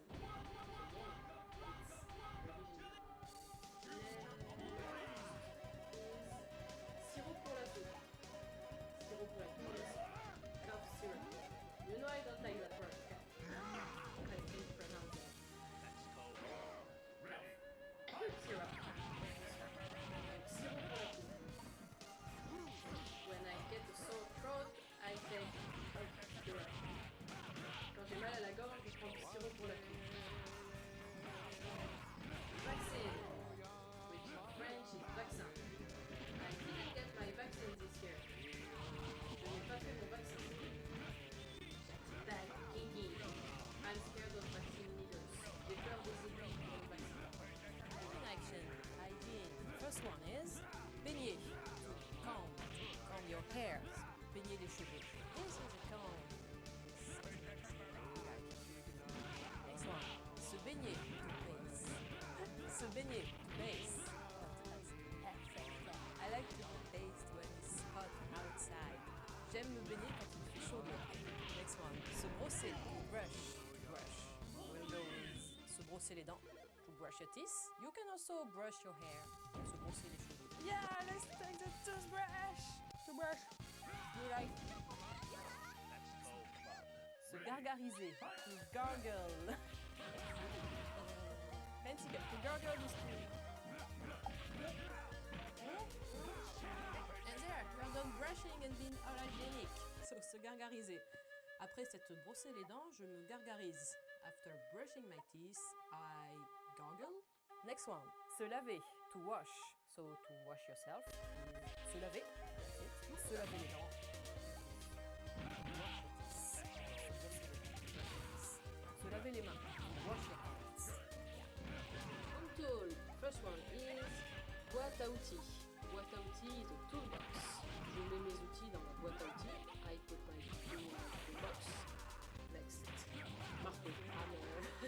The hammer is in the toolbox. Le marteau est dans la boîte à outils. Hammer is a marteau. You can say this for someone crazy in the head. Il est marteau. I put a nail in the wall with the hammer. Mis un clou dans le mur à l'aide du marteau. Next one is mètre ruban. Tape measure.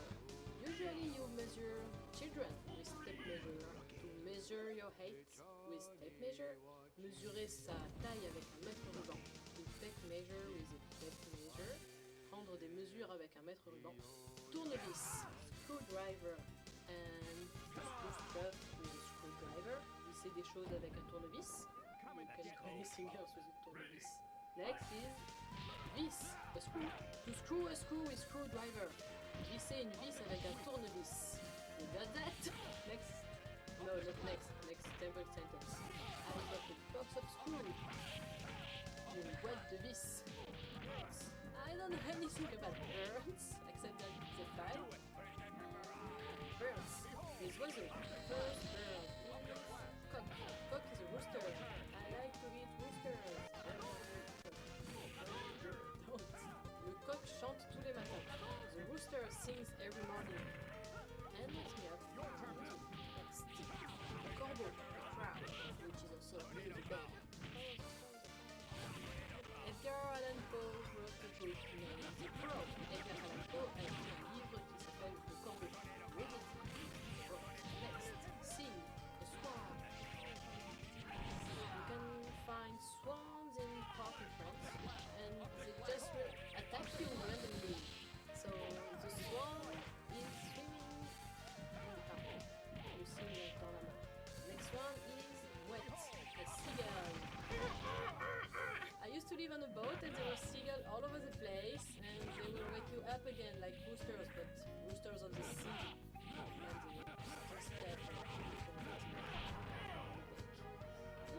Seagulls are nice.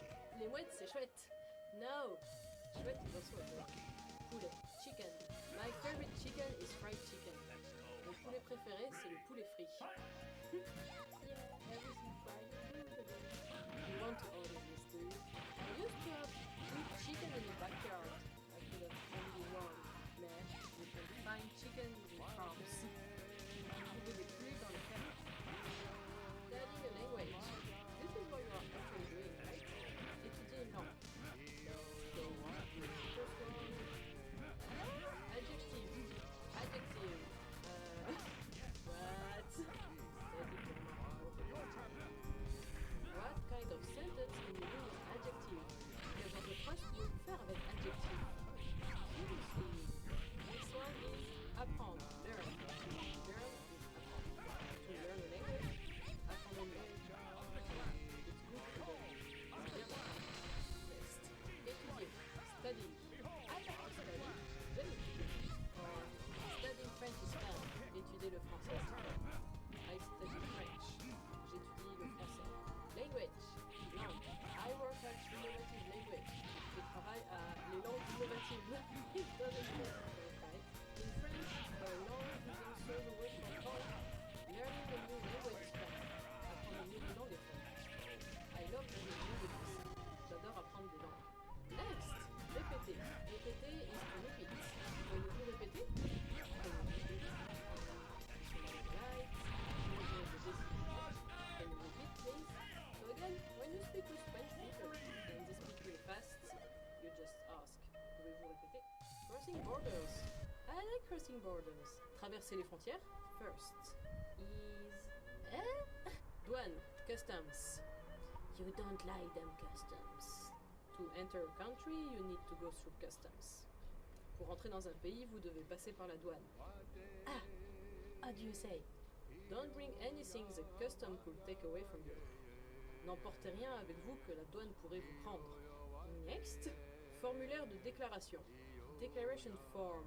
Please fill the declaration form. S'il vous plaît, remplissez le formulaire de déclaration. You fill the declaration form, give it to the customs, enter the country. Remplir le formulaire de déclaration, le donner à la douane et rentrer dans le pays. Next. Nationalité. Nationality. Nationality. What's your nationality? Quelle est votre nationalité? My nationality is French. Ma nationalité est française. So you just replace French with your own nationality. Next. Passeport. Passport. Almost the same. So easy. I like having many stamps in my passport. J'aime avoir plein de tampons dans mon passeport. So when you enter in France, you give your passport, you get a fancy stamp, and you can show it to everyone after this. Next, visa, which in French is visa. What? Postuler pour un visa. To apply for a visa. Or getting a visa is complicated. Avoir un visa, c'est compliqué. So much paperwork and patience. Tourism, le tourisme. Let's go and visit stuff. Tourist. Tourist. Tourist. Bingo. Yeah, in front of the monument. French tourists are noisy. Les touristes français sont bruyants. You can spot them miles away from anywhere because they are the ones screaming. Faire le touriste. Being all touristy. Click and photographing stuff and being loud. Okay, next one.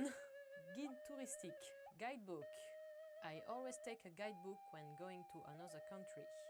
Je prends toujours mon guide touristique quand je vais visiter un nouveau pays. A tour guide. Explaining stuff to you, it will also be a guide touristique. C'est recommandé dans le guide touristique. It's recommended in the guidebook. Next one. Visiter. To tour. My kitchen! You should tour my kitchen. It's so awesome and delicious. Vous devriez visiter ma cuisine. Il y a plein de choses délicieuses dedans. I can cook, but I don't want to. To tour Paris. Visiter Paris. Go on, it will be fun and pretty. I'm touring the museum. Dun, dun, dun, dun, dun, dun, I'm going to the museum. Église, church. To go to church. Aller à l'église. On Sunday. What is there are a lot of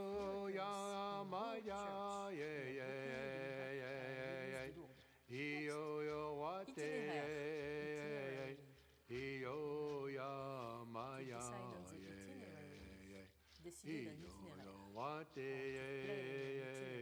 Planifier un itinéraire. Geography. I suck so much at geography. Plage, beach. Going to beach. Aller à la plage. Vamos a la playa. We go to the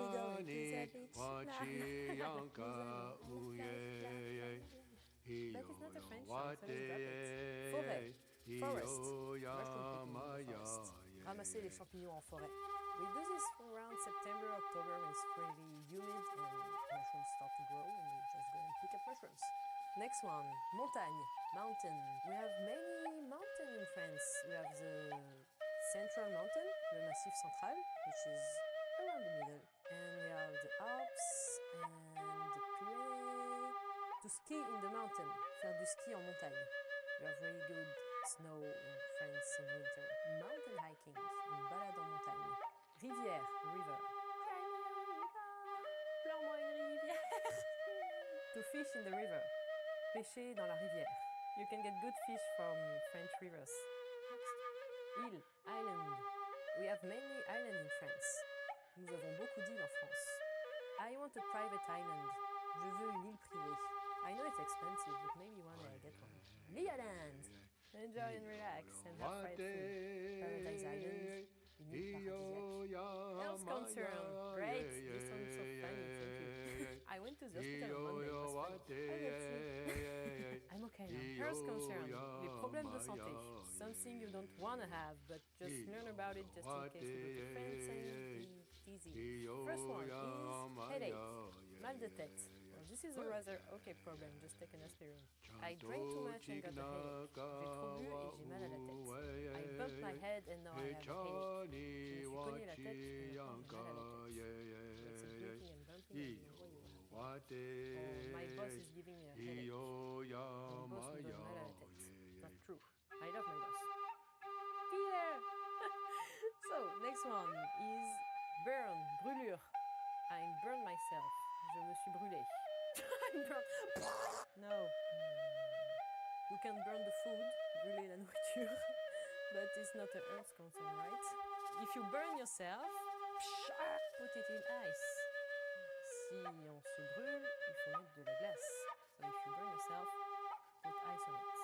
Something like that. Next one is nausea. Nausée. I drank too much and got nausea. J'ai trop bu et j'ai la nausée.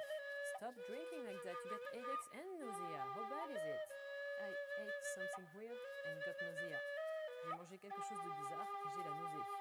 Which shouldn't happen in French because we have fancy food that's delicious, so you shouldn't get nausea from it.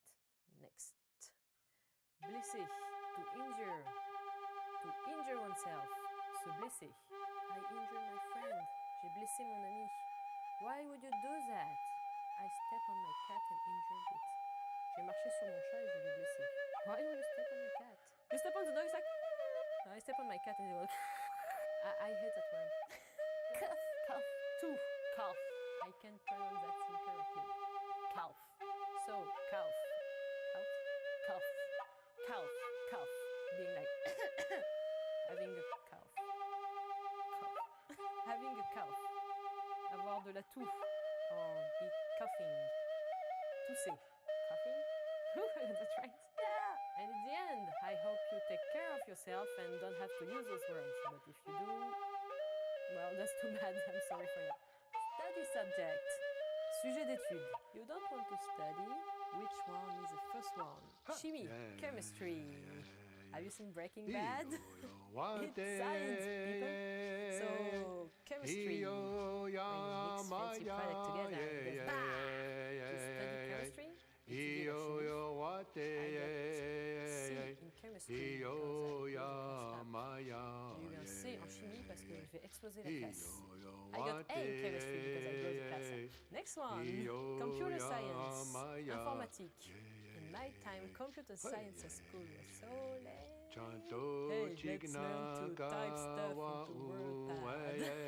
Les cours d'informatique, computer science lessons. To have a degree in computer science, avoir une licence en informatique. Affaires, business, which in France can also be said as business. Les affaires sont les affaires. Business is business. Next one, math. Here's the guy over here. Math. I like maths. J'aime les maths. I like math as well. It's fun. Geography. Geography. If you watch the previous French word, you should have learned geography already. In geography, you learn about the earth. En géographie, on apprend des trucs sur la Terre. Life event. Anniversaire. Birthday. It's my birthday. C'est mon anniversaire. Happy birthday. Joyeux anniversaire. Happy birthday to you. Joyeux anniversaire. Joyeux anniversaire. Pooh. Pooh. I want cake. Happy birthday, everyone. If today is your birthday, happy birthday. Then your life will be sad if your president's birthday. Remise des diplômes, graduation. I never went to graduation. Je ne suis jamais allée à la remise des diplômes. We don't really have graduation in France. Nous n'avons pas vraiment de remise de diplôme en France. Avoir un travail, get a job. Why don't you get a job? Va chercher un boulot, which is not really polite. Engage, se fiancer. I'm never getting engaged. Je ne vais jamais me fiancer. Because it's useless. I don't need to get married. It's cute for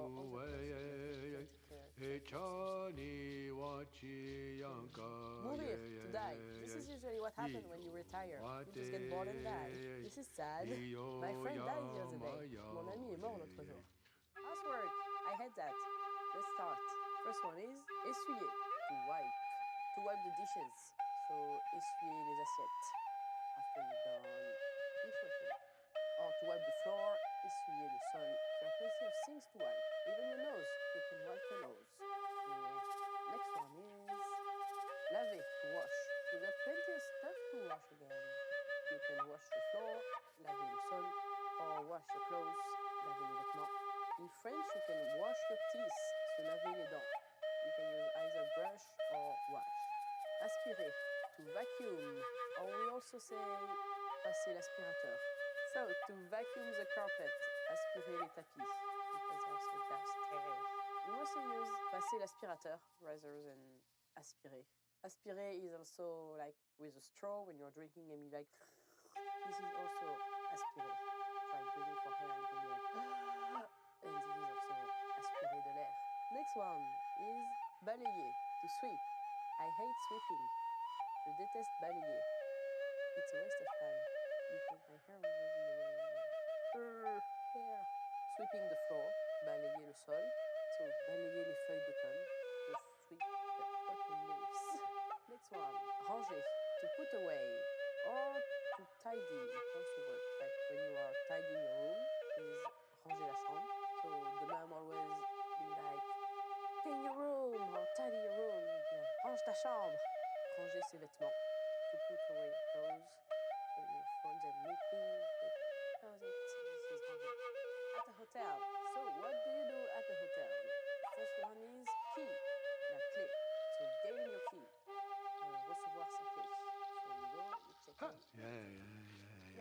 Don't lose your key. Hi-yo, Ne perdez yo, pas vos what, clés.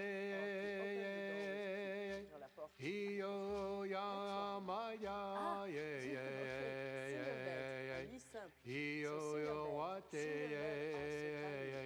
Les lits simples, Hi-yo, c'est ya, ma, petit. ya, Single bed for one person room. Un lit simple Hi-yo, pour une yo, chambre pour what, une personne. The idea when I'm traveling by Hi-yo, myself, ya, ma, ya, double bed because it's the same Hey, price. And it's bigger and you can Chanto roll. chignaka wa Next one then is double bed.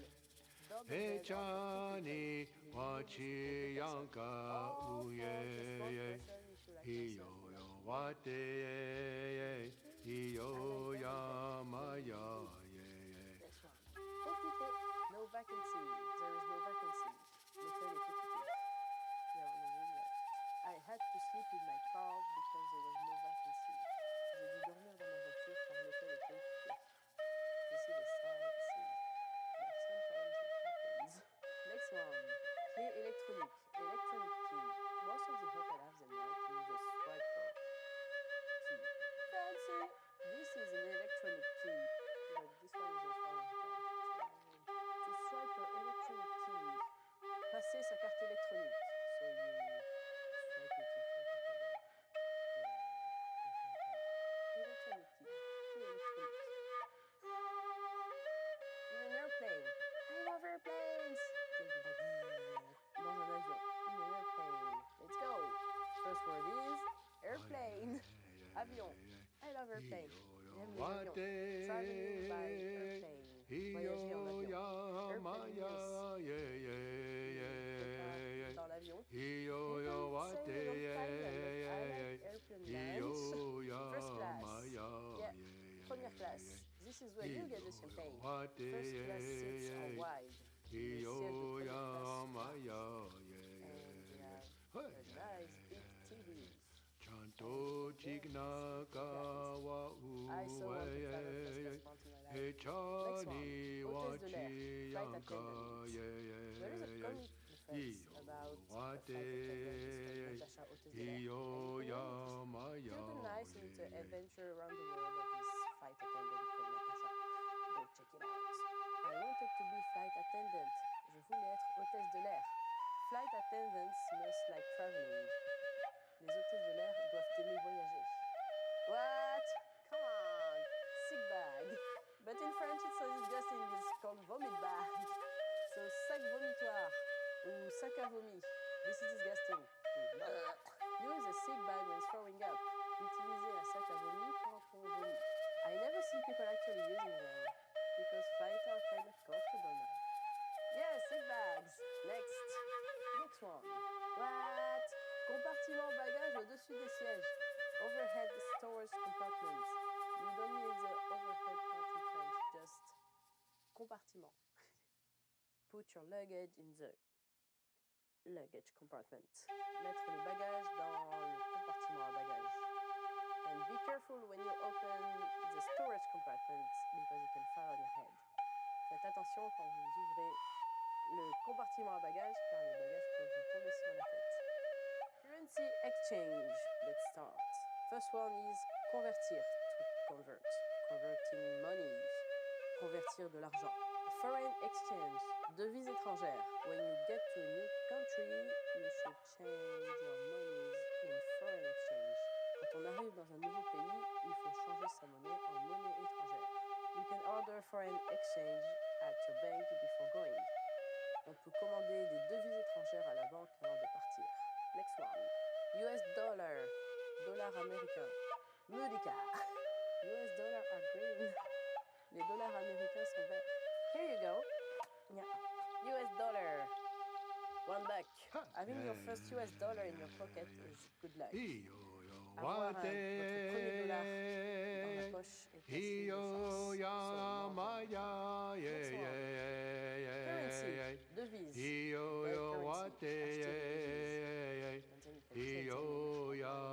So pièce, coin. Let's flip a coin. And fame. Lancer une pièce de monnaie. To flip a coin. So heads or tails. Tails, I'm sorry. You lose. having many coins in your wallet. Chanto Avoir beaucoup de pièces chignaka dans wa Answers. Hey Chani wachi yanka grandmother. Here you are, grandmother. Grand-mère, grandma's cooking, la cuisine de grand-mère. Or grandma's cookies, les cookies de grand-mère. And then it's grandfather, grand-père. We have this expression in French that if clothing look for really old people, it's like, oh, you're wearing grandpa's clothing, or you look like a grandpa. Tu ressembles à un grand-père. To go fishing with your grandfather.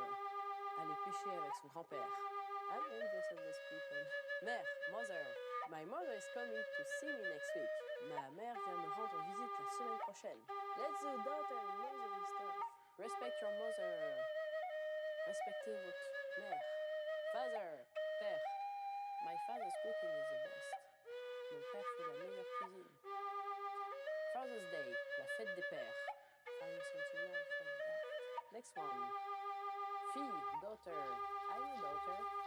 I have 2 daughters. J'ai 2 filles. And the end. What about your family members? You can leave me a comment and check the word list. And we'll see you next time. Bye. Father and son going fishing. But you already did that with grandpa, so maybe you get tired of fishing. Want to speak real French from your first lesson?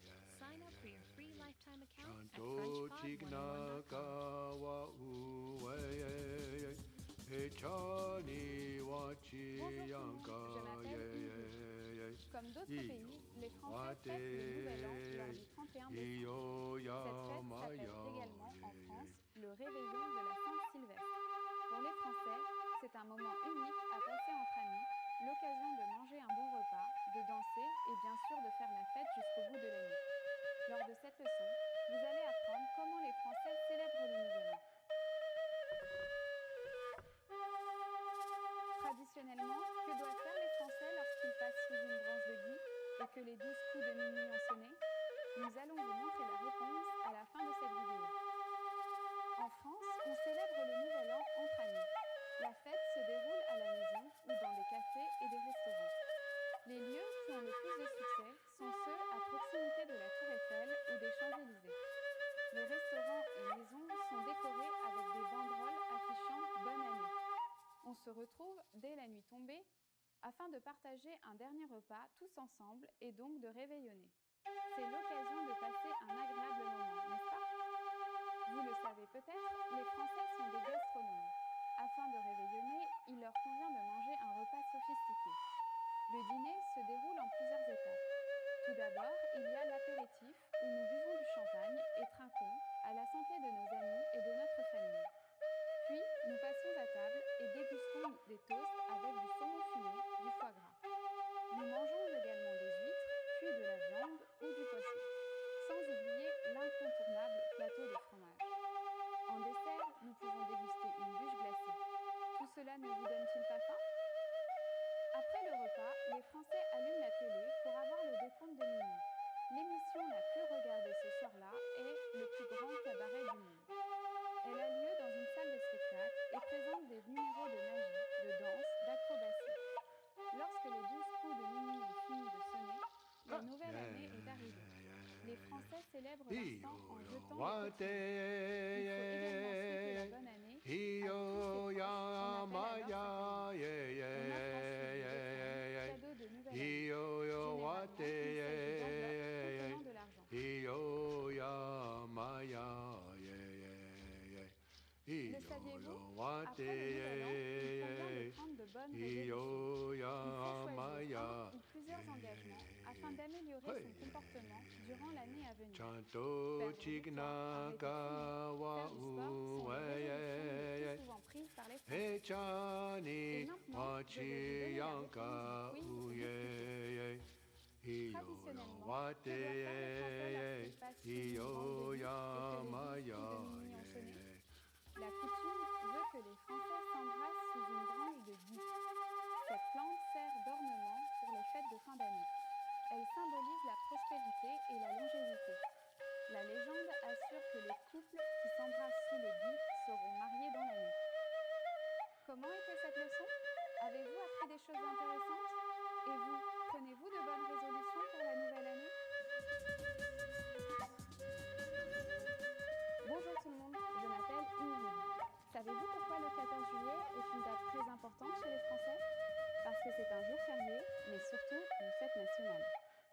fête commémore deux événements. Le premier est la prise de la Bastille le 14 juillet 1789. Le deuxième est la fête de la Fédération créée en 1790. Dans cette leçon, nous verrons pourquoi et comment les Français célèbrent cette fête nationale. Quel spectacle les Français peuvent-ils admirer le soir du 14 juillet dans toutes les villes de France? Nous allons vous montrer la réponse à la fin de cette vidéo. La fête du 14 juillet existe depuis 1880. La prise de la Bastille, qui a eu lieu le même jour en 1789, symbolise le début de la Révolution française. En effet, des Parisiens en colère contre la monarchie s'emparent ce jour-là de la vieille forteresse, qui était également une prison. La fête de la Fédération est créée en 1790 par l'Assemblée. Elle incarne l'unité, la réconciliation des Français et célèbre également la prise de la Bastille. Chaque année, depuis 1880, a lieu un défilé militaire à Paris en présence du président de la République. Les militaires sont à pied, à cheval, en voiture ou dans des avions. Ils descendent l'avenue des Champs-Élysées, la place de l'Étoile et vont jusqu'à la place de la Concorde où ils saluent le président et son gouvernement. Ce défilé attire des milliers de Français. Ceux qui ne peuvent pas venir le voir à Paris le regardent à la télé. Les deux chaînes françaises qui diffusent cet événement attirent des millions de téléspectateurs chaque année. Le soir, les Français peuvent faire la fête puisque des bals sont organisés dans la plupart des villes. Ils ont le choix car différents styles de bal et de musique sont proposés au sein même d'une seule ville. À Paris, le bal le plus populaire est le bal des pompiers. Il est organisé dans la caserne même des pompiers et réunit des personnes de tous les âges, de toutes les professions.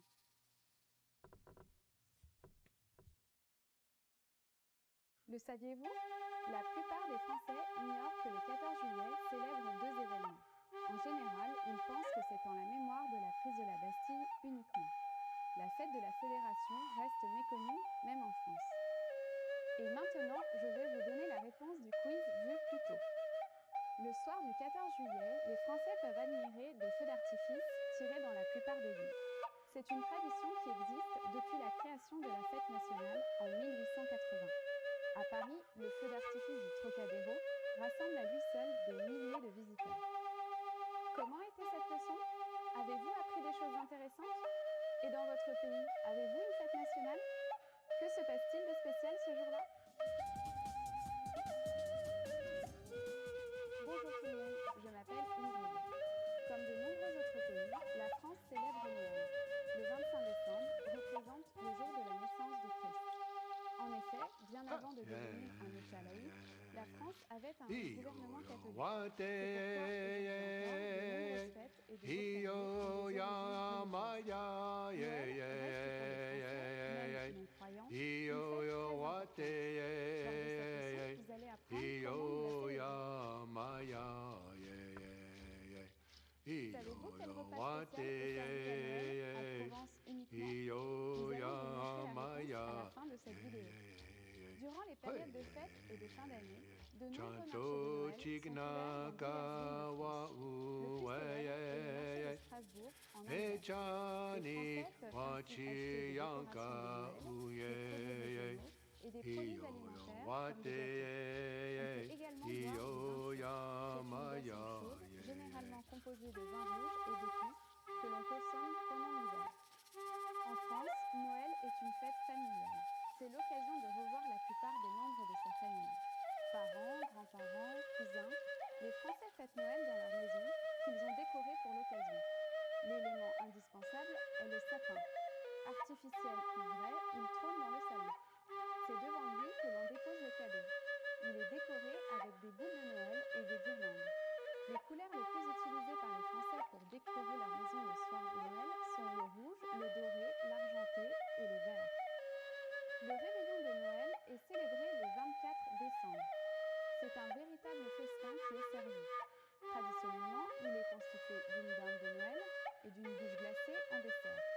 Les Français dégustent également des huîtres ou des escargots. Pour les cadeaux, ils sont offerts après le repas, à minuit ou le lendemain matin. Les enfants français croient au Père Noël et il n'est pas rare qu'un des membres de la famille se déguise ainsi afin de leur offrir leurs cadeaux. La chanson de Noël française la plus connue est « Petit Papa Noël. Elle a été écrite par Raymond Delphi et la musique est composée par Henri Martin. Elle raconte l'histoire d'un petit garçon qui s'adresse au Père Noël. Et maintenant, je vais vous donner la réponse du quiz vu plus tôt. En Provence, un repas de Noël différent des autres régions de France est servi. Il s'agit des 13 desserts. Traditionnellement, ils représentent Jésus et les 12 apôtres. Les 13 desserts sont composés de fruits secs, de fruits frais, de chocolat et autres douceurs. Comment était cette leçon? Avez-vous appris des choses intéressantes? Et dans votre pays, célébrez-vous Noël? Bonjour tout le monde, je m'appelle Ingrid. Si vous connaissez l'histoire française, vous savez peut-être que le 11 novembre 1918 est une date importante pour les Français. C'est d'ailleurs un jour férié. Cette date est celle d'un armistice, une convention signée par plusieurs gouvernements afin de stopper des combats entre armées. Elle marque ainsi la fin de la Première Guerre mondiale. Dans cette leçon, nous allons apprendre pourquoi les Français célèbrent l'armistice du 11 novembre 1918. Savez-vous quel surnom est donné aux soldats français de la Première Guerre mondiale? Nous allons vous montrer la réponse à la fin de cette vidéo. La Première Guerre mondiale est un conflit militaire qui a lieu principalement en Europe entre 1914 et 1918. Cette guerre est traumatisante pour la France car c'est le pays le plus touché avec 1,4 million de morts. Elle prend fin lorsque les Anglais, les Français et les Allemands signent l'armistice le 11 novembre 1918. Chaque 11 novembre, le président de la République française exécute un rituel afin de commémorer cette date. Il dépose une gerbe tricolore devant la tombe de Georges Clemenceau, symbole de la victoire de la Grande Guerre. Puis, il remonte les Champs-Élysées escorté par les cavaliers de la garde républicaine, puis passe les troupes militaires en revue sur la place Charles de Gaulle. Enfin, il se recueille sur la tombe du soldat inconnu sous l'Arc de Triomphe. Le dernier poilu français, Lazare Ponticelli, est décédé le 20 janvier 2008 à l'âge de 110 ans. Après sa mort, il a été décidé que le 11 novembre ne serait plus seulement un hommage aux soldats de la Première Guerre mondiale, mais également à tous les soldats français décédés en opération. Dans les villes et villages français, des petites cérémonies sont organisées chaque année. Ce sont généralement des musiciens, par exemple des fanfares, qui interprètent des morceaux de musique. Les Français peuvent aller assister à ces concerts qui sont généralement gratuits. En ce jour férié, le président de la République porte le bleuet de la France à sa boutonnière. Il arrive que certains Français le portent également. Cette fleur symbolise le soutien et la solidarité de la France envers les anciens combattants, les veuves et les orphelins. Et maintenant, je vais vous donner la réponse du quiz vu plus tôt. Les soldats français de la Première Guerre mondiale étaient surnommés les poilus. À l'époque, le mot poilu pouvait désigner dans le langage familier quelqu'un de courageux et de viril. Surnommer les soldats français de poilus indiquait donc qu'ils étaient téméraires. Comment était cette leçon? Avez-vous appris des choses intéressantes? Dans votre pays, célébrez-vous également la fin de la Première Guerre mondiale? Bonjour tout le monde, je m'appelle Ingrid. Comme d'autres pays, la France célèbre la fête du travail. Le 1er mai est le seul jour férié obligatoirement chômé et payé en France. Les bus et les métros ne fonctionnent pas et tous les magasins sont fermés. Seuls certains centres indispensables comme les hôpitaux restent ouverts. Ce jour férié est la fête du travail. Dans cette leçon, nous allons apprendre pourquoi et comment les Français célèbrent la fête du travail. Savez-vous comment autrefois un jeune homme déclarait sa flamme avec une fumée le 1er mai? Nous allons vous montrer la réponse à la fin de cette vidéo. En juin 1889, le congrès de la Deuxième Internationale socialiste est réuni à Paris pour le centenaire de la Révolution française. Il décide de faire du 1er mai un jour de lutte à travers le monde avec pour objectif la journée de travail du 8 heures. Cette date est choisie en hommage au mouvement du 1er mai 1886 de Chicago lorsqu'une grève est lancée par des syndicats, suivie par 400 000 salariés afin d'obtenir la journée de 8 heures. C'est en 1947 que le 1er mai, en France, devient un jour férié et payé. Sur une proposition de Raymond Lavigne, la deuxième internationale socialiste décide de faire de chaque 1er mai une journée de manifestation avec pour objectif la réduction de la journée de travail à 8 heures. Cette revendication a été obtenue, mais de la tradition de manifester pour les droits des travailleurs est restée. Chaque année depuis, de grandes manifestations ont lieu dans toute la France lors du 1er mai. Les plus importantes d'entre elles ont lieu à Paris. Les Français manifestent en défilant dans les rues. Ils crient des slogans et portent des pancartes sur lesquelles sont affichées leurs idées politiques. Le 1er mai est également le jour du muguet. Cette coutume a été lancée en 1561 par Catherine de Médicis, lorsque son fils, le jeune roi Charles IX, alors âgé de 10 ans, offrit un brin de muguet aux dames présentes.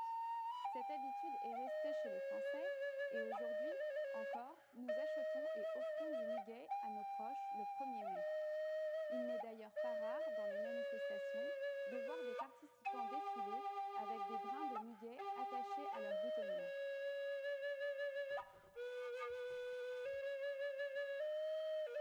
Un film français intitulé 1er mai est sorti en 1958. Yves Montand, un célèbre acteur français, incarne le rôle principal. Le film raconte la journée peu ordinaire que vont vivre un père et son fils lors de ce jour férié. Et maintenant, je vais vous donner la réponse du quiz vu plus tôt. Avant que la tradition du muguet existe, il y avait celle de l'arbre de mai. Les jeunes hommes célibataires devaient se rendre en forêt du afin de tronçonner un arbre et le déposer devant la porte de la jeune fille souhaitée se marier. Comment était cette façon? Avez-vous appris des choses intéressantes? Dans votre pays, fêtez-vous la fête du travail également? Avez-vous un jour précis pour manifester? Laissez-nous un commentaire sur FrenchPod101.com et à très bientôt. Want to speak real French from your first lesson? Sign up for your free lifetime Chanto account at FrenchPod101.com.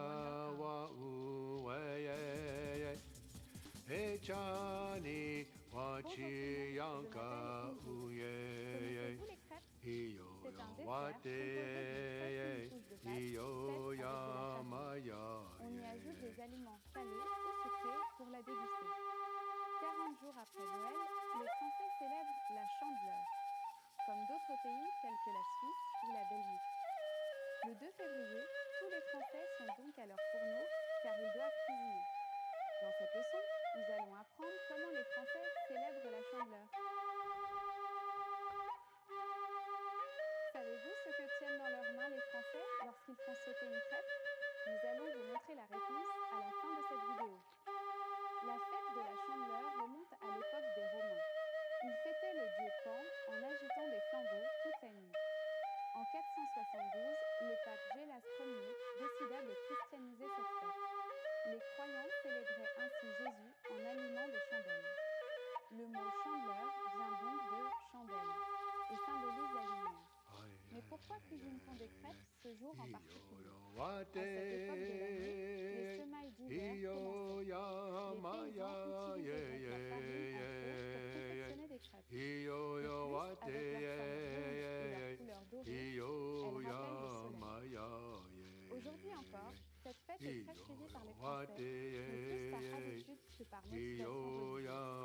Quelques semaines avant, les Français peuvent voir des publicités pour les pâtes à crêpes dans les magazines ou à la télévision.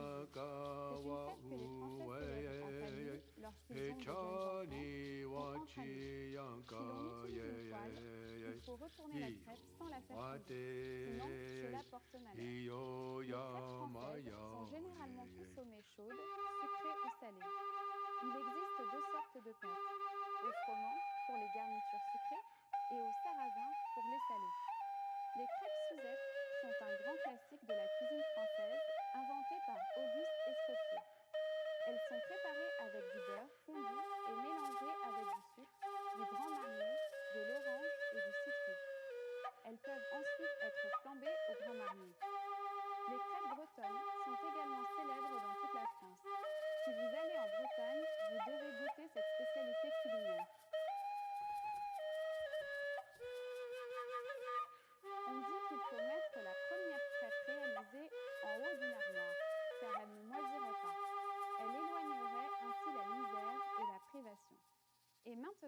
vais vous donner la réponse du quiz vu plus tôt. Lorsqu'ils font sauter leur crêpe, les Français tiennent dans leurs mains une pièce de monnaie. Traditionnellement, c'était un louis d'or. Si la crêpe retombe correctement dans la poêle, cela garantit la prospérité toute l'année. Comment était cette leçon? Avez-vous appris des choses intéressantes? Et vous, fêtez-vous la Chandeleur? Bonjour tout le monde, je m'appelle Ingrid. Connaissez-vous la galette des rois? C'est un gâteau composé généralement de pâte feuilletée. Les Français dégustent ce dessert le 6 janvier car ils célèbrent l'Épiphanie. Malgré tout, ce jour n'est pas férié. Dans cette leçon, nous allons découvrir ce qu'est l'Épiphanie et comment elle est fêtée en France. Savez-vous quelle est la particularité de la galette des rois destinée au président de la République française? Nous allons vous montrer la réponse à la fin de cette vidéo. Le mot épiphanie est d'origine grecque et signifie apparition. Pour les Grecs, les épiphanes sont des dieux qui se rendent visibles face aux hommes. Le 6 janvier, on célèbre ainsi les dieux grecs, d'où le mot épiphanie. Plus tard, cette fête sera christianisée. Chez les chrétiens, l'épiphanie célèbre la rencontre de trois rois mages, Gaspard, Melchior et Balthazar, avec le Fils de Dieu, Jésus. C'est pour cela que les Français utilisent l'expression tirer les rois et manger une galette des rois lorsqu'ils dégustent ce dessert. Il existe différentes sortes de galettes des rois en France. Dans le nord de la France, c'est un gâteau en pâte feuilletée. On peut le manger avec de la confiture, il la fondue avec de la farine, du chocolat ou des fruits également. Dans le sud de la France, c'est une brioche aux fruits confits et en forme de couronne. La galette la plus célèbre et la plus vendue en France est celle en pâte feuilletée, fourrée à la frangipane. La particularité de la galette des rois est qu'elle contient une fève, une petite figurine. Il en existe de toutes sortes. Chaque année, des boulangeries proposent une série de fèves basées sur un même thème. Par exemple, il y a des figurines représentant une célébrité française. La fève est cachée dans la galette et celui qui l'obtient en mangeant sa part devient le roi de la journée. Traditionnellement, avant de la manger, l'enfant le plus jeune de la famille se cache sous la table et désigne à quelle personne doit être attribuée chaque part de la galette.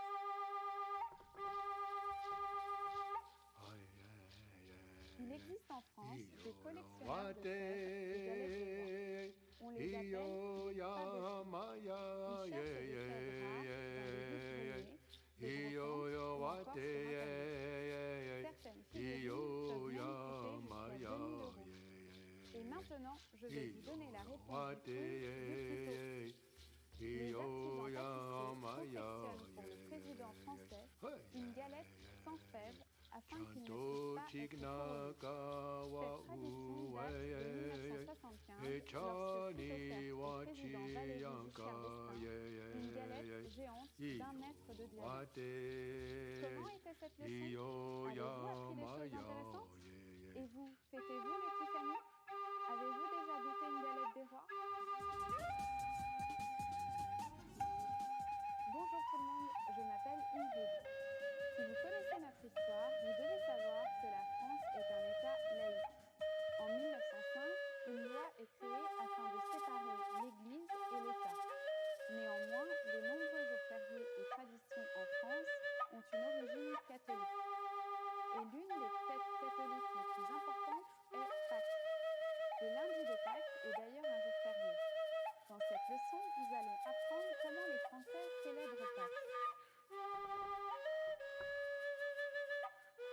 Savez-vous ce que mangent généralement les Français pour Pâques? Et attention, je ne parle pas des œufs en chocolat.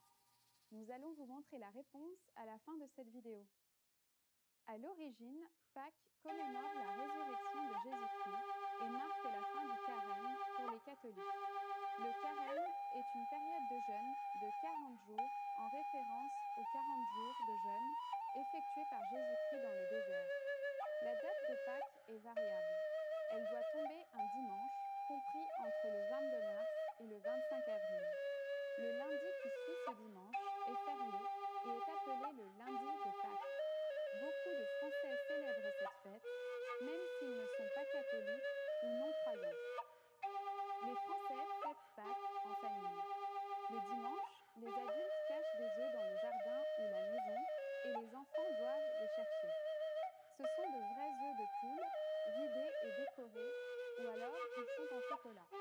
traditionnellement, on offrait des œufs à Pâques car durant le carême, on ne pouvait pas en manger.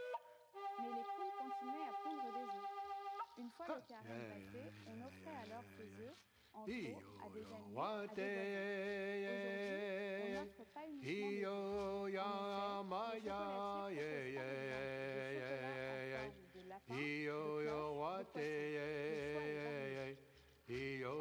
En France, on raconte aux jeunes enfants que ce sont les cloches qui apportent les œufs de Pâques. Car la tradition veut que les cloches des églises sonnent chaque jour de l'année, mais au moment de Pâques, elles sont silencieuses du jeudi au samedi.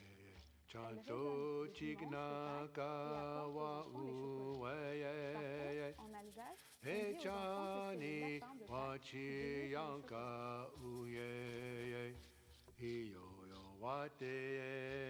Connaissez-vous le premier ragoût? C'est un jour où l'on fait des farces aux œufs. On colle un poisson en papier dans le dos d'une personne.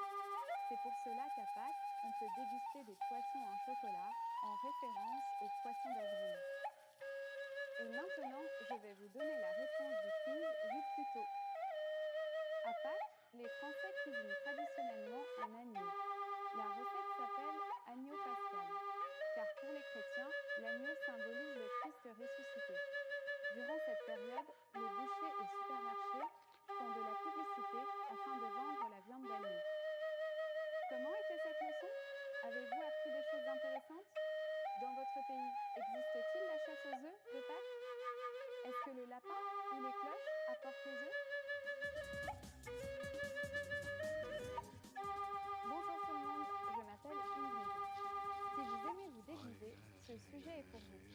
Entre février et mars arrivent une fête très appréciée des Français. Elle leur permet de défiler en costume et de manger différents desserts.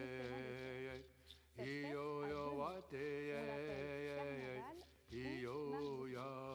Dans cette leçon, vous allez apprendre pourquoi et comment les Français célèbrent mardi gras.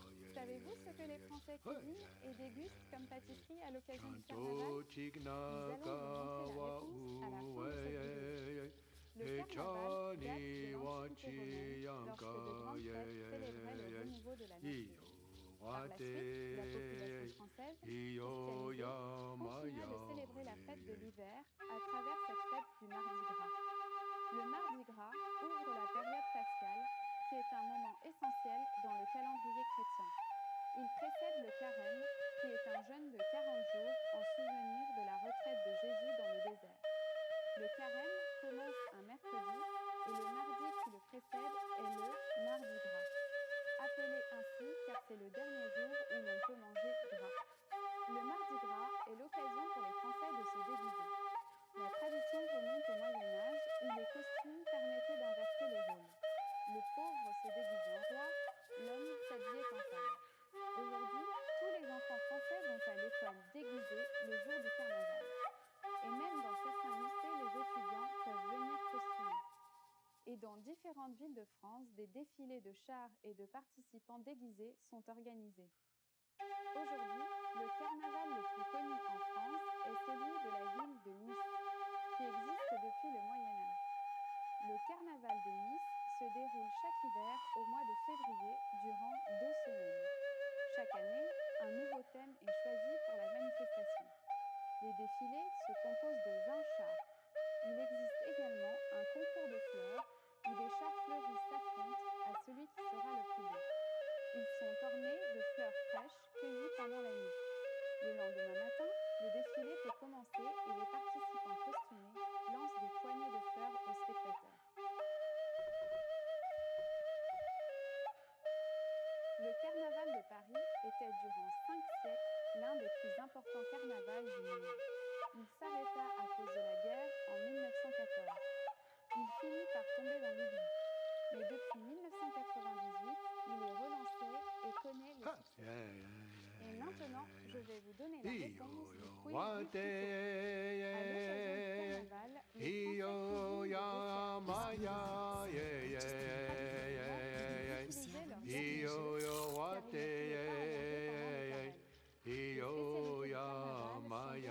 前にこれをしたことありますか？前にこをしたことはありますか？ Existe-t-il un carnaval What do dans you le do in your pays? spare time? Comment le célébrez-vous? 暇な時は何をしますか？暇な時は何をしますか？ I play the guitar. ギターを弾きます。ギターを弾きます。 Ou jouer d'un instrument dans la rue si nous le souhaitons. Dans cette leçon, nous allons apprendre comment les Français célèbrent What's la your fête de la hobby? musique. 趣味は何ですか？ Savez-vous 趣 quel 味は instrument 何 de で musique す est か？ le plus pratiqué chez les Français? Nous allons vous montrer I'm la sorry for réponse your à la loss. fin de cette vidéo. La fête de la musique a été créée en 1982 par le ministère de la Culture. L'idée vient à l'origine du musicien américain Joel Cohen, qui travaillait alors pour une radio française. Il voulait que les groupes de musique jouent le 21 juin au soir, jour de l'été. Cette idée est finalement adaptée par Maurice Piron et mise en place en France par Jack Harris, le ministre de la Culture. L'idée est de rendre la musique accessible. Want to speed up your language learning? Get access to all of our best PDF cheat sheets for free. Just click the link in the description and sign up for your... Beat it. Fête de la musique, fête de la musique. Il repose sur un jeu de mots. En effet, le mot fête a ici la même sonorité que le verbe faire à l'impératif de la troisième personne du pluriel. Ainsi donc, de nombreux musiciens appliquent ce slogan, puisque chaque 21 juin compte environ 18 000 concerts pour environ 5 millions de musiciens ou chanteurs amateurs, rassemblant près de 10 millions de spectateurs. En France, la fête de la musique est connue par 97% des Français. En principe, les bars et les restaurants doivent fermer aux alentours de minuit et demi. Mais le soir de la fête de la musique, ils ont une autorisation spéciale qui leur permet de rester ouverts beaucoup plus tard dans la nuit afin d'accueillir le public. De plus, la date du 21 correspond le plus souvent avec le solstice d'été. C'est le jour le plus long de l'année. La nuit tombe très tardivement, ce qui permet aux Français de profiter un maximum des concerts organisés. La fête de la musique commence à s'exporter en 1985 à l'occasion de l'année européenne de la musique. En moins de 15 ans, elle est reprise dans plus de 100 pays sur les 5 continents. Et maintenant, je vais vous donner la réponse du quiz vu plus tôt. En France, l'instrument le plus pratiqué est la guitare, suivi de près par le piano. Mais le piano est l'instrument le plus enseigné dans les écoles de musique, tandis que beaucoup de personnes jouent de la guitare en amateur, sans professeur. Comment était cette leçon? Avez-vous appris des choses intéressantes? Dans votre pays, existe-t-il la fête de la musique? Y participez-vous? Laissez-nous un commentaire sur FrenchPod101.com et à très bientôt! Want to speak real French from your first lesson? Sign up for your free lifetime account at FrenchPod101.com.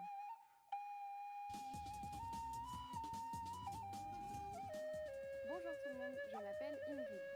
Si vous vivez en Europe, alors peut-être connaissez-vous les Journées du patrimoine. Il s'agit du 3e week-end de septembre, durant lequel il est possible de visiter des édifices historiques et autres biens publics, bien souvent fermés au public. Cette manifestation permet également de visiter des musées à prix réduit ou même gratuitement. Savez-vous qui est à l'origine de cette initiative française? Nous en parlerons lors de cette leçon. Savez-vous quels sont les monuments les plus visités en France durant les Journées du patrimoine? Nous allons vous montrer la réponse à la fin de cette vidéo. Le patrimoine recouvre l'ensemble des héritages du passé d'une civilisation donnée, qu'ils soient matériels ou immatériels. Les premières Journées du patrimoine ont été lancées en 1984 par le ministère français de la Culture. L'initiative vient du ministre Jack Harris. La date est fixée au 3e dimanche de septembre. Suite au succès des Journées du patrimoine organisées par la France, plusieurs pays européens décident de reprendre l'idée dès 1985. Le but de cet événement est de faire découvrir au public la richesse du patrimoine historique et culturel d'un pays. Depuis 1995, un thème national est choisi chaque année afin de mettre en lumière un aspect particulier du patrimoine et de ne pas lasser les participants. Par exemple, en 2012, le thème était « Le patrimoine caché ». Ces thématiques favorisent les ouvertures inédites et des animations particulières. En effet, les établissements ouverts au public proposent des animations originales et très diversifiées. Visites guidées, concerts de musique, représentation théâtrale. Le but est toujours d'intéresser le public tout en l'informant. La France a la chance d'être un pays qui a su conserver son patrimoine. Elle héberge plus de 40 000 monuments, biens publics et sites protégés, dont un tiers classés. En effet, 33 sites culturels sont classés au patrimoine mondial de l'humanité. Il y a également plus de 8 000 musées en France. Les journées du patrimoine mettent en avant l'intérêt de protéger ces monuments.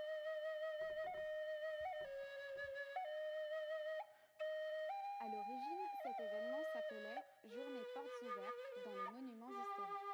C'est en 1992 qu'il a pris le nom de Journée nationale du patrimoine. Depuis 2000, on appelle également ce week-end Journées européennes du patrimoine, car cette initiative a été suivie dans toute l'Europe. Et maintenant, je vais vous donner la réponse du quiz. Lors des Journées du patrimoine, ce sont les lieux officiels du gouvernement qui sont le plus souvent visités, comme le palais de l'Élysée, le palais Bourbon ou encore le palais du Luxembourg. Certains lieux sont interdits de visite le reste de l'année. Comment est fait cette leçon? Avez-vous appris des choses intéressantes? Dans votre pays, existe-t-il les journées du patrimoine? Allez-vous visiter des monuments durant ce week-end? Bonjour tout le monde, je m'appelle Ingrid. Si vous vivez en Europe, alors peut-être connaissez-vous les journées du patrimoine. Il s'agit du 3e week-end de septembre, durant lequel il est possible de visiter des édifices historiques et autres biens publics, bien souvent fermés au public. Cette manifestation permet également de visiter des musées à prix réduit ou même gratuitement. Savez-vous qui est à l'origine de cette initiative française? Nous en parlerons lors de cette leçon. Savez-vous quels sont les monuments les plus visités en France durant les journées du patrimoine? Nous allons vous montrer la réponse à la fin de cette vidéo. Le patrimoine recouvre l'ensemble des héritages du passé d'une civilisation donnée, qu'ils soient matériels ou immatériels. Les premières journées du patrimoine ont été lancées en 1984 par le ministère français de la Culture. L'initiative vient du ministre Jack Lang. La date est fixée au 3e dimanche de septembre. Suite au succès des journées du patrimoine organisées par la France, plusieurs pays européens décident de reprendre l'idée dès 1985. Le but de cet événement est de faire découvrir au public la richesse du patrimoine historique et culturel d'un pays. Depuis 1995, un thème national est choisi chaque année afin de mettre en lumière un aspect particulier du patrimoine et de ne pas lasser les participants. Par exemple, en 2012, le thème était « Les patrimoines cachés ». Ces thématiques favorisent des ouvertures inédites et des animations particulières. En effet, les établissements ouverts au public proposent des animations originales et très diversifiées. Visites guidées, concerts de musique, représentations théâtrales. Le but est toujours d'intéresser le public tout en l'informant. La France a la chance d'être un pays qui a su conserver son patrimoine. Elle héberge plus de 40 000 monuments, biens publics et sites protégés, dont un tiers classés. En effet, 33 sites culturels sont classés au patrimoine mondial de l'humanité. Il y a également plus de 8 000 musées en France. Les journées du patrimoine mettent en avant l'intérêt de protéger ces monuments.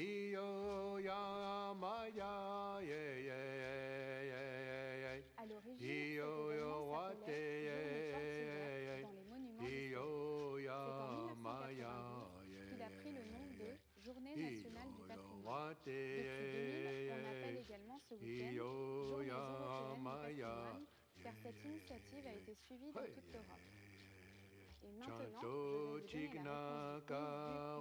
Lors des journées du patrimoine, ce sont les lieux officiels du gouvernement qui sont le plus souvent visités, comme le palais de l'Élysée, le palais Bourbon ou encore le palais du Luxembourg. Certains lieux sont interdits de visite le reste de l'année. Comment est fait cette leçon? Avez-vous appris des choses intéressantes? Dans votre pays, existe-t-il les journées du patrimoine? Allez-vous visiter des monuments durant ce week-end?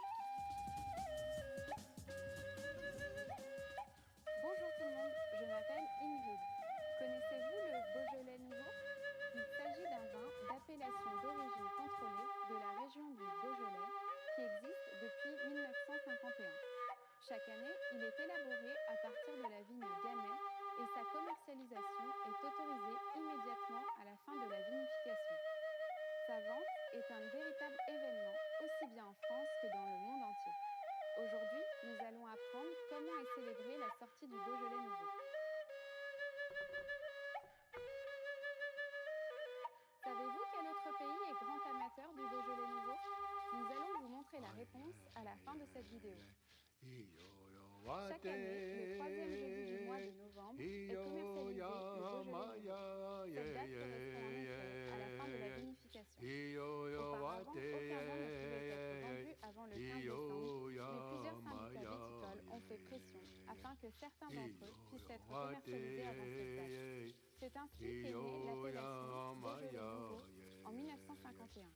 C'est en 1985 qu'est fixée la date de sortie du Beaujolais nouveau, chaque troisième jeudi de novembre. Ce vin tient son nom de la région du Beaujolais, là où il est produit. Cela représente une zone de 55 km de long, entre Mâcon au nord de l'Ardèche, près de Lyon au sud. Cette région viticole est connue pour ses vins typiques, vins rouges issus à 99% du cépage gamay. La région du Beaujolais produit chaque année une moyenne de 50 millions de bouteilles de Beaujolais nouveau aujourd'hui. Le Beaujolais nouveau n'a pas une très bonne réputation auprès des Français. En effet, c'est un produit viticole jeune et il n'est pas considéré comme un vin de dégustation. Néanmoins, cela n'empêche pas les Français de le consommer comme vin de table. En France, les trois régions qui consomment le plus de ce vin sont la région parisienne, la région Est et la région Centre-Est. Sa mise en vente chaque année fait l'objet d'animations et de fêtes commerciales dans toute la France. Tous les Français connaissent et ont eu l'occasion de goûter ce vin.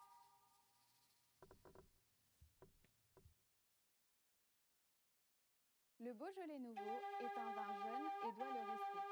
En effet, il ne peut se conserver longtemps. Au-delà de 6 mois, il n'est plus consommable. Il faut donc se dépêcher de le finir. Et maintenant, je vais vous donner la réponse du quiz vu plus tôt. Le Japon est un pays où le Beaujolais nouveau est très apprécié. Chaque année, environ 8 millions de bouteilles sont exportées de la France vers le Japon. Comment était cette leçon? Avez-vous appris des choses intéressantes? Avez-vous déjà bu du Beaujolais nouveau? Aimez-vous ce vin? Bonjour tout le monde, je m'appelle Ingrid. Connaissez-vous la Saint-Valentin? Il s'agit de la fête des amoureux que les Français célèbrent le 14 février. En France, cette fête s'adresse uniquement aux couples. Dans cette leçon, nous allons apprendre pourquoi et de quelle façon nous fêtons la Saint-Valentin. Connaissez-vous l'illustrateur français qui s'est fait connaître grâce à des dessins de couples d'amoureux? Nous allons vous montrer la réponse à la fin de cette vidéo. La Saint-Valentin est d'origine païenne. Les Romains fêtaient Lupercus, le dieu de la fécondité. Plus tard, le pape Gélase, en 498, fixe le 14 février comme le jour de la fête de Saint-Valentin en l'honneur des trois martyrs prénommés Valentin. Mais les historiens ignorent encore aujourd'hui pourquoi la fête de l'amour a été associée avec ces trois martyrs. La Saint-Valentin, telle qu'on la connaît aujourd'hui en France, arrive au XVe siècle grâce à Charles d'Orléans, qui a pris connaissance de cette fête alors qu'il était prisonnier en Angleterre. En France, chaque année, la Saint-Valentin fait débat. Il y a ceux qui sont pour et ceux qui sont contre. Cette fête est souvent critiquée car vue comme purement commerciale. De plus, les célibataires se sentent stigmatisés.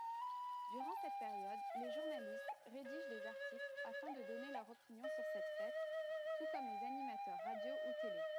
Tous les Français en parlent et tout le monde donne son avis. Néanmoins, cette fête connaît un grand succès. De nombreux magasins sont décorés avec du rouge et du rose, les couleurs de l'amour. D'après les sondages, plus de la moitié des Français déclarent célébrer la Saint-Valentin. Généralement, les couples s'offrent des week-ends ou des voyages à deux. Le parfum est également un cadeau très prisé. Les roses rouges sont quant à elles l'élément décoration indispensable.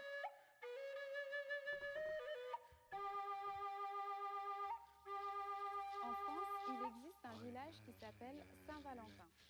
De nombreux touristes français, mais également chinois ou japonais, viennent y célébrer la fête des fous. Les participants peuvent recevoir un diplôme des amoureux remis en main propre par le maire de la commune. Et maintenant, je vais vous donner la réponse du quiz vu plus tôt.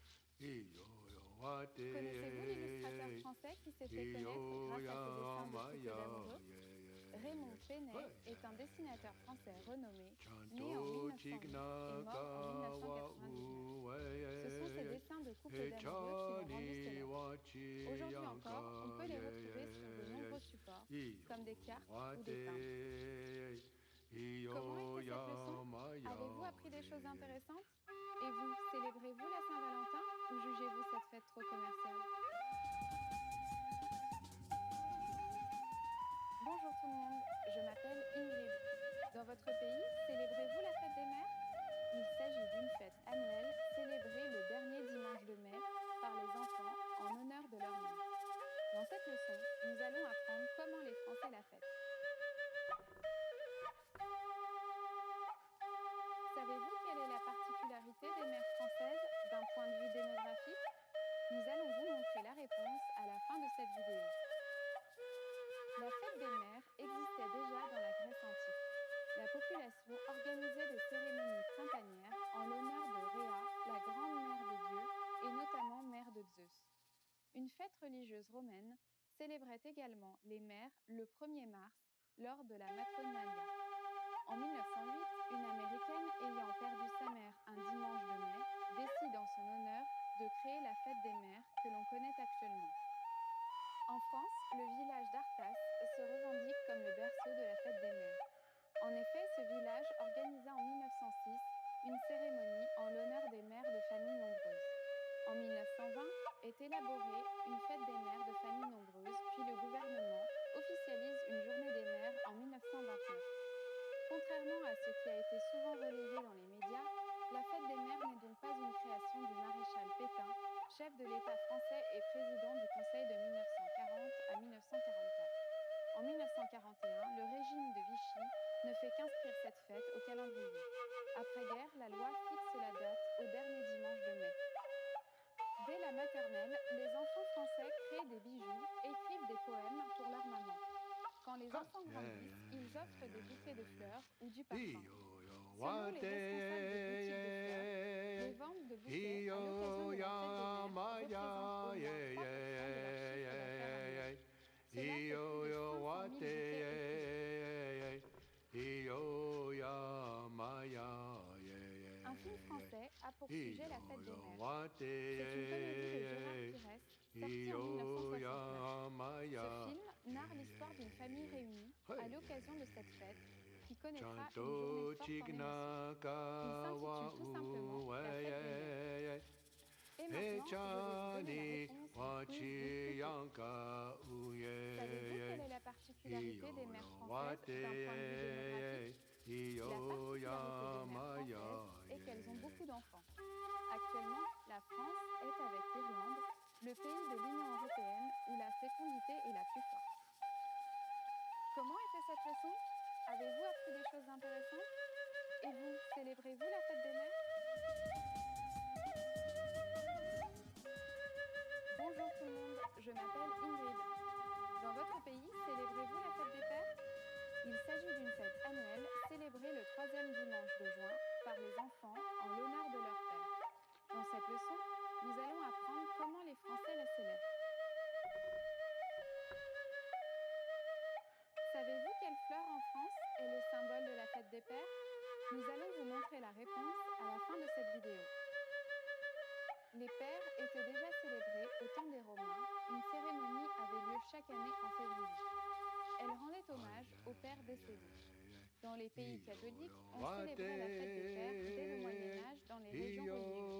Le 19 mars était en effet le jour de la Saint-Joseph. Or, celui-ci était le père adoptif de Jésus. En France, la fête des mères existait déjà, mais rien n'était fait pour les pères. Celle-ci est alors lancée en France en 1949 par une marque de briquets, les briquets bretons Flaminaire. À l'époque, l'image type du papa est celle d'un homme qui fume, car la cigarette est à ce moment un attribut typiquement masculin. L'entreprise de briquets choisit la date du 3e dimanche de juin, comme aux États-Unis, pour diffuser sa marque en même temps qu'une fête qui lui tient à cœur. Contrairement à la fête des mères, cette fête des pères n'est pas imposée par la loi. Les enfants français créent dès la maternelle des cadeaux pour leur papa. Quand ils sont plus grands, ils offrent des cadeaux qu'ils ont achetés en magasin. Les produits les plus offerts par les Français pour leur père sont les vêtements, les produits culturels, puis les parfums. Chaque Français dépense en moyenne 40 € à l'occasion de cette fête.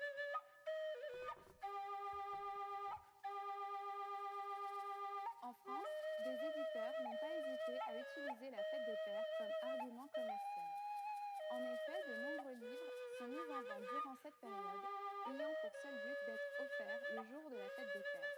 Il y a par exemple le livre des pères formidables ou Petit livre à offrir à son papa. Et maintenant, je vais vous donner la réponse du quiz vu plus tôt.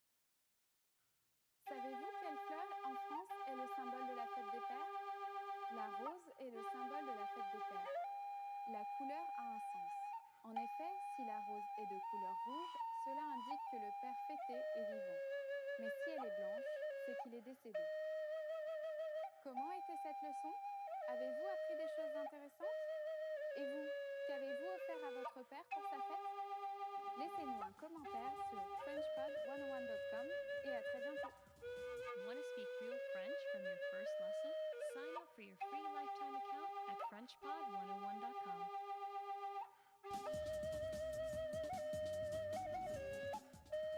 Bonjour tout le monde, je m'appelle Ingrid. Dans votre pays, célébrez-vous la fête des grands-mères? Il s'agit d'une fête annuelle fêtée le premier dimanche de mars par les petits-enfants en l'honneur de leur mamie.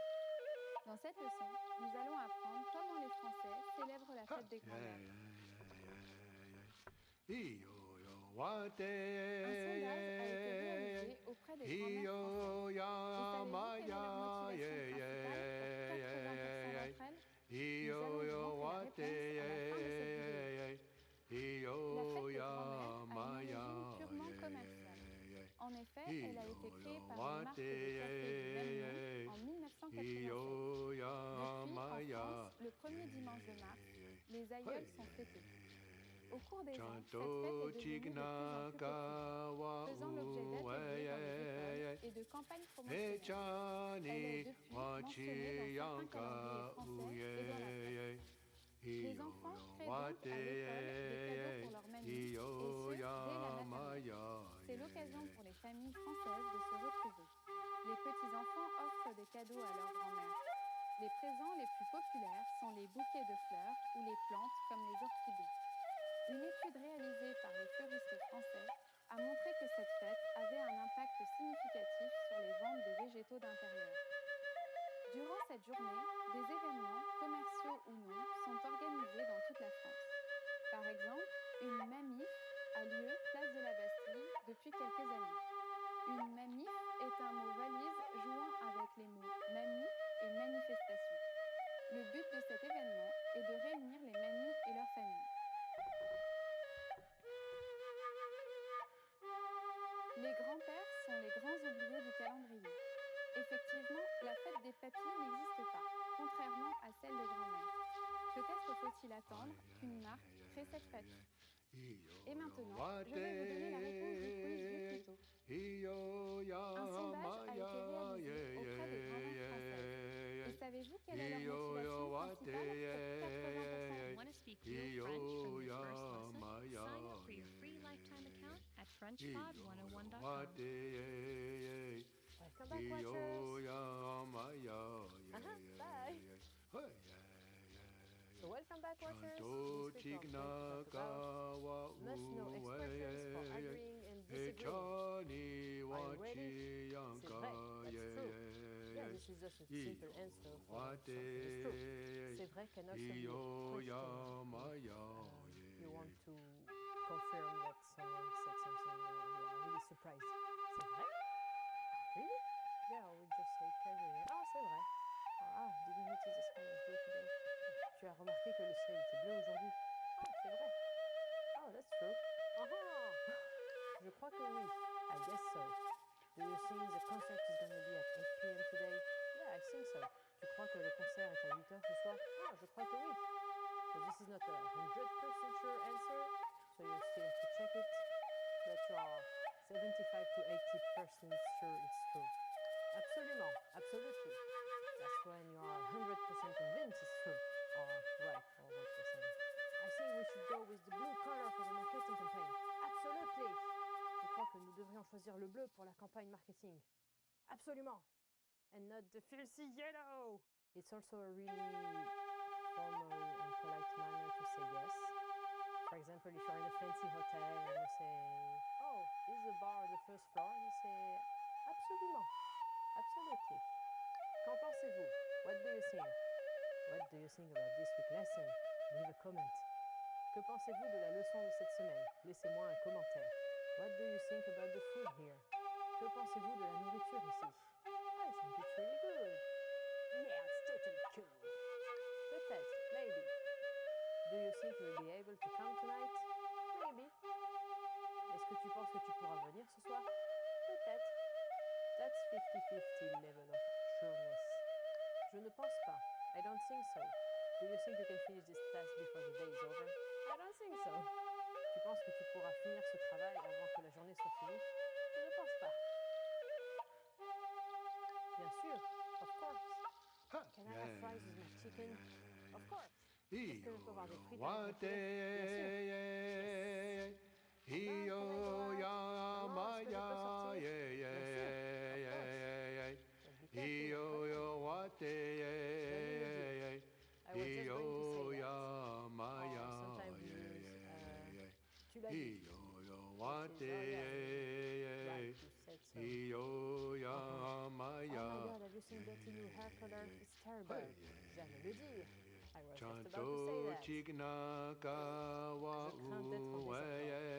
I'm afraid I disagree. I don't like black people. I'm afraid I disagree. That's racist. Je n'aime pas la musique pop. Je crains d'être en désaccord. I don't like pop music. I'm afraid I disagree. Hey, what kind of music do you like, guys? Leave a comment. Aucun doute là-dessus. No doubt about it. Here you are 120% sure. It's true. So, use it when you are only really sure. This episode of Weekly Word is going to be awesome. No doubt about it. Cet épisode de French Weekly Words va être super bien. Aucun doute là-dessus. Il va signer le contrat, aucun doute là-dessus. He is going to sign the contract, no doubt about it.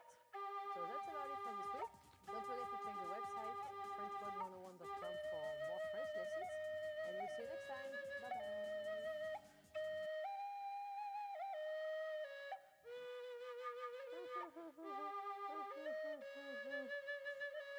Hi watchers! Welcome back, and this way we are going to talk about 10 words for connecting thoughts.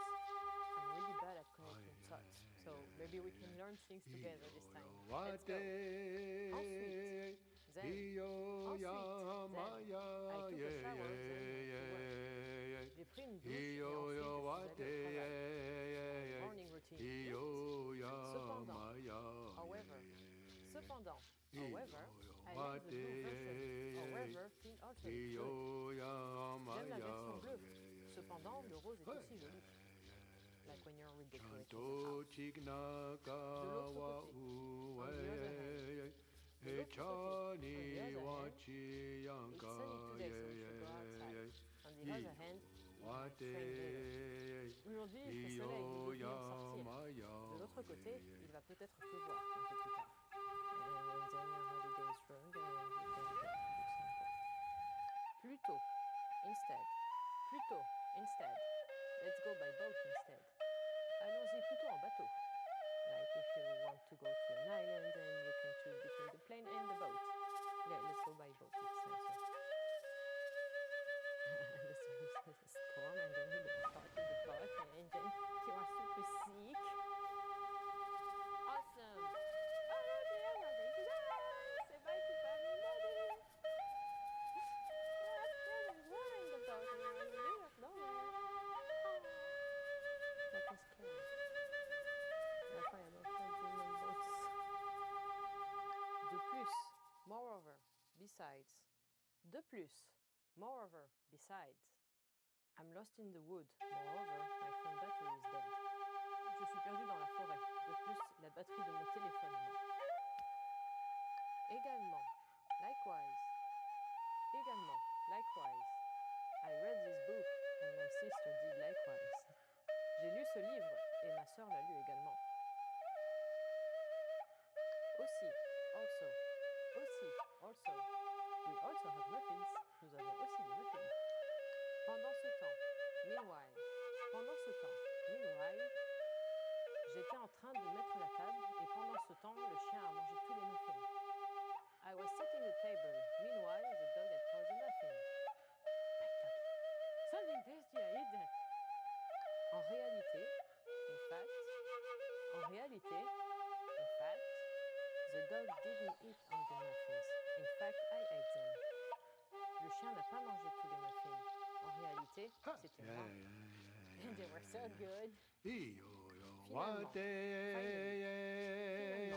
finally,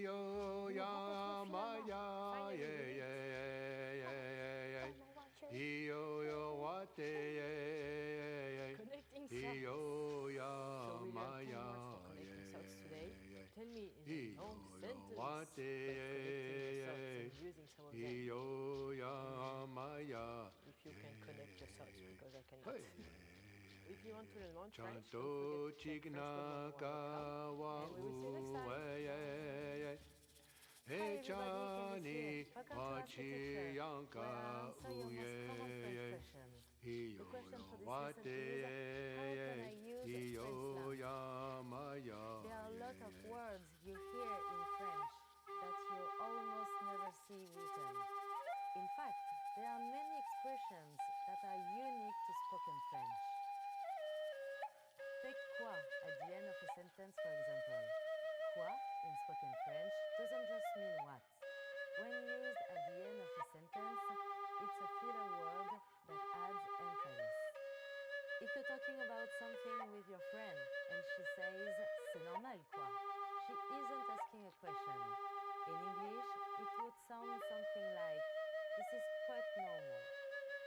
She's emphasizing how average or usual the situation is. A very popular slang word among young people is genre. It can be translated to the filler word like in English. For example, c'était genre trop bien would be it was like amazing. Another common word that's used differently in spoken slang is se casser, which means to go separate ways or to split up. Say you're at lunch with some friends and you have another appointment to go to. You might say, on se casse, to signal the end of the get-together. The closest equivalent would be, let's get out of here. However, be careful when you use it, because it can come off as a little rude. On a similar note, casse-toi means get lost, which can be mean or playful, so be careful with this one too. Let's look at some words you'll usually only use in conversation. Un boulot is literally a job. Boulot comes from the French verb boulotter, which means to work with secrecy. Its nuance is more of what I do to get by, rather than what I do for a living, which would be le travail. Un petit boulot, or sometimes just un boulot, is a part-time or odd job. Un bouquin is the casual word for a book. Bouquin comes from the Dutch boek, which also means book and has a similar pronunciation. Wash. France has a strong academic culture and informal discussions over books are prevalent. So many people use bouquin in more casual settings instead of livre, which is the formal way to say book. The word buffet means to scarf down food. When you're really hungry,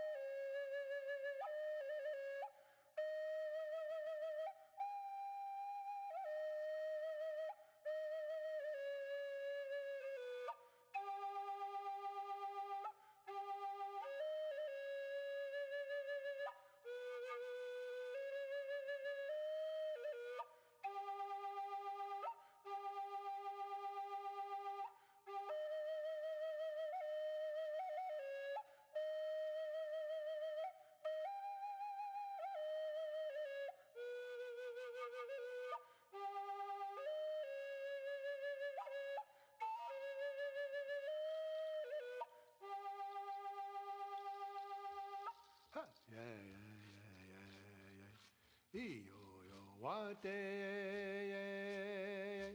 iyo ya maya iyo yo wate iyo ya maya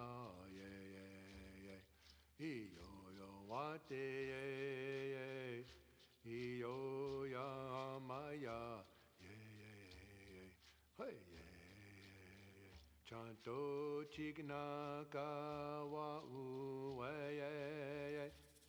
e chani wachi yanka uye iyo yo wate iyo ya maya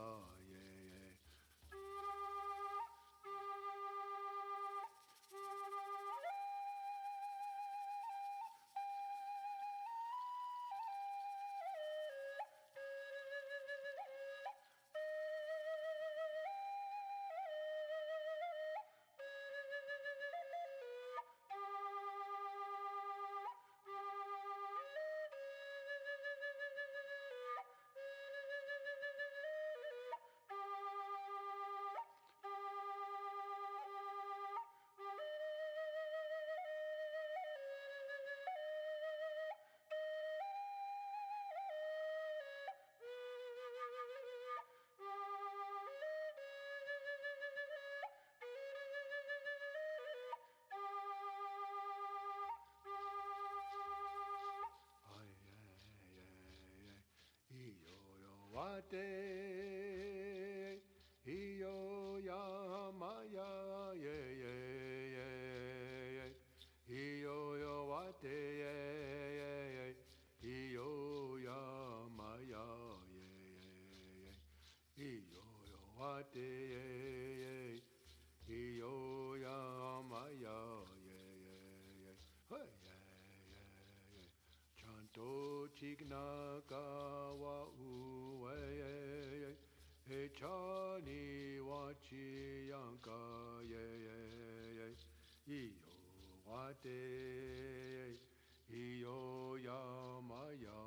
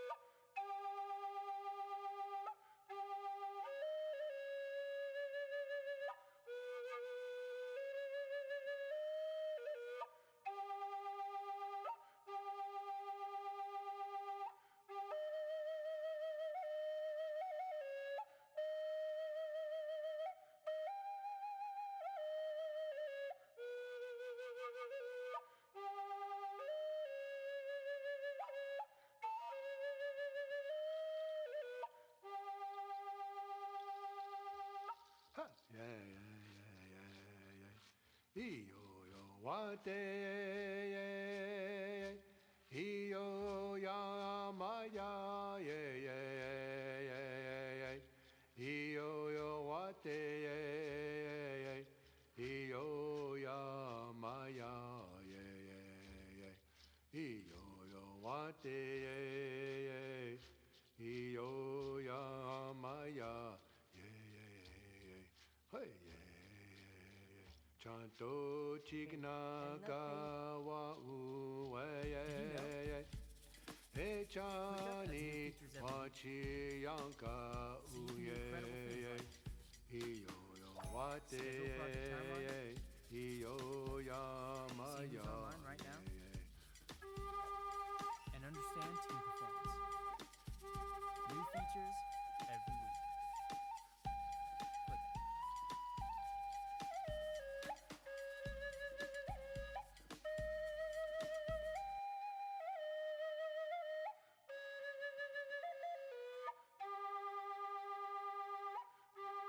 Hi, this is Edu and Ray, and these are Barner, the ultimate computer glasses. Edu and Ray used to work in fancy offices.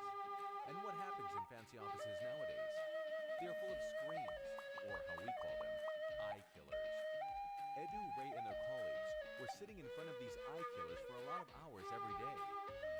Strained eyes, headaches, and also problems falling asleep were some of the symptoms suffered from looking at these eye killers. They were looking for a cure to reduce all these symptoms, using eye drops, those yellowish computer apps, looking at the horizon for 10 minutes every hour and blinking their eyes, even orange tinted glasses, but none of them were good solutions. This is why we created Barner, the ultimate computer glasses. Your eyes will not only feel more rested, you will improve focus and comfort in the office, sleep better, and enhance your well-being while looking cool wherever you go. Chani wachi yanka iyo wate iyo yamaya. Où sont les toilettes? Where is the bathroom? We don't have many available bathrooms in public places, and usually they are really dirty. So, or maybe if you are at someone's house, you can ask, où sont les toilettes? Enchanté, nice to meet you. Bonjour, enchanté, je m'appelle Lia, and here you have 3 students work together. Isn't it nice? Bonjour, je m'appelle Lia, enchanté. Comment ça va? Hi, nice to meet you. My name is Lia. How you doing? And you have all of them to greet people and start a nice conversation. So nice to meet you. Enchanté. À bientôt. See you soon. This is what I should say at the end of each video. See you soon. Or à bientôt. Use it when you leave. That's about it. À demain. See you tomorrow. See you tomorrow. À demain. Yeah. Au revoir. Bye bye or goodbye.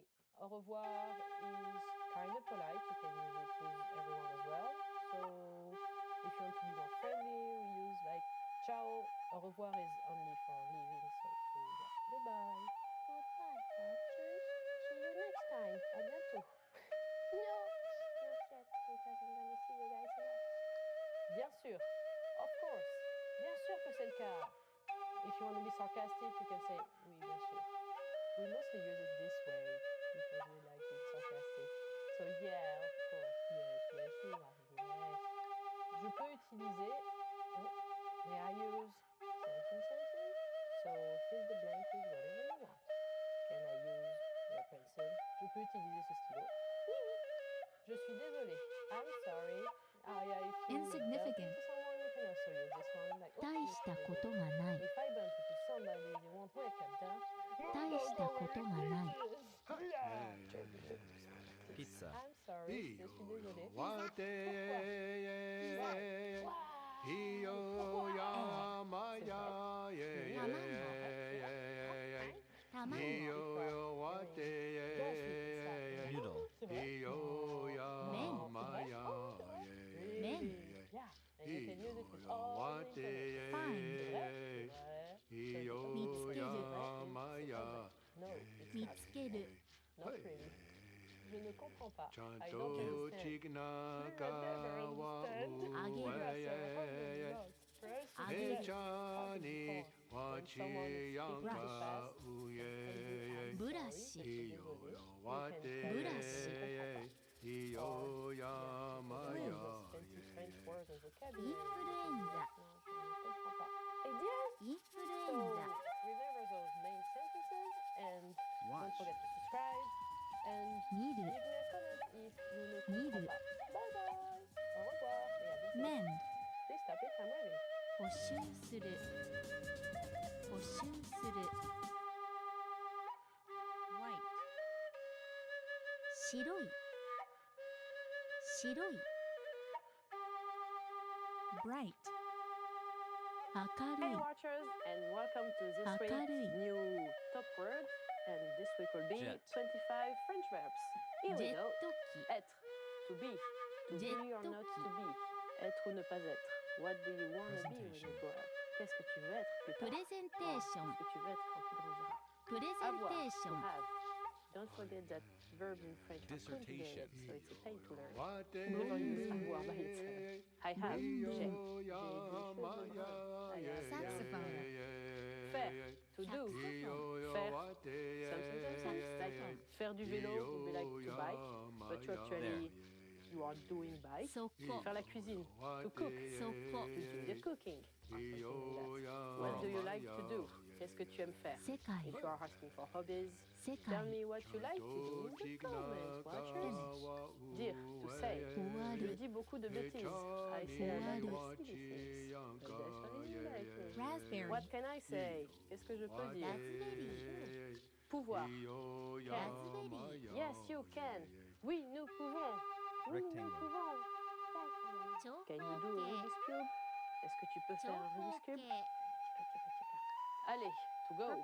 Just go. 紫 Va-t'en. Go away.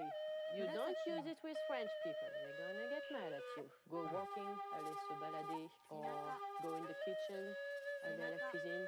To go on a trip, aller voyager. Jaguar. Voir, to see. Jaguar. I can see Jaguar. anything. Je peux rien voir. Boo. Interested. Peekaboo. You cannot see 興味 me. が On あ ne peut る pas me voir. Yeah. 興味 Vouloir. がある Want. I wanna rock right now. Je veux Football. rocker maintenant. Je veux rocker maintenant. Football. Sounds so lame. I want candy. Football. Je veux des bonbons. What do I want? Everything. I want Disgusting. lasagna. Je veux des lasagnes. ま I'm ず not い Garfield. Venir. Ma to zi. come. Tu dois venir t'amuser avec nous. Bored. Please come play with us. 退屈し Come た to Mundo.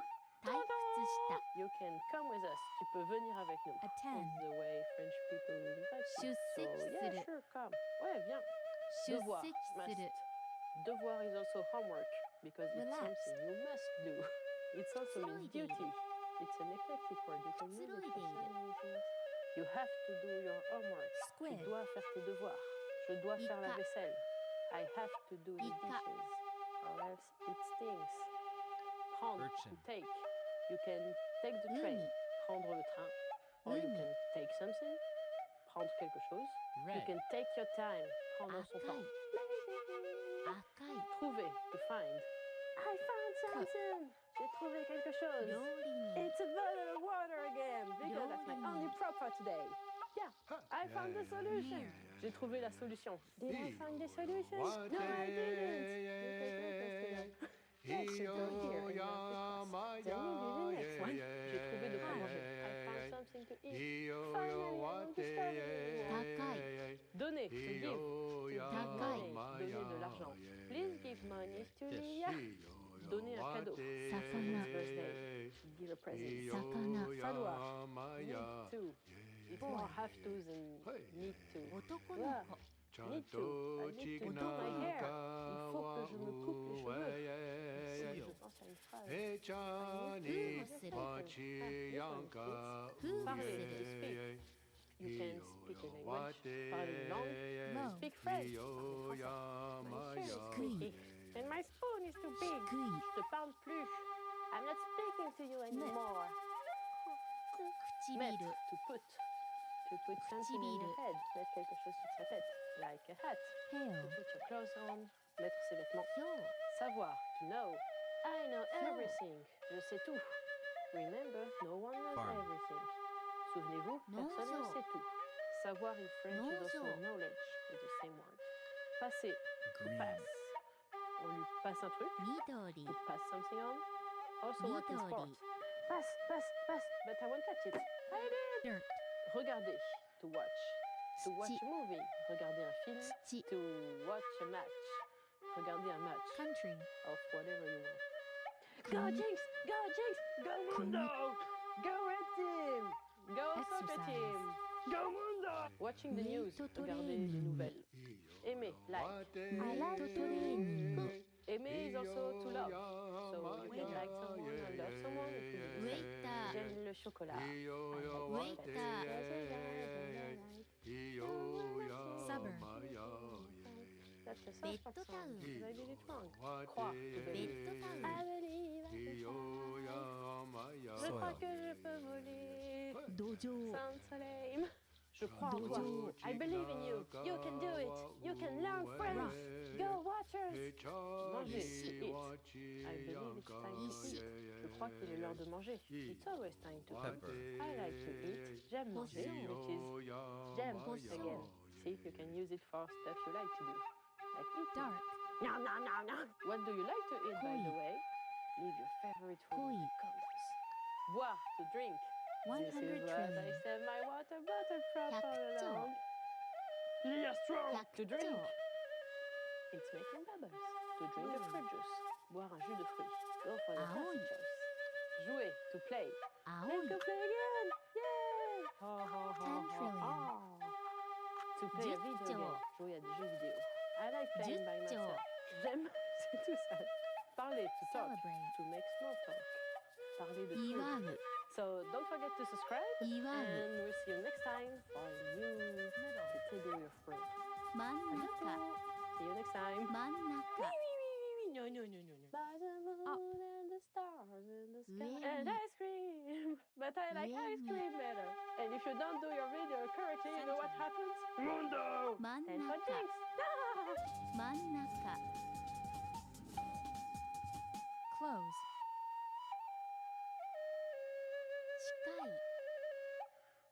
近い近い This week we're going to be doing top 25 French nouns. So let's start with that. 遠い Homme, 遠 man. い So homme, man. Le chien est le meilleur ami de l'homme. Dog is Stani. man's best friend. Oh, who is the doggy? Who is the doggy? Who is the fluffy doggy? No, doggy. Far I just stopped doing 遠 doggy. い Ami, 遠 friend. い Ami, friend. Best friend. Yellow. Le meilleur ami. I like hanging out with 黄色 my い friend. J'aime traîner avec mes amis. 黄色 When い I was little, I didn't have friends. Quand j'étais petite, Sunrise. j'avais pas d'amis. So 日の出 sad. Femme, 日の出 woman. Next one is femme. Sunset I'm a woman. 夕日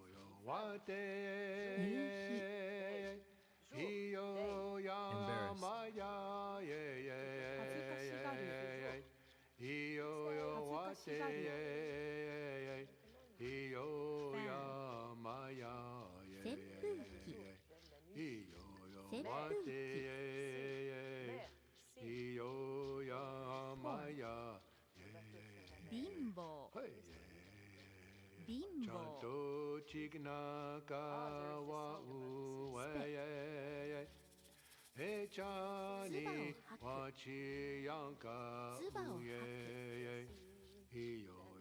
Torso 胴 Cough 咳をする Time. 咳をす Temps る can also be weather. Quel temps il fait? Paperclip What's the weather today? And ペーパークリップ le temps passe vite. Time ペー goes パークリ fast. ップ Oh, do you need more time? Main. Hand. Reservation. Main. Hand. 予約 Main. I hurt my 予 hand 約 yesterday. Je me suis fait mal aux mains hier. Pink. Because I was playing baseball with other ピンク girls. の Hurt so bad. ピンクの Pa! It smashes into your hand. Staple Se laver les mains. To ホ wash ッ your チキ hands. スの芯 Wash hands. ホッチキスの芯 Chose. Sing. Casual Chose. Sing. Plein 形 de 式 choses. ばらない Many things. Or when you 形式 don't ば know らない what to put in a sentence, you can Die. 死ぬ something. 死ぬ Famous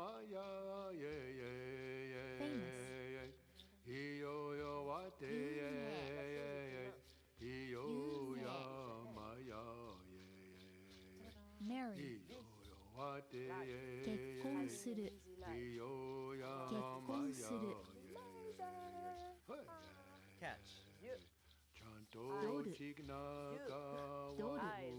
So be careful in French because the plural is very different. wachi Nejiru. Nejiru. Wate. Hanger. Iyo yamaya. Time. Time. What time is it? Il est quelle heure? Die. But also mean hour, Someru. and not only time. Moon. Someru. World. Moon. World. Enter. Travel around the world. Hairu. Tour du monde. Hairu. The World Cup. Silver. Coupe du monde. Gin. Enfant. Child. Gin. Enfant. Child. To adopt a child. Miss. Adopter un enfant. Hazusu. Hazusu. A child to go to school. Les enfants vont à l'école. See. Au. Fois. Time. Fois. Au. Time. It's like multiplier. Like Taste. 2 times 4. Aji ni suru. Or time like the Aji number ni of time suru. you do something. I went 2 times to see Dishwasher. this movie because it was so good. Shokki araiki. Deux fois parce qu'il était trop bien. Be Shokki careful with the araiki. writing on this one because there are many words that Power can outlet. pronounce fois, but with different Consento. ending. Moment. Consento. Take just a moment. Or like Turn it will off. take a really short amount of time. Ça va prendre juste un moment. Kesu. Depending on how you say it actually, you can vary. You can Kesu. say like, ça va prendre un moment. Match. It will take a long time. Good. Machi. You better be patient. Tête. Machi. Tête. Head. Se Needle. cogner la tête. To bump your head. Avoir la Chusha. tête sur les épaules. Having your head Chusha. on your shoulders. Meaning you have a straight Thermometer. head and a clear vision of what you do. Taiyonke. Very down to earth. Père. Taiyonke. Father. Père. Father. Company worker. J'aime mon papa. Père de 会社員。famille. The family 会社員。 Wate. 100 million. Iyo yamaya. Iyo Do. wate. Iyo yamaya. Letter. A cute girl. Wate. Iyo yamaya.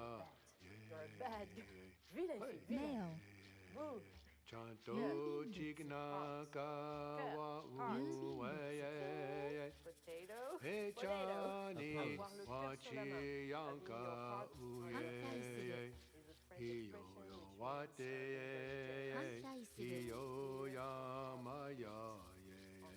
Revise. 改定する。 And then you put freaking music behind it. 改定する。 Oh, Welcome. year. Oh, 迎える。 1 year. Un an. 迎える。 2 years. 2 ans. J'ai 26 ans. Park. I'm 26. 駐車する。駐 Terre. 車する。 Earth. Ground. Soil. Turn. Terre with a capital letter would be earth. 曲がる。 Live on, and terre with no capital letter 曲が would be る。 the earth you walk on. So Square. if you mix earth and 広場。 water, it makes mud. Si vous 広場。 mélangez de la terre et de l'eau, ça fait de la boue. And then you Correct. apply it as a mask. 直す。 Monsieur, sir, 直す。 monsieur, sir. To dial. 電話をかける。 And monsieur. 電話をかける。 Iyo yamaya. 出かける。出かける。 Iyo wate. Iyo yamaya. 輸出する。輸出する。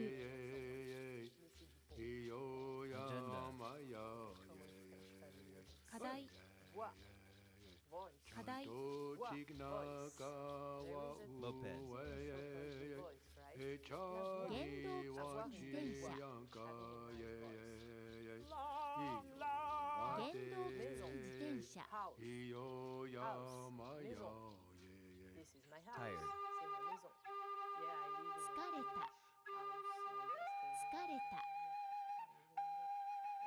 Start. 始める。 始める。 Cat. Chat. Move. Cat.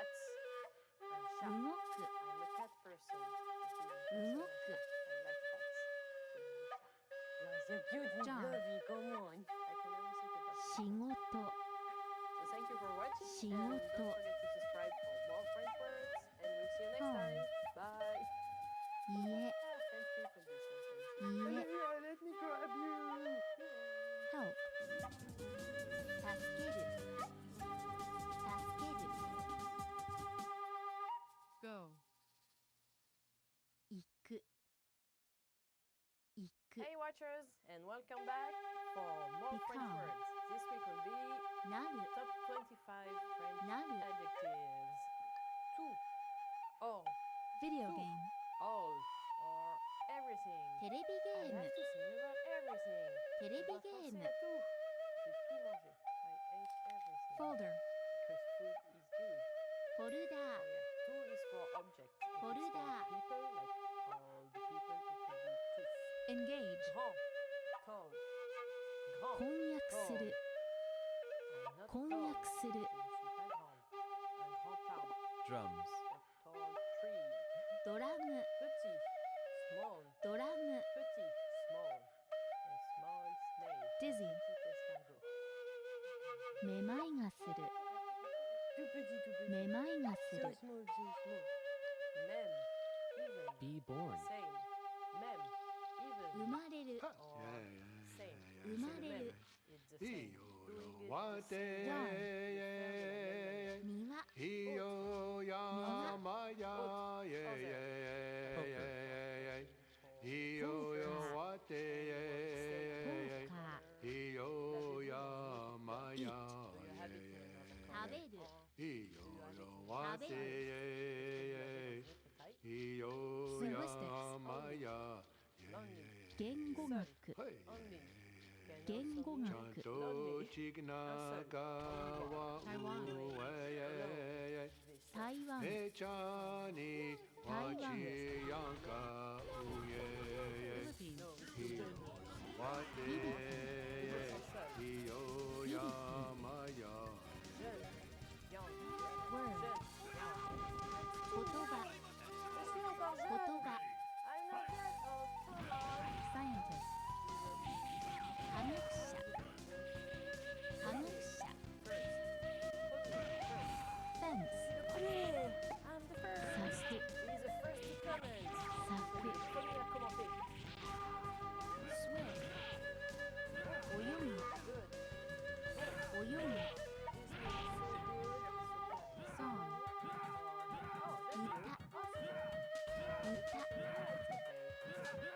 Quel? Sing Which? Quel? 歌 Which one is it? う歌う Sound. 売る売る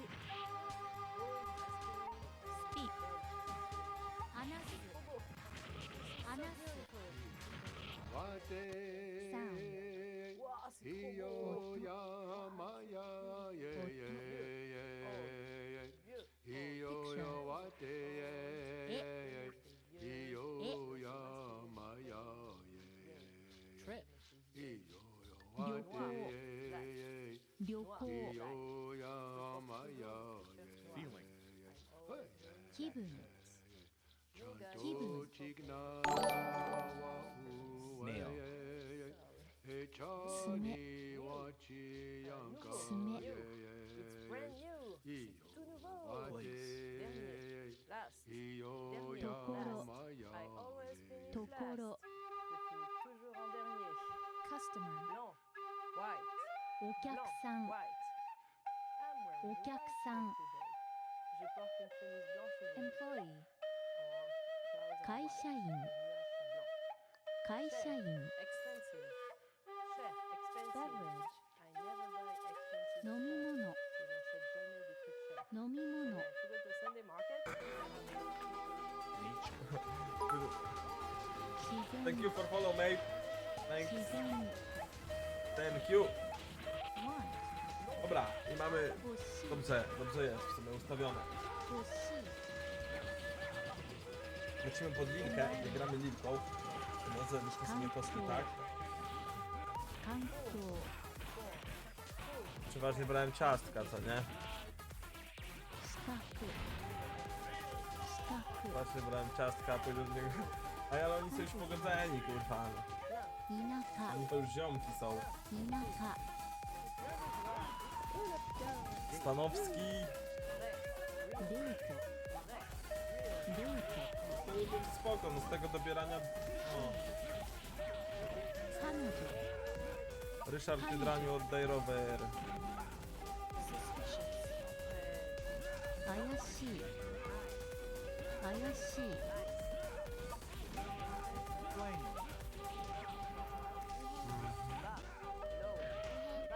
Ej, wiecie co? Potrzebuję pomysłu, jak zrobić zwiastun kanału, wiecie? Zwiastun kanału. Początek, odpierdolę się w garniturze, zacznę coś opowiadać.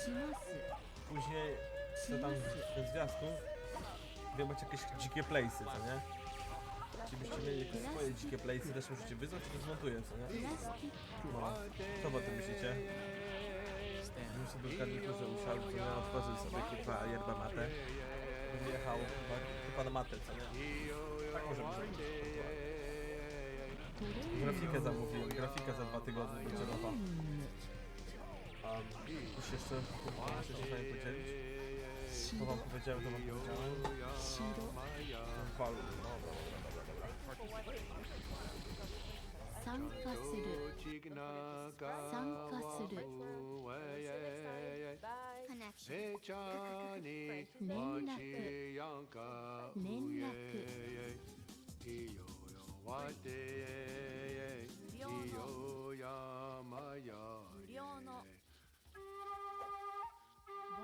Promise. 約束 約束 means Friday the 13th. In France, people believe that Friday the 13th Ban. is the day where bad things happen. Ban. It's because Friday is said to be an unlucky day, Architect. and 13 is said to be an unlucky 建 number 築家 according to religious belief. 建築 There 家 are other theories too about the origin of this superstition. Management. Je ne crois pas aux Kei-ei. superstitions. Et les vendredis 13, on Kei-ei. arrive beaucoup de bonnes choses. Safe 安全安全 Trèfle à 4 feuilles. Do you know Neat. about trèfle à 4 feuilles? Ow. Trèfle à 4 feuilles means 4-leaf clover. In France, it's believed that finding a 4-leaf clover will bring Burn. luck. It's because each leaf 焦げる represents some quality. 焦げる Hope, love, and the false one. Back. J'ai trouvé un trèfle à 4 feuilles.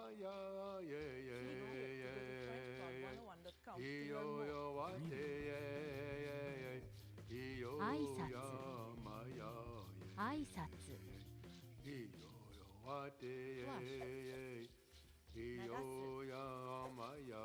Casser un miroir.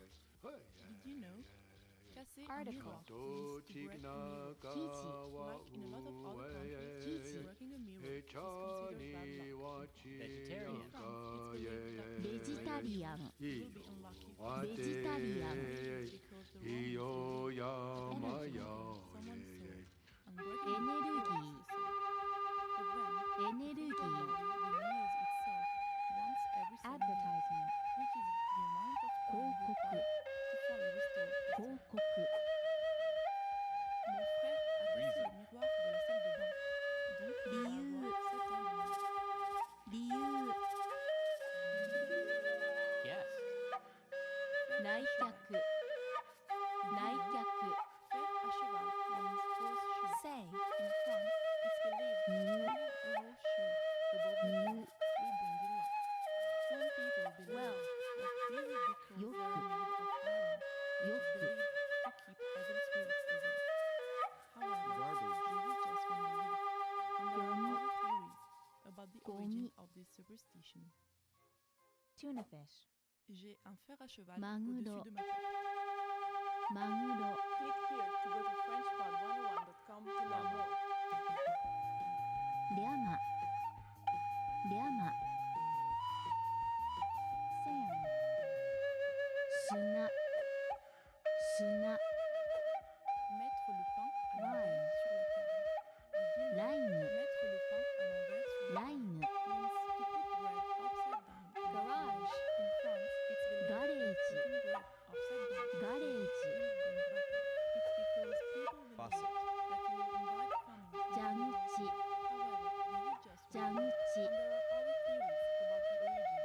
Tu as encore mis le pain à l'envers sur la table. Fais attention la prochaine fois. Thing. Mono. Mono. Toucher du bois. Did you know? Toucher du bois. Yeah, means to knock on wood. In France, Yo it's yo believed what that Yo ya ma ya Yo yo what Yo ya ma ya Yo yo what Yo ya ma ya Hey. Chanto chigna kawa uwe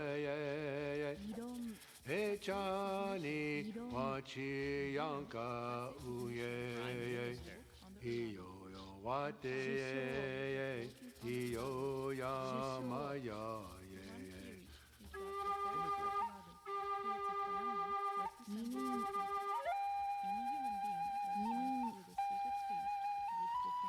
behavior. Ne passe pas sous l'échelle. C'est dangereux.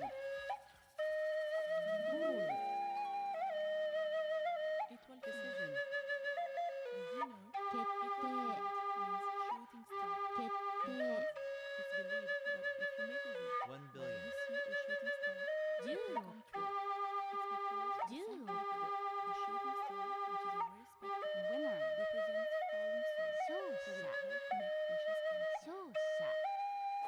Hier, j'ai vu une étoile filante Reality. et j'ai fait un jeu. J'espère qu'il sera Genjitsu. Click here to go to Genjitsu. FrenchPod101.com to learn more. Active. 活発。活発。Iyo yo wate Iyo ya maya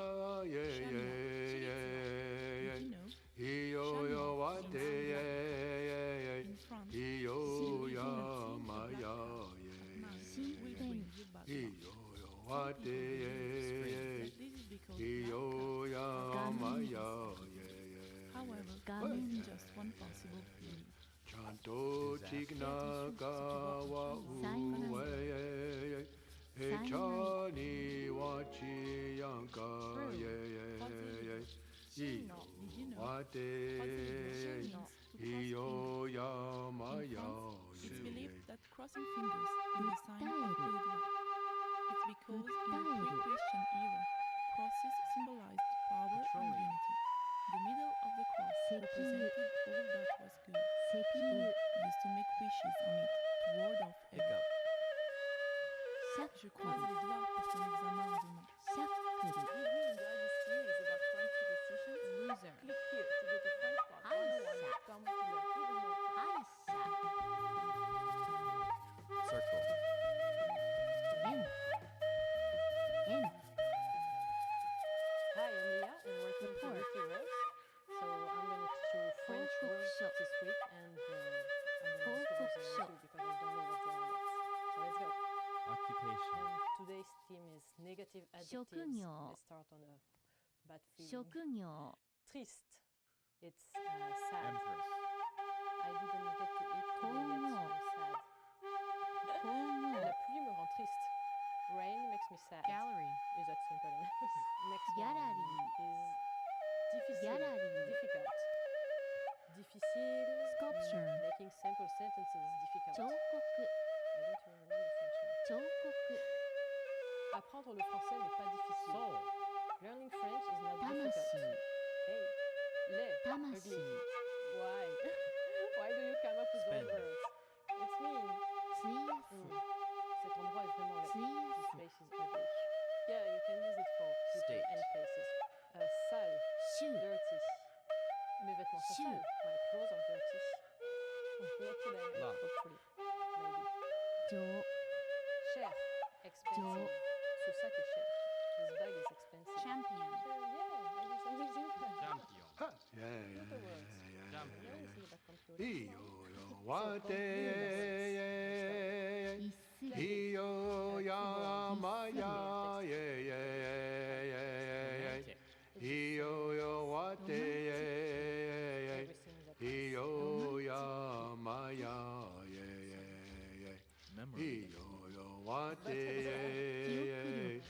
Iyo ya maya. Alphabet. English, the mouse. Chanto chignaka wa uwe. Echani wachi yanka uye. Iyo yo wate. Iyo ya maya. You can also just say cask. You don't have to read it over again. Monitor. Monitor. Later. Regarder un film sur le moniteur. Watching a movie on the monitor. Imprimante. Imprimante is a printer. So, imprimer avec Diploma. imprimante. Print with a printer. 卒業証書 Hey, that's a nice one. 卒業証書 First job is infirmière. warm Nurse. 暖かい My dad is a nurse. 暖かい Hi. Infirmière is for women and infirmière is for men. Officier de police. Stadium. Police officer. Or you can just say Pollution. policier. Ce policier. 汚染 This police officer is so 汚 nice. 染 C'est un gentil officier de police. It's a nice police Paintbrush. officer. Wate. Iyo ya maya. Iyo yo wate. Iyo ya maya. vanilla Next one. Iyo Ingénieur. wate. Vanilla essence. Iyo ya vanilla maya. Chanto chignaka wa uwe. Programmeur. Echani wachi yanka.ヨーグルト Wate. Violet Iyo ya maya. Three times the same word. Sumide. Easy. Le programmeur fait un jeu. The programmer is making ベビーベッド It will be super nice. ベビーベッド Weather. Ah, this should be nice. This word is Mineral. chaud. Chaud is warm. 鉱石 Aujourd'hui, il fait chaud. 鉱 Very 石 warm. It is true. Next one. Yes. Parakeet. Claire. Here. イン Claire コ is also used for light. インコ Cheer. 応援する応援する Next one. Napkin. Sunny. If you study well the Napkin. words, la ville de Nice est ensoleillée. Napkin. Nice is sunny. You will remember it. Tout ensemble. Hose. So, Nice est une ville Hose. ensoleillée. Nice is a sunny city. ホース Next one. Next one is Iron. humid. Humid. アイロンアイロン It's humid in my room. Dans ma chambre, il fait humide. Oysters. Which happens a lot in Kaki. France. Next one is カキ nuageux. Cloudy. スタフィン The weather outside 詰め is 物 cloudy. Next one is 詰め物 In north of France, the weather outside is cloudy. Snowboarding Dans le nord de la France, Snowboard. le temps est souvent nuageux. Snowboard It's very cloudy. C'est bien. At the Iceland. office. I like being at the office. アイスランド Let's start with the first word. Iceland. First word at the office is heure supplémentaire. Ireland Overtime. I don't do much Ireland. overtime. Je ne fais pas d'heures アイ supplémentaires. ルランド Because I'm lazy with that. Next one. Protein タンパク質 Prendre sa retraite. タン To パク質 retire. This is something French people like a lot, right? Writer. We talk about it all the time. in the Yeah, class. yeah, It's yeah, fun, yeah, so, yeah, you know, yeah. all the thing. Iyo yo wate. In France, you Iyo can retire ya at 60. maya. Iyo yo wate. Iyo ya maya. Meeting Iyo company. yo wate. Iyo ya maya. Same word in French. オランダ Hey.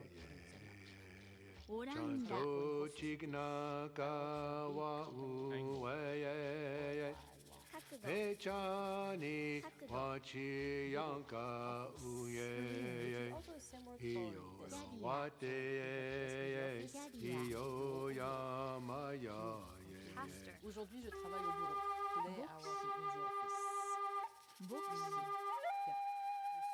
system. Fancy going there, Matt. So first planet will be Jupiter. In French is Jupiter. It's the biggest one, right? Howard. Yes. So Jupiter est la plus grosse planète. Jupiter is the biggest planet. Next one. Noise. Soleil. The sun. The sun is a star. Le soleil est une étoile. Above. Joy, Dad. That's what we live in. Joy, Dad. Why is it so complicated to listen to you? Wind. Let's be nice. Cuts. We live on Earth. On vit sur Terre. Entry. Enough. Ceinture d'astéroïdes. するほど Asteroid belt. な How do you want me to make a simple sentence with that? するほどな You are anchored in the asteroid belt. Sure. Like that. Nous entrons dans une ceinture d'astéroïdes. You are anchoring the asteroid belt. Star Wars. Iyo ya maya ye ye ye. Iyo yo wate ye ye ye. 雨が降る Iyo ya maya ye It's okay, Pluto. I'm not the planet either. Iyo yo wate ye No, ye. that sentence just Iyo ya maya ye in your ye. wallet. 平和 We won't be saying much. does it? 平和 Santo chikna wa Parade. uwe ye ye. パレード Hechani wachi yanka ye ye ye. Security Iyo wate iyo ya maya ye ye. Freedom Bloquez ma carte de crédit. 自由 Vous avez bloqué ma credit card. 自由 Too bad. Not War. good for you. Next one. 戦 Carte 争 de membre. Membership 戦 card. 争 There are plenty of membership cards. So I have a Smartphone. membership card for the swimming pool. スマホ The carte de membership スマホ carte de visite. Team. Business card. チームチーム Alors, on a seulement des cartes Carpenter. de visite de grosses compagnies. We have business card in big companies. 匠 Liquid, cash. Nice Everything. 優しい Liquid in French is the same word as Yasashi. liquid. Liquid. So, Dream. clothes. 夢を見る Il me reste 夢 un を peu de 見る dans mon porte-monnaie.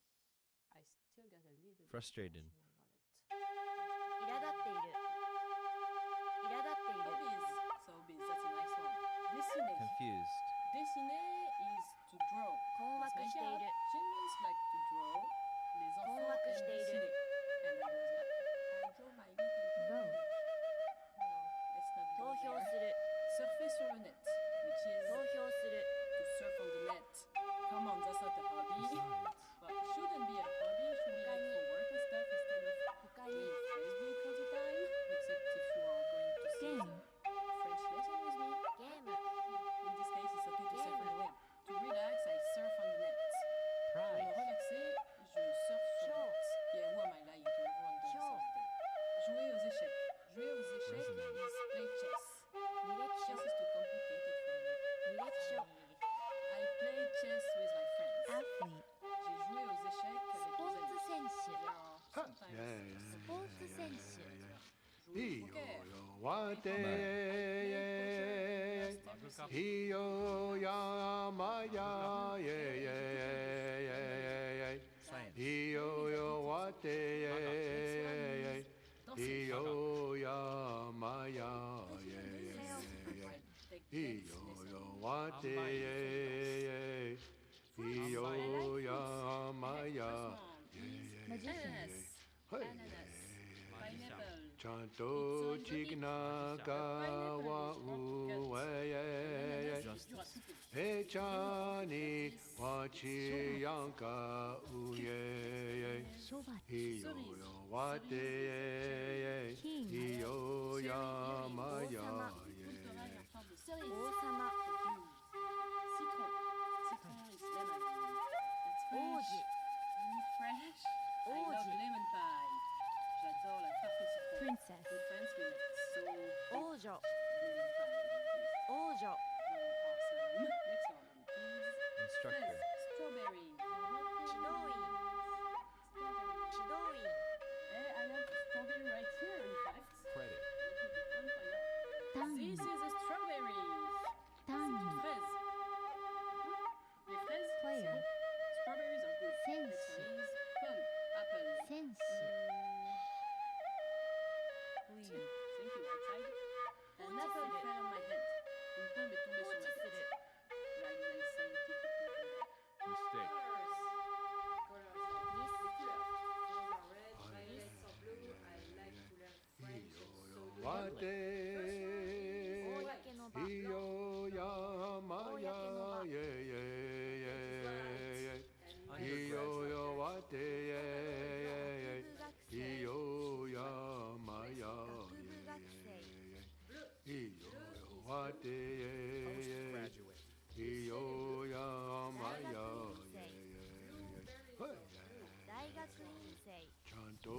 chignaka wa uwe Chani wachi yanka Iyo wate Iyo yamaya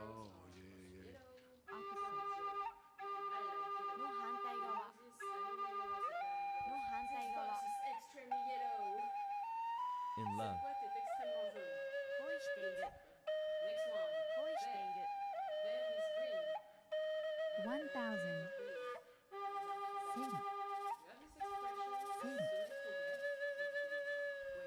Healthy.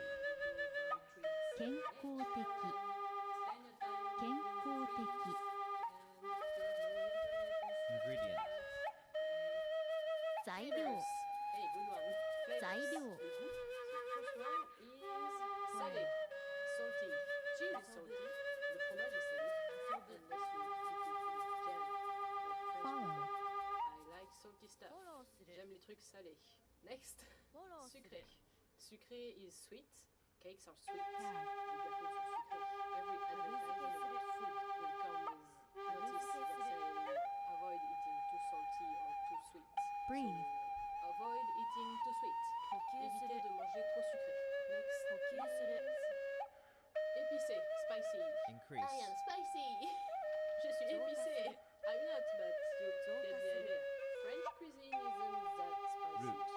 La cuisine française n'est pas très épicée. Amer. Is bitter. I don't like bitter stuff. Square. J'aime pas les trucs amers. Bitter chocolate. Du chocolat amer. Next is acid. Yummy. Sour. Acid is not like acid, you know, so those thing that burns your skin. No, it's just sour. Lemons are sour. Lemons are sour. Les citrons sont acides. Vegetables. Yuck. I Dictionary. mean, yum. Let's start with the first one. Mushroom. Les champignons. Iyo wate Iyo yamaya Iyo wate Iyo yamaya Iyo wate Iyo yamaya Cabbage doesn't smell really good. Le chou, ça ne sent pas très bon. Chanto chignaka wa uwe He chani wachi yanka uye Iyo wate Iyo yamaya Which is why you can find a lot of old French recipes from the Middle Ages. Because they don't have potato at the time, so we can for almost all the same. Next one is poivron. Okay, this one is good. Bell pepper. I like bell pepper. J'aime le poivron. Bell pepper are delicious with a bit of olive oil after putting them in the oven. Les poivrons, c'est délicieux avec un peu d'olive et passé au four. 空港 Friend. Pomme de terre. Potato. 友達 Pomme de terre is potato. 友達 Pomme de terre is also patate Grill. in French. I have a 網で焼く fancy props. 網で焼く Potato. Yummy. Girl. The soup. Look how healthy I am. You can make French fries with potatoes. On peut faire des frites avec des pommes de terre. Fried vegetables. Cell phone. Green vegetables. Your 携 face. 帯電話 wate 携帯電話 Iyo yamaya Iyo wate Iyo yamaya 外国の wate 外国の Iyo yamaya Knowledge. Chanto chignaka wa uwe He chani wachi yanka Fiber. Wate Iyo yamaya Subscribe. 申し込む Chin. 申し込む Se reposer sur son menton. Tu vois ça. Border. Nose. 教会 Le nez. 教会 Having a runny nose. Avoir le nez qui coule. Bride.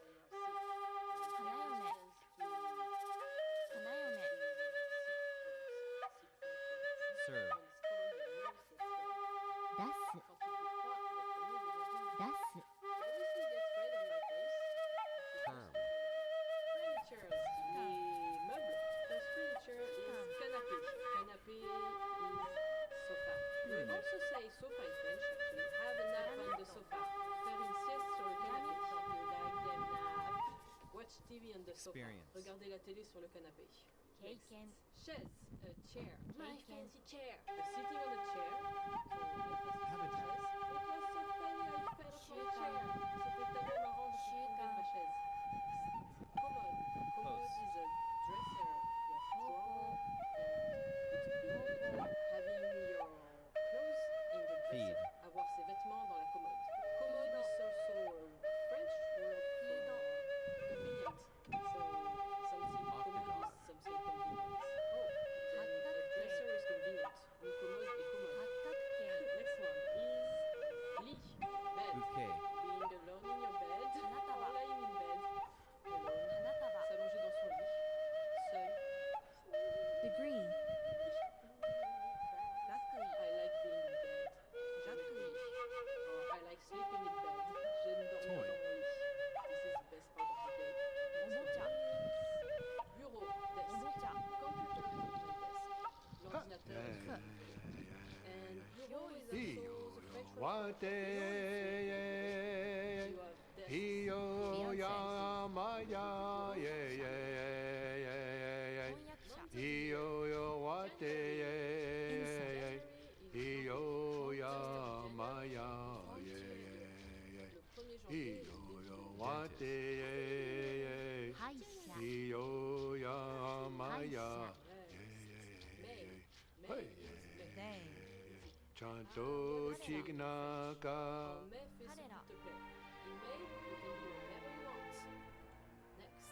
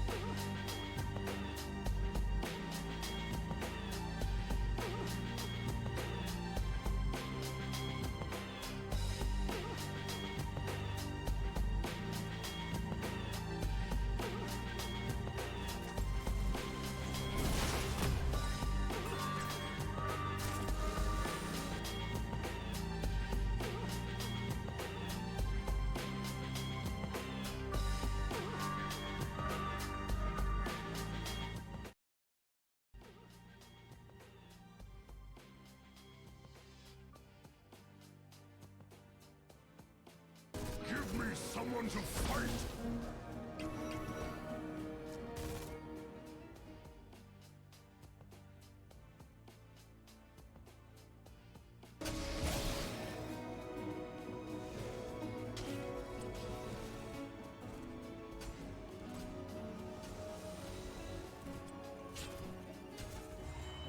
Choose a talent.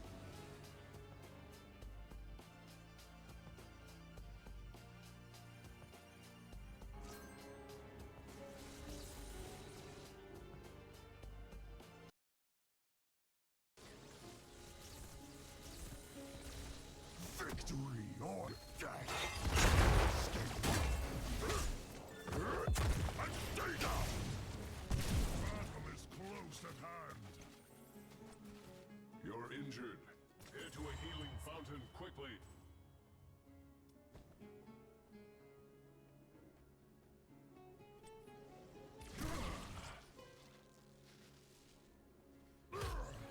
Choose a talent.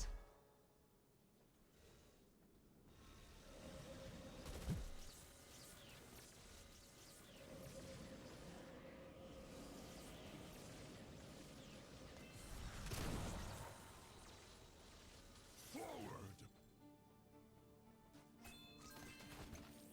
Now you...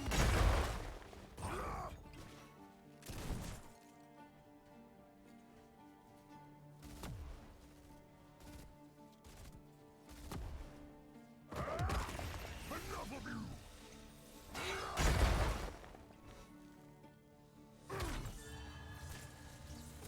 Choose a talent.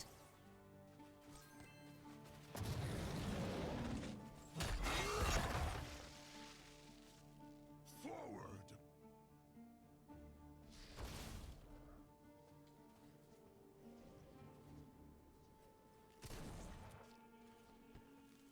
Gorehowl will split you in half! Choose a talent.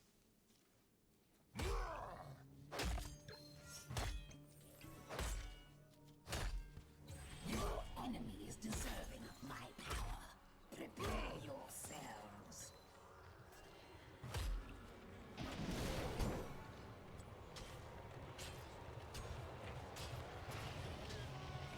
Defend yourselves or perish. Care not with. Enough of you! Soon. Very soon.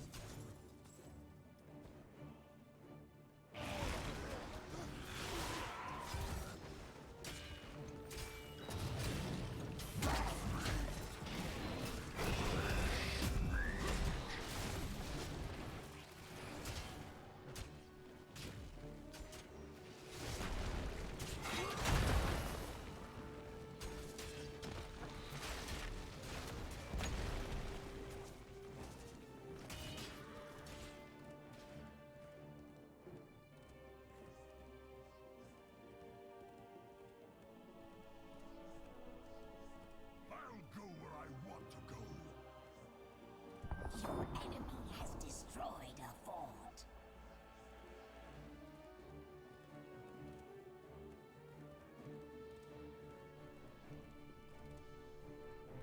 Take this hero out of the fight.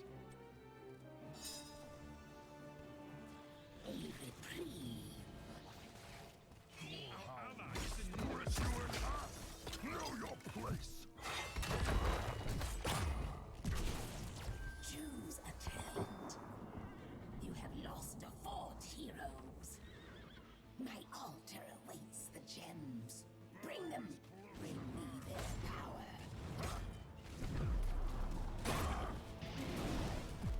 Defeated.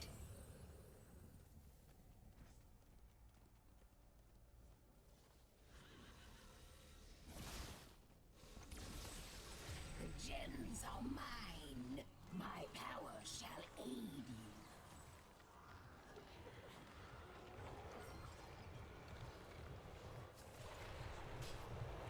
You will pay for that. Leave only ruins, my daughters.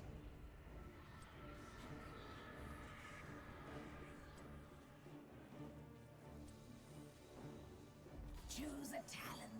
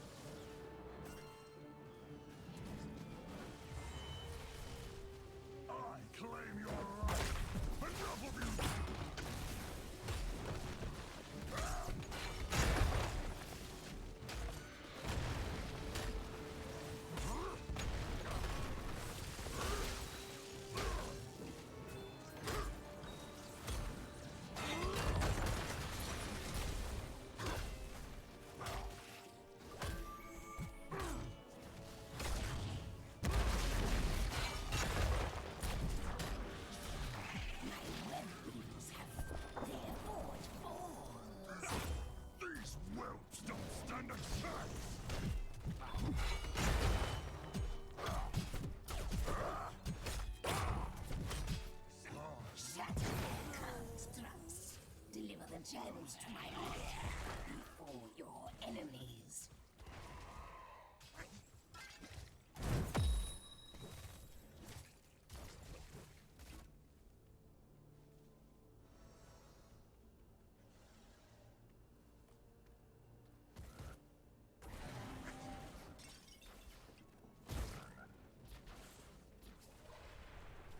Take this hero out of the fight.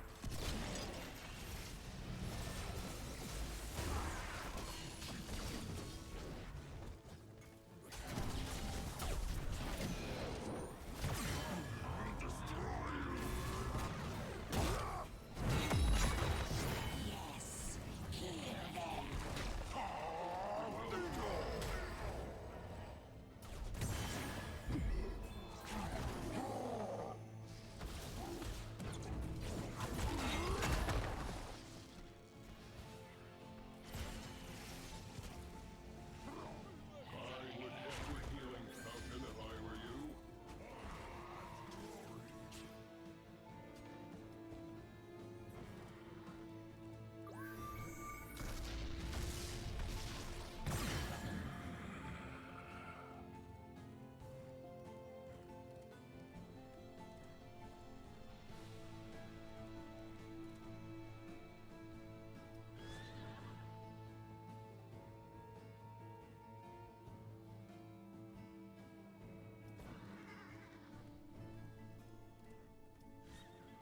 My power grows by your enemy's hand. Stay down! Choose attack. The Spider Queen's wrath is upon you.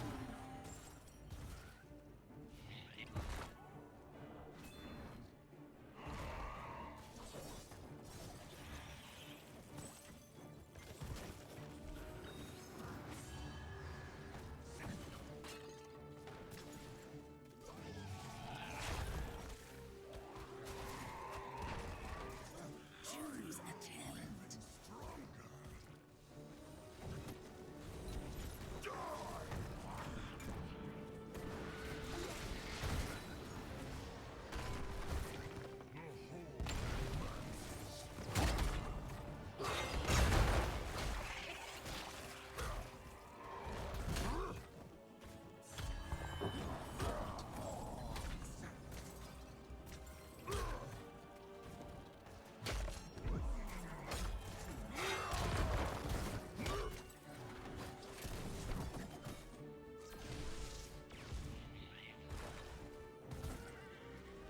My power wanes. Gather more gems or face my wrath.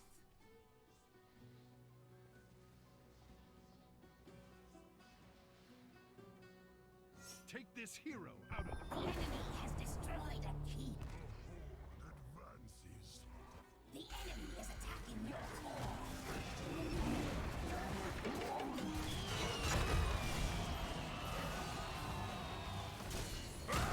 Enemy slain. Double kill. A worthwhile sacrifice. Know your place.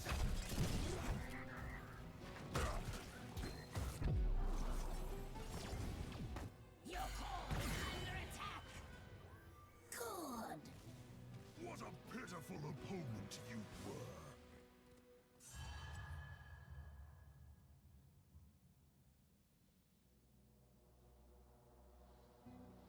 Battle is close at hand.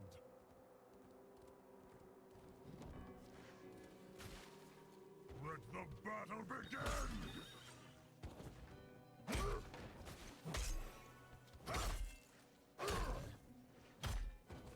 Take this hero out of the fight. Choose a talent. Our ally is in need of assistance.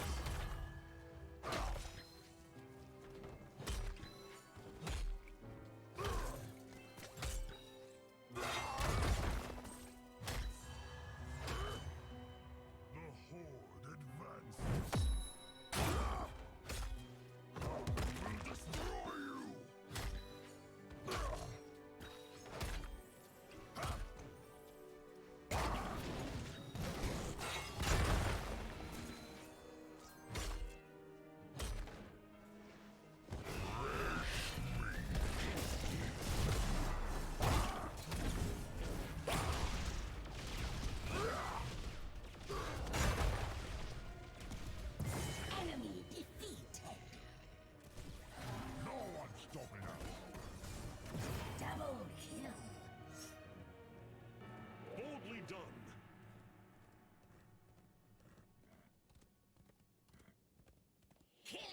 3.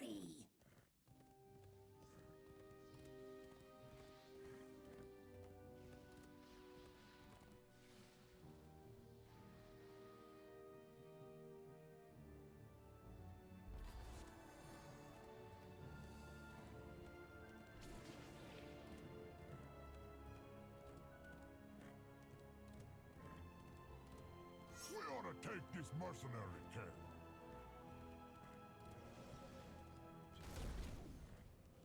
Gorehowl will split you in half. The spiders shall feed you. Lead from the front.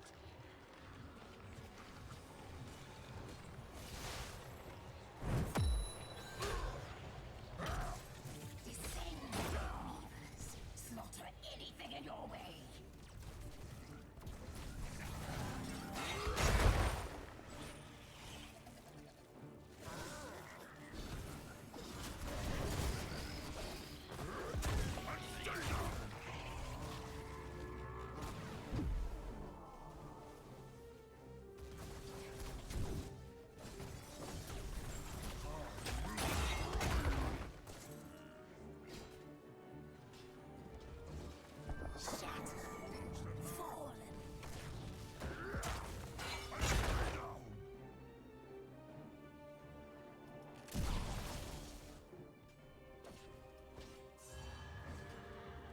Choose a talent.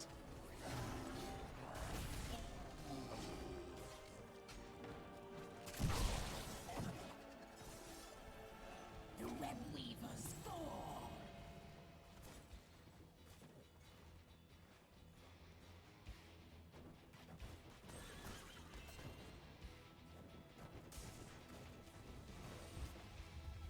Metal spiders, destroy them. Deliver the gems of power to my altar. Now you die.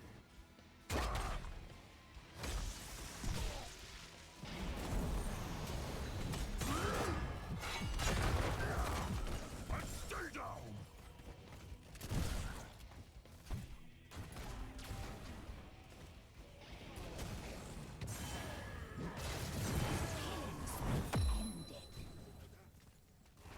The fury you're feeling right now.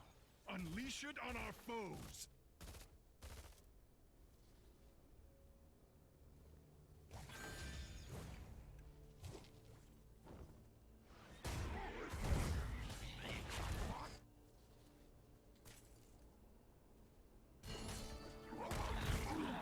You are too late. Now you will know my wrath. This is but the darkness before the dawn.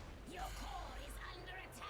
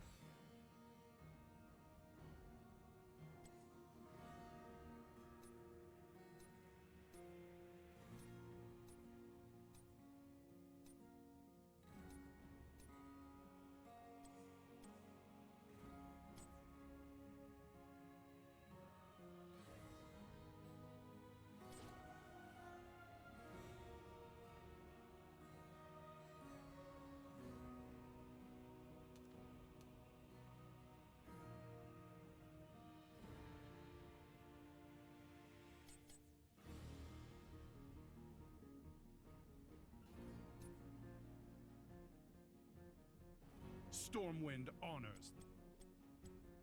Stormwind honors those who serve.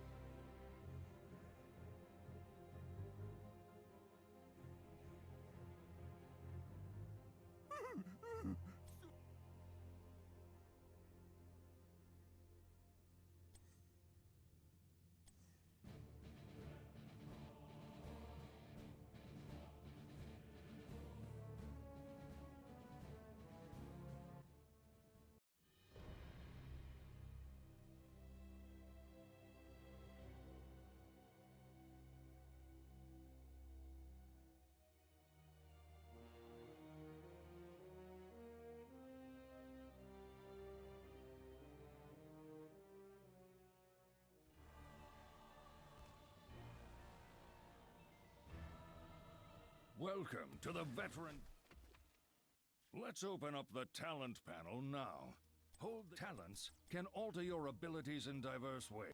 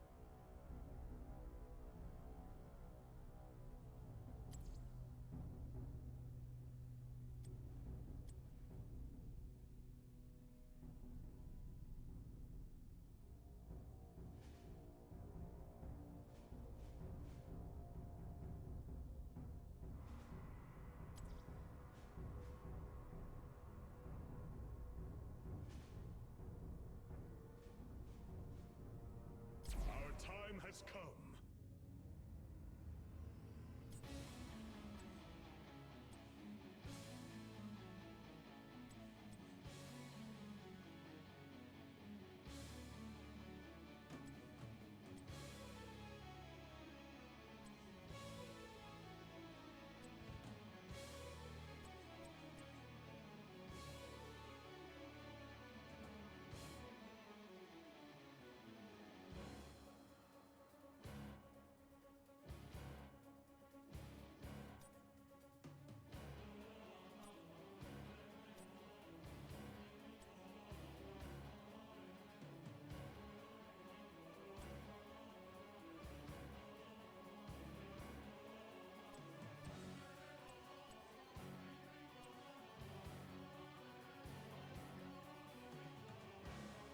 Our time has come.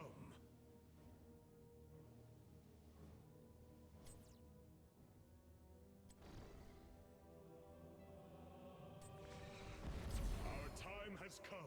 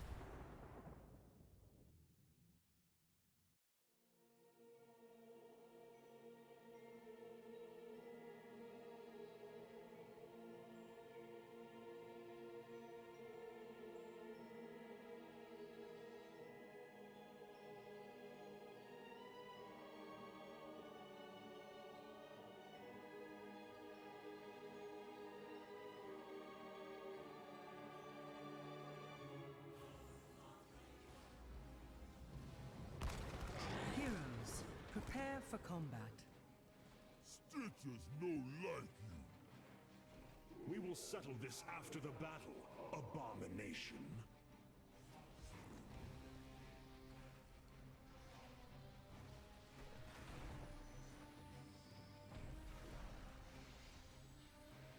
Battle commencing in 10 seconds.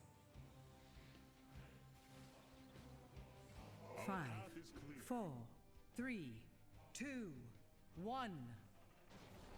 Let the battle begin.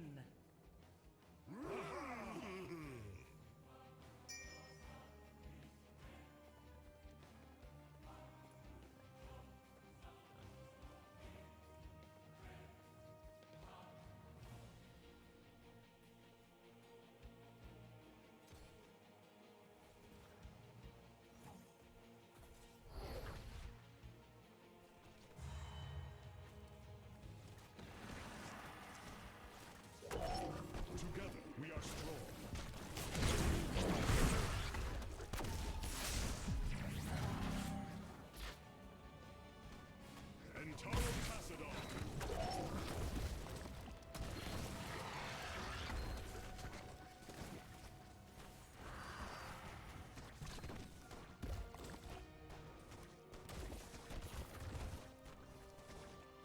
think yourself worthy to wield the Dragon Knight's power? Prove it. Take control of the shrines.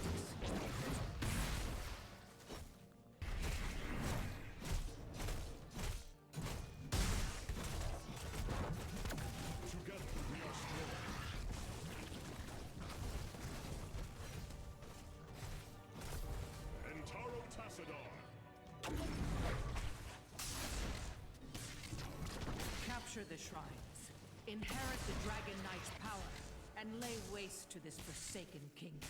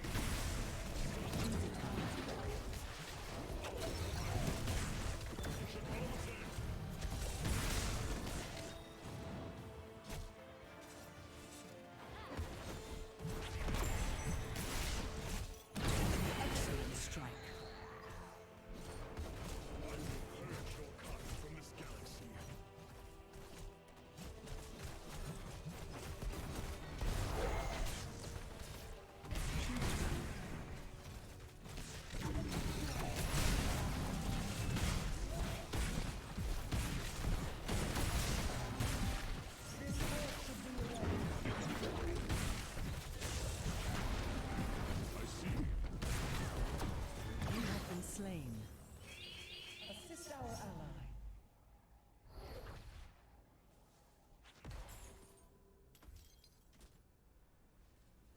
Choose a talent.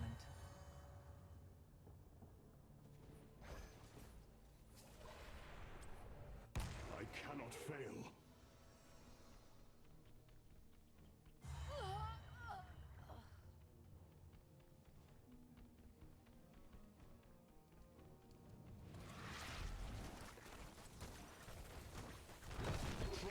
Sacrifice.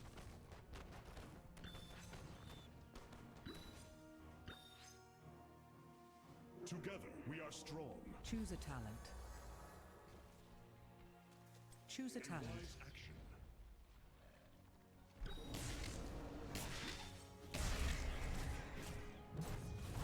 Make your enemies suffer as I have.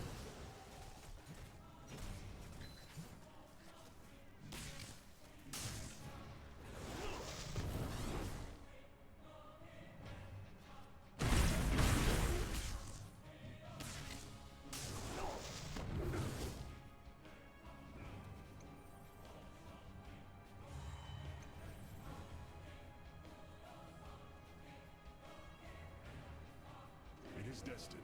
Choose a talent.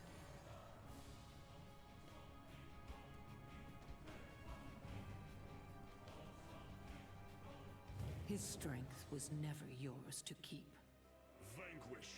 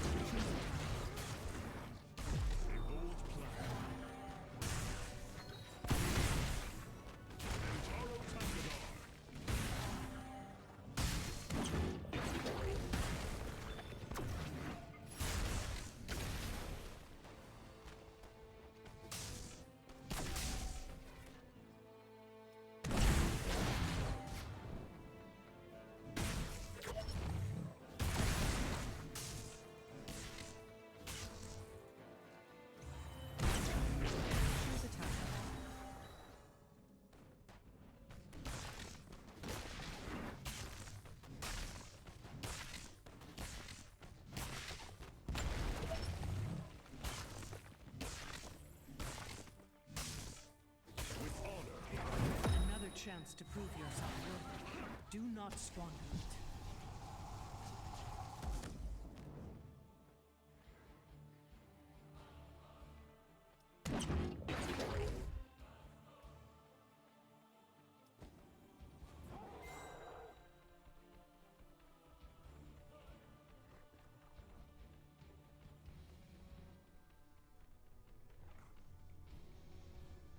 Choose a talent. Harness the power of sun and moon. Put an end to this cursed realm.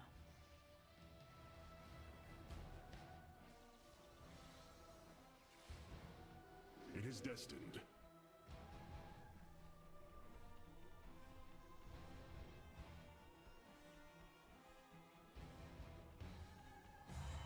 Choose a talent.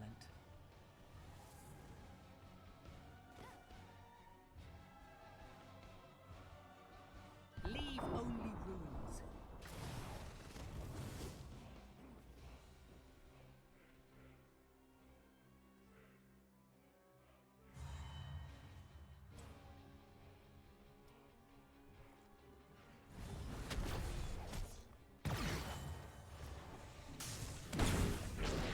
The future is ours.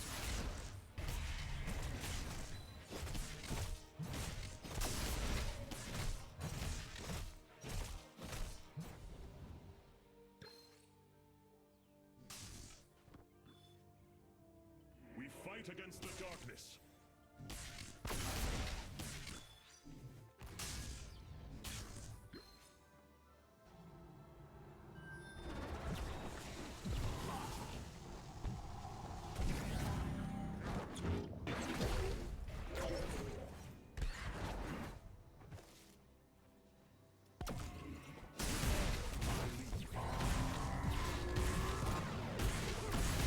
Well done.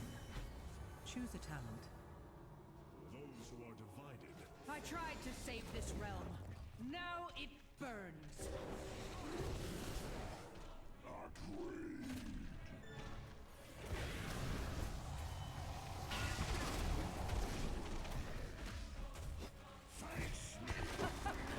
Glorious.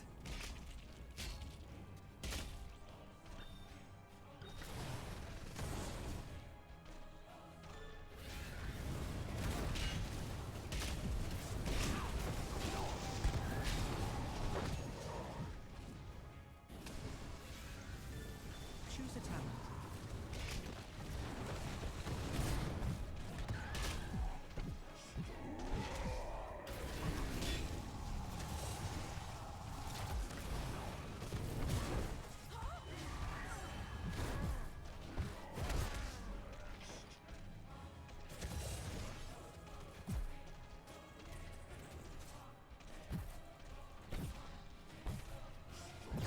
Power is yours no longer. Keep destroyed. It is destined. Shakal Zen.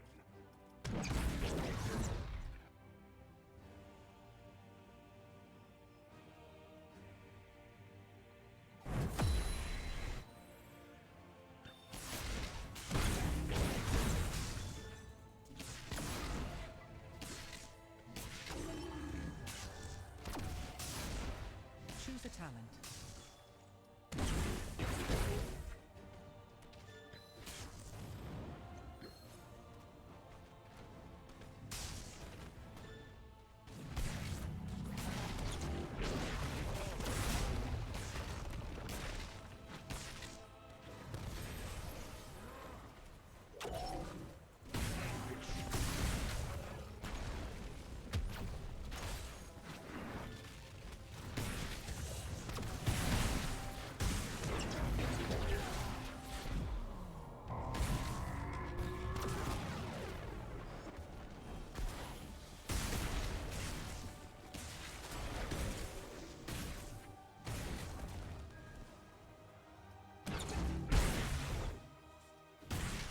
Choose a talent. The future is ours. Power gathers within the shrines. Seize them and become a new dragon.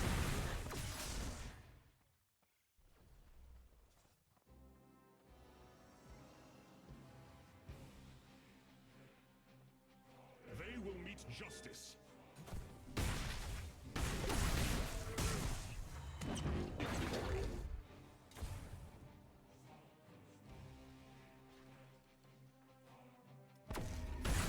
Avenge my husband. Earn his power and destroy your enemies.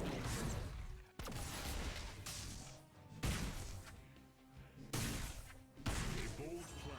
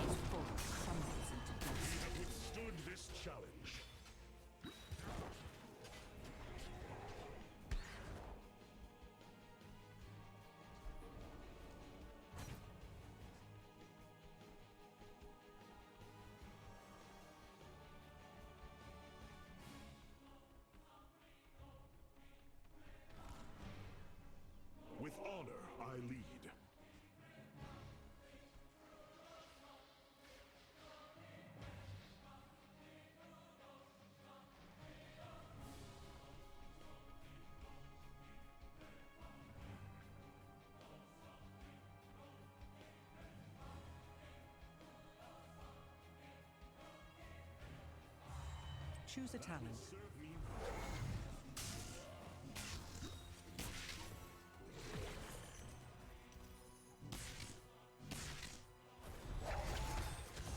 Choose a talent. It is destined. You've impressed me, hero. An excellent strike. You favor me, friend.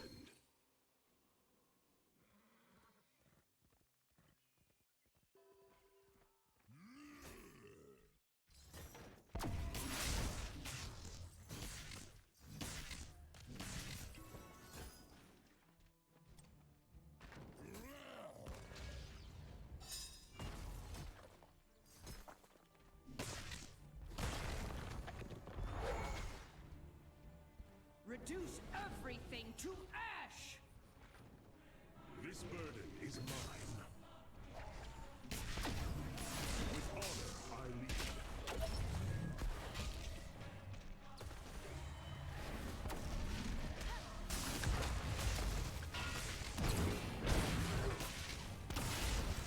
Our enemy's defenses cannot hold.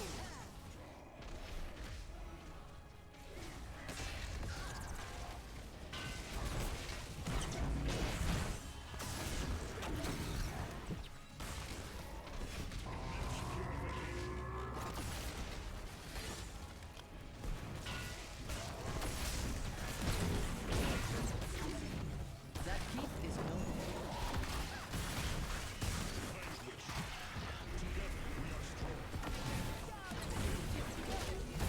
Choose a talent.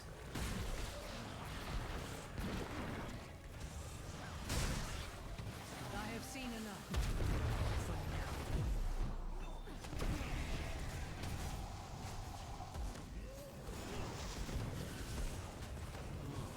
So this is the plan.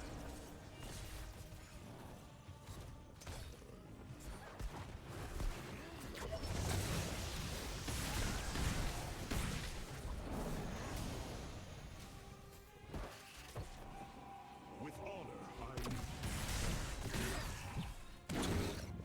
vanquish.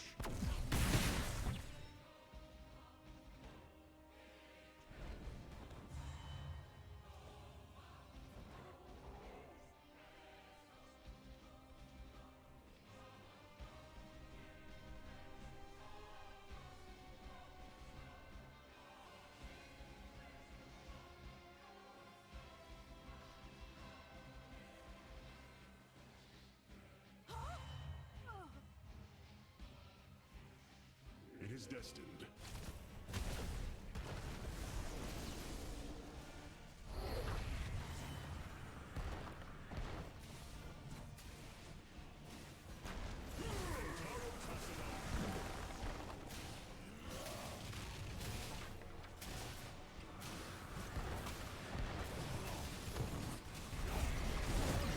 The shrines awaken once more.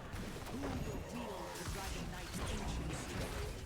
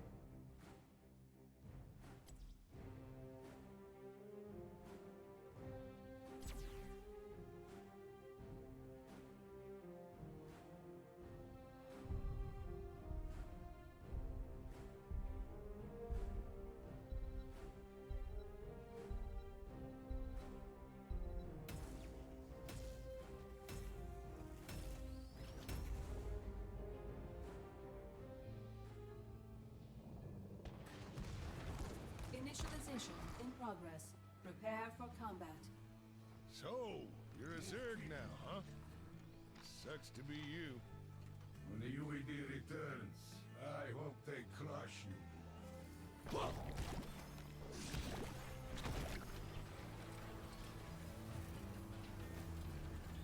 Time remaining 10 seconds.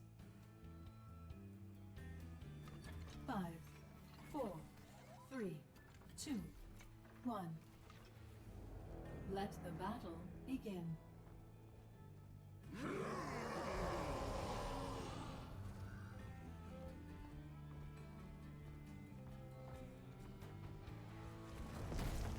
Forward.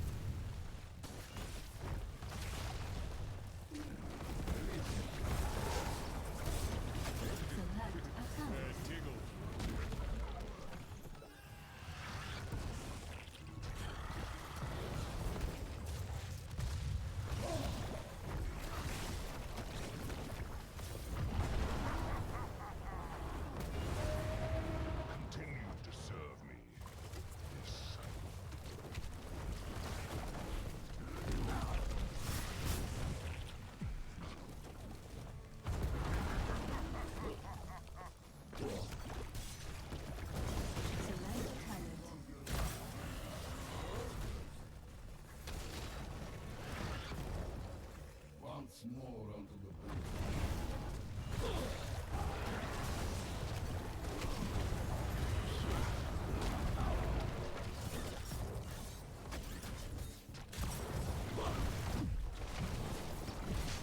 Updating mortality statistics.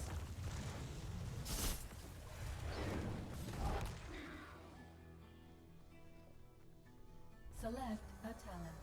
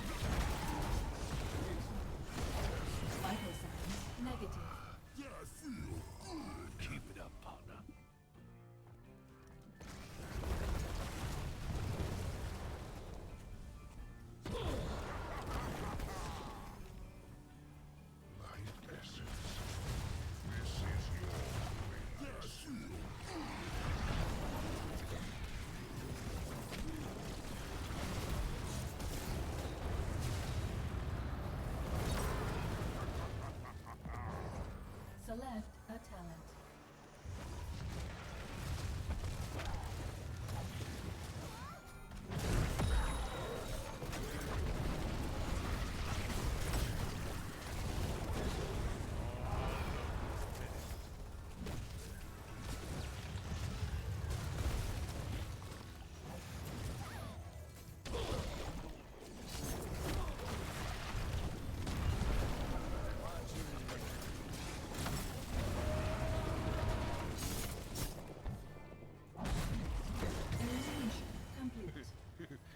Tiggled. Select a talent. cower beneath my wings. Go and heal before something bad happens.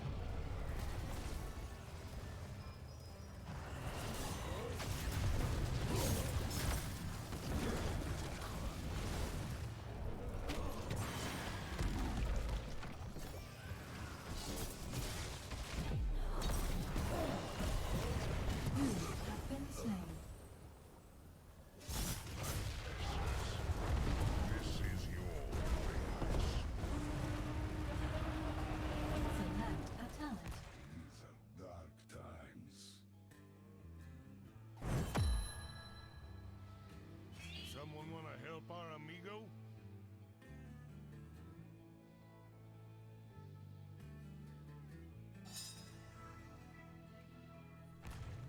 Move quickly. Our pitiful ally requires aid.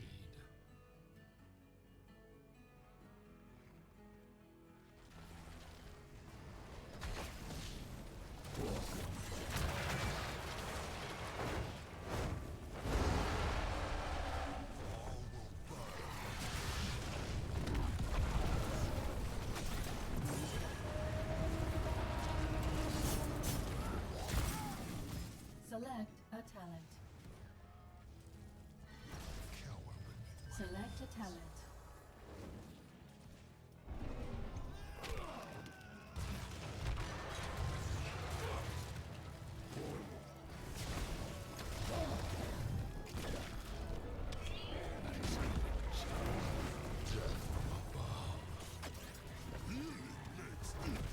Enemy defeated. Select a talent. Keep it up, Papa.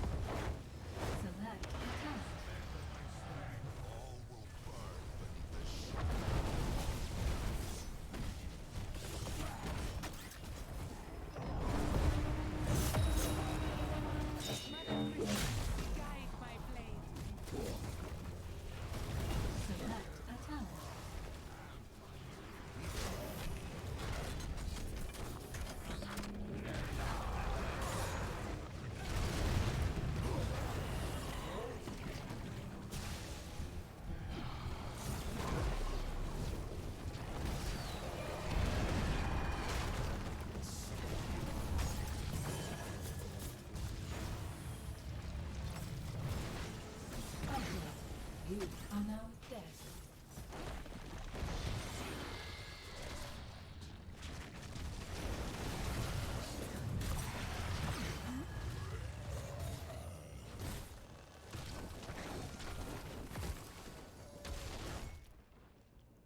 Protect our fortifications.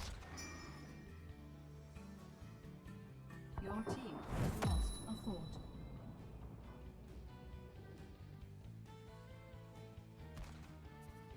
Select a talent.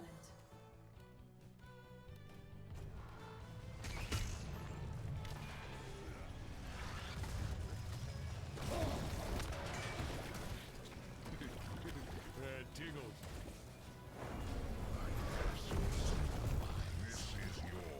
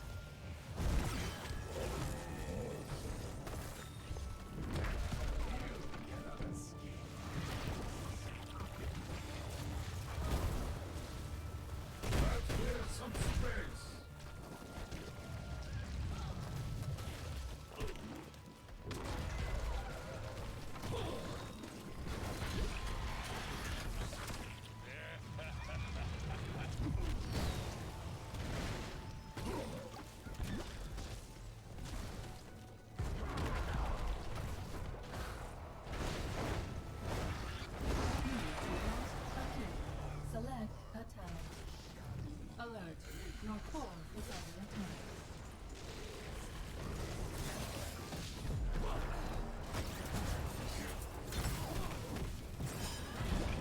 Enemy defeated. Catching up. Keep on killing.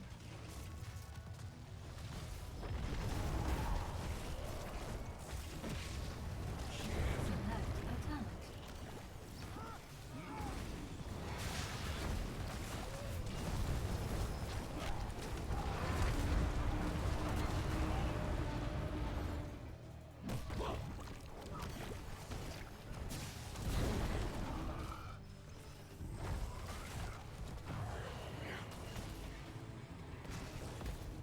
Warning.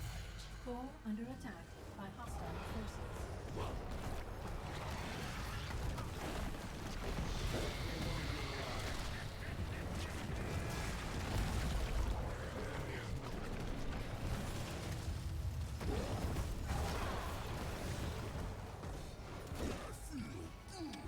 Nice healing, Chief.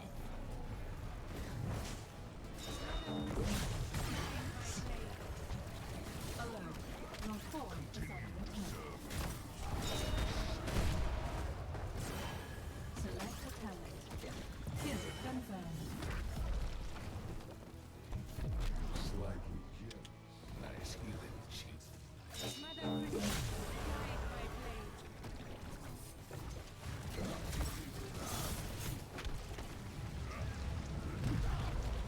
Execution complete.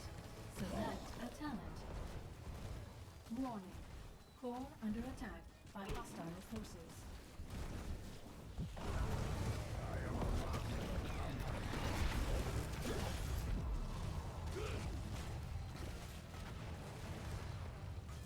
I will feel burn.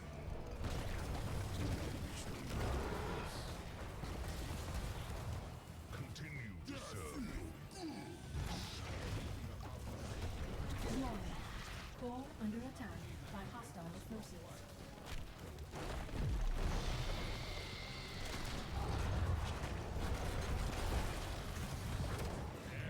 Select a talent.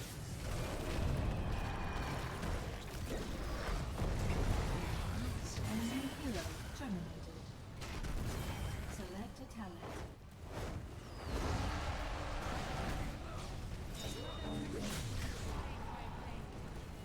Select a talent.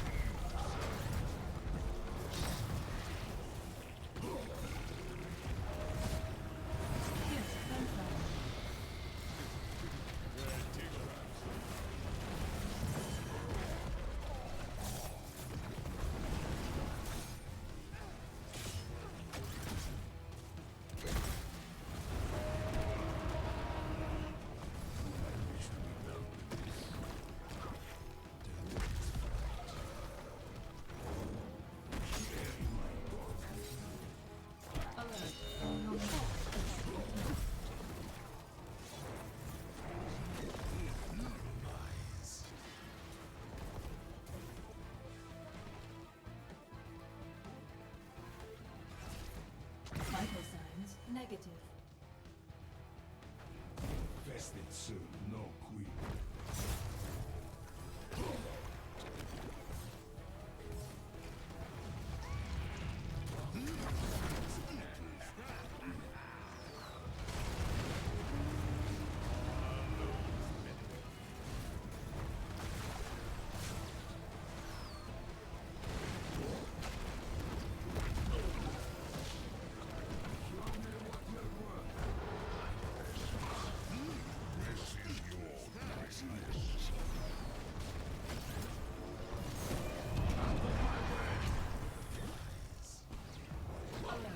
Your core is under attack. Enemy hero terminated.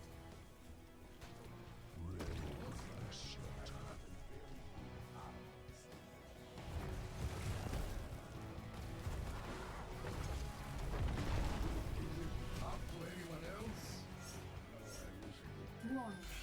Core under attack by hostile forces.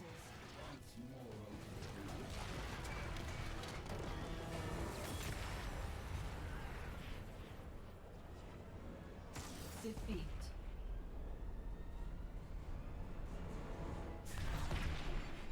MVP.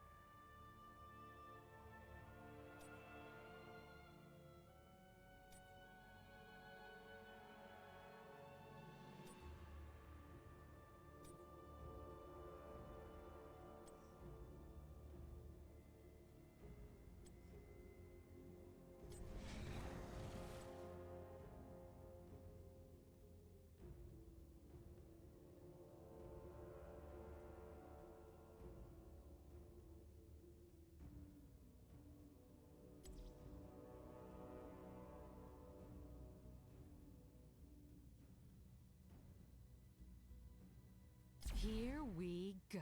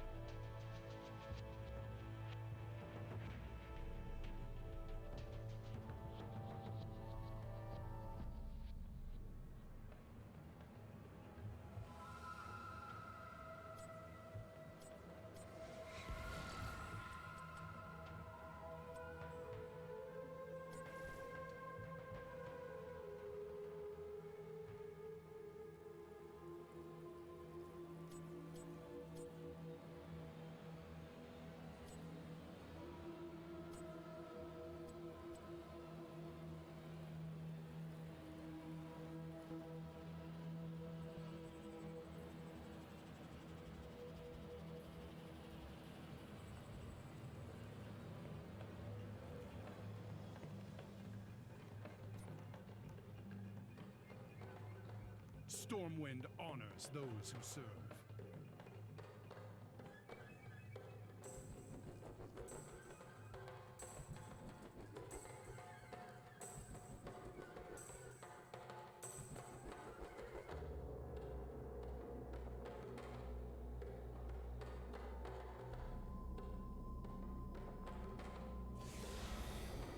Perhaps we...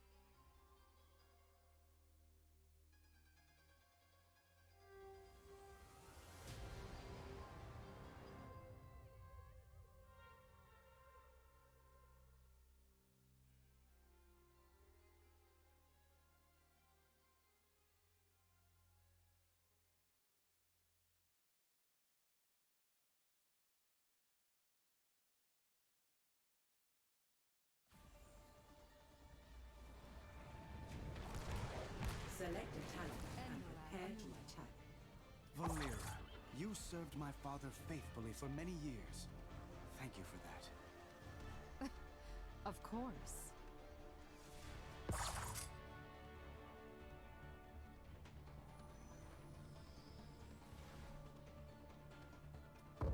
Battle commences in 10 seconds. 5, 4, 3, 2, 1. Let the battle begin.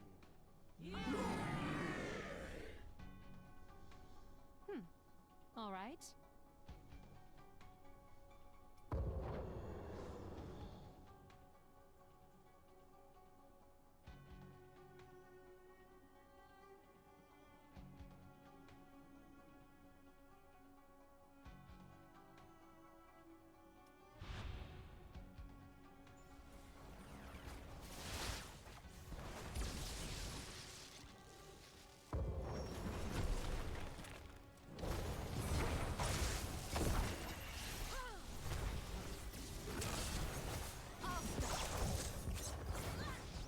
I am the blade in the dark. Always love a pop stealer.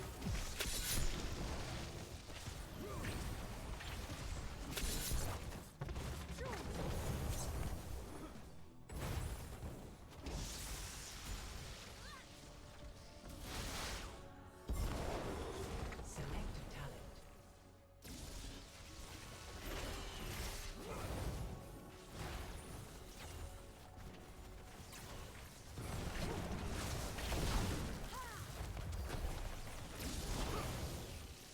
I carve my own path.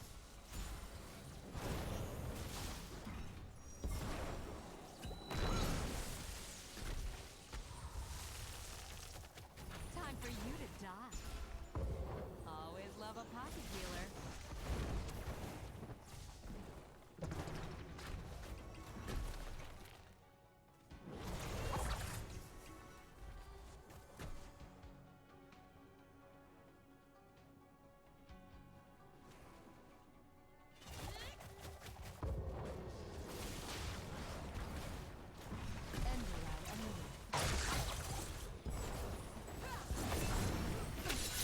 Don't have enough energy.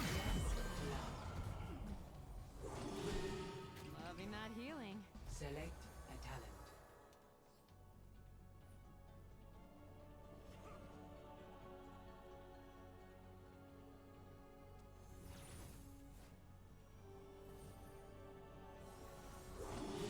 Payload deployment is about to begin. Always love a pocket healer.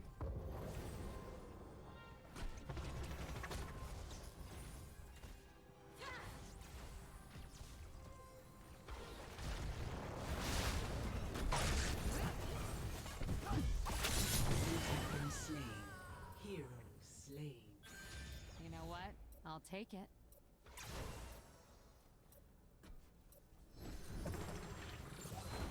Escort the payload.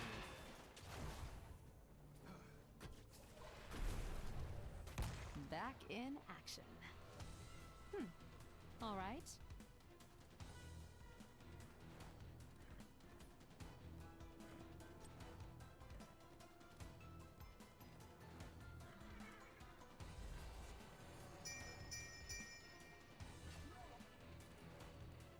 My blades are ready.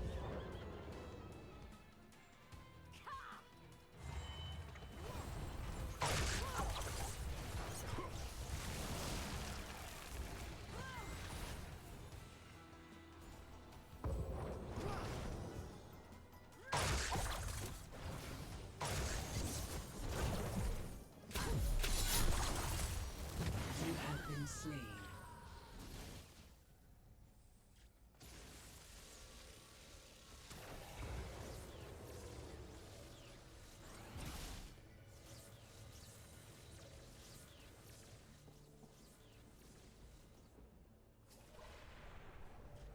All right.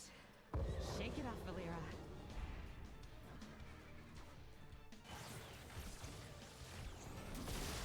Select a talent.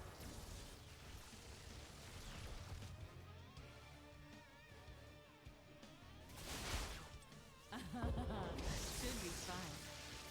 The shadows part. Payload firing. Swift and silent.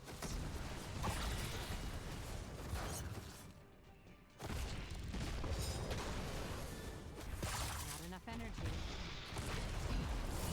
You have been slain.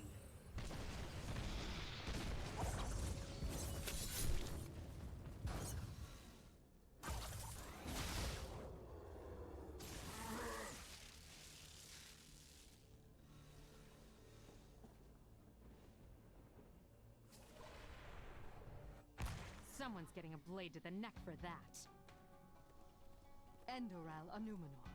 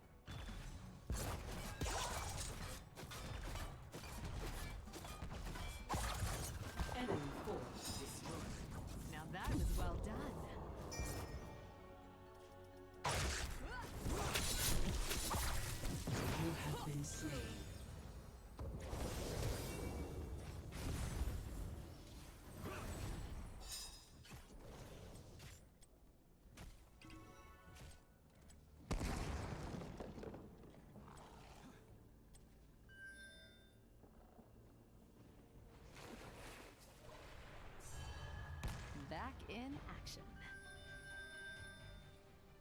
I am the blade in the dark. I think we could use some mercenaries on our side. Take down that hero.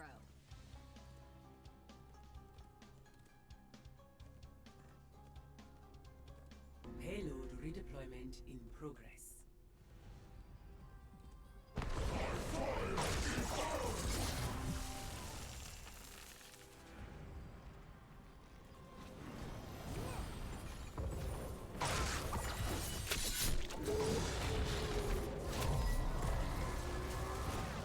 You're smoking loud.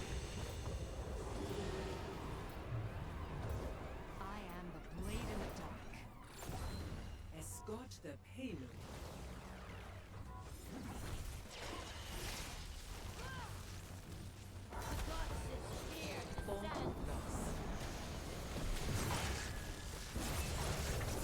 You have been slain.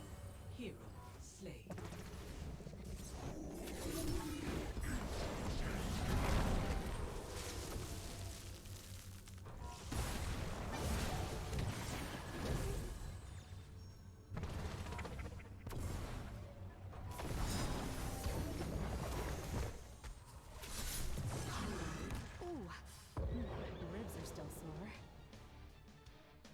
good idea.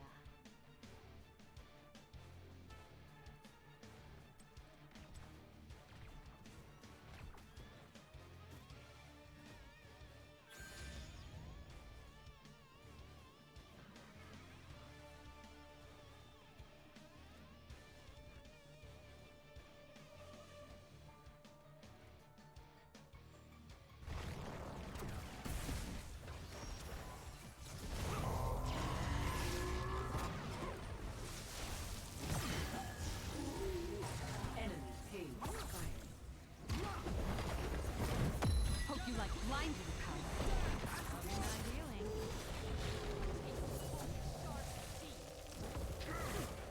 All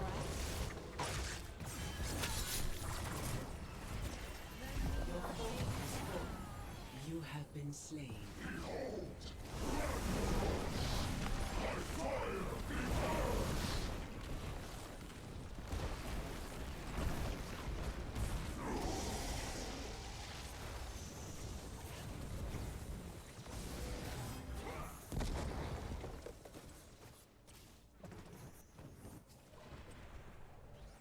Back in action.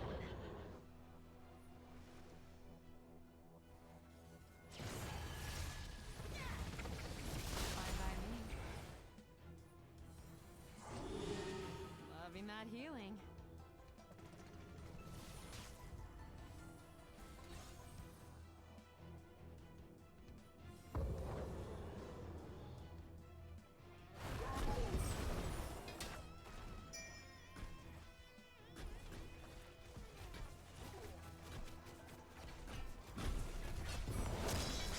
Time for you to die. Glory to the victorious!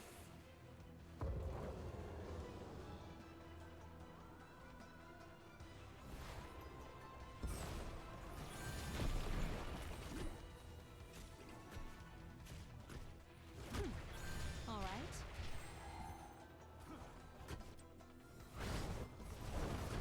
Select a talent.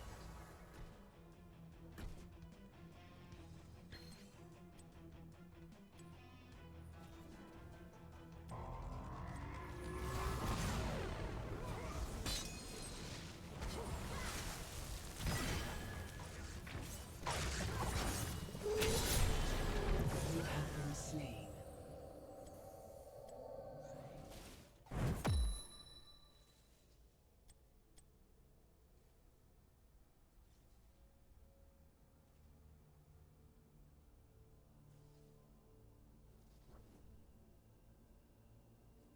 The payload will be redeployed shortly.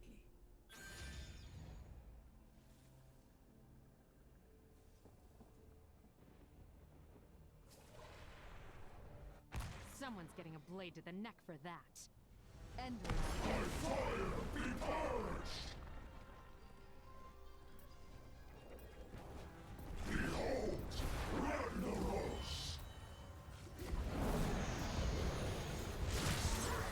Escort the payload. Slain. Justice has come for you. Killing spree over.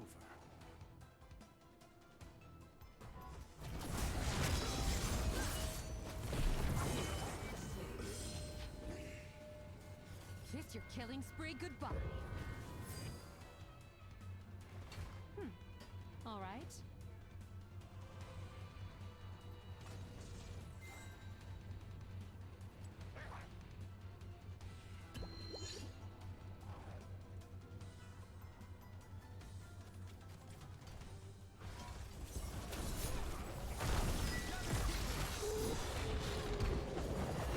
Like a rose.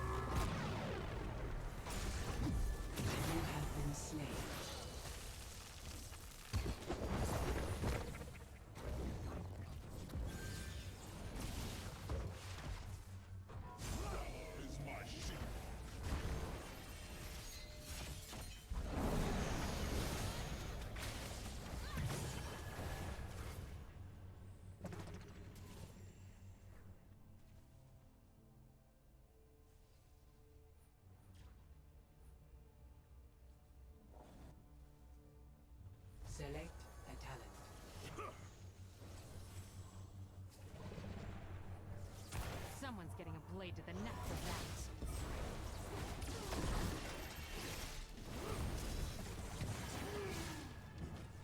For the Sindora.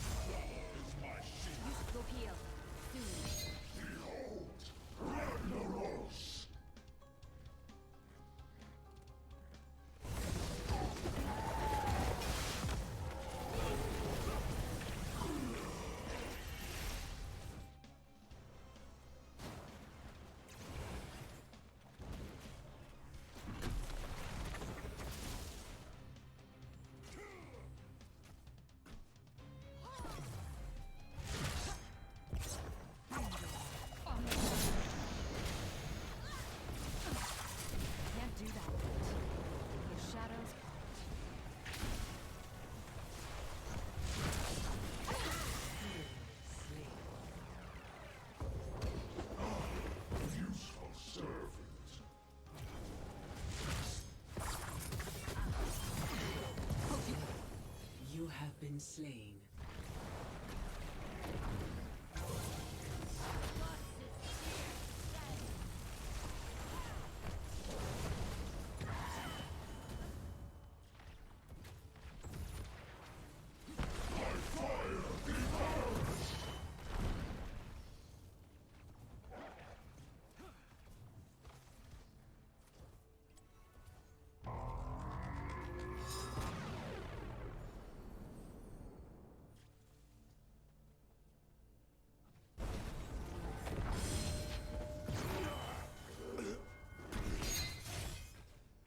Payload will be redeployed shortly. Back in action. For the Sindora.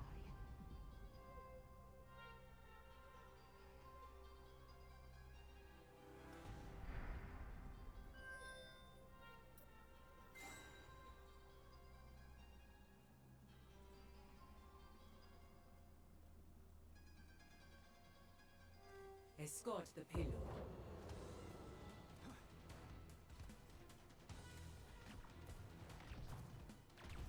Select a talent.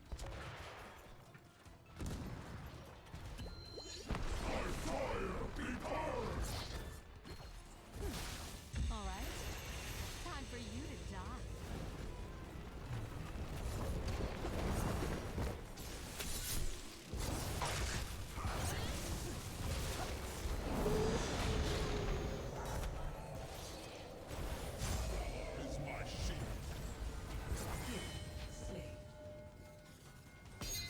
I will admit, that was nearly impressive.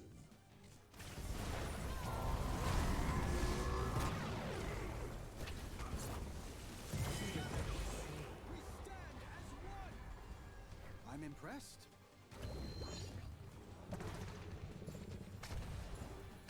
Payload fire.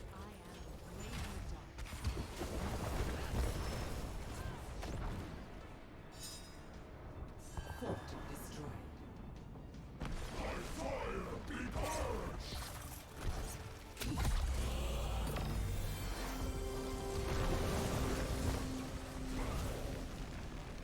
My strength is needed elsewhere. Select a talent. Hope you like blinding power.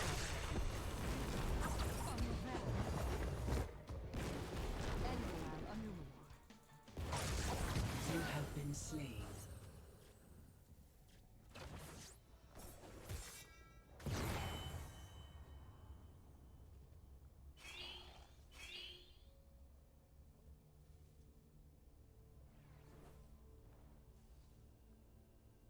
take down that hero.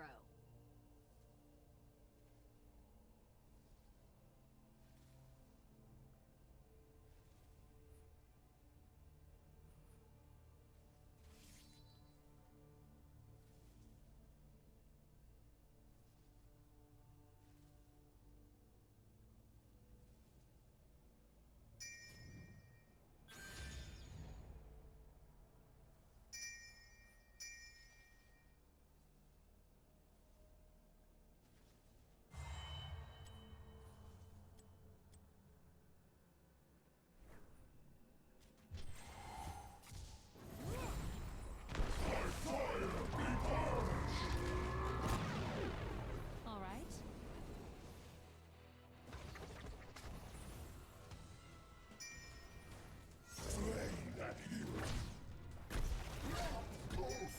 Cold sharp steep.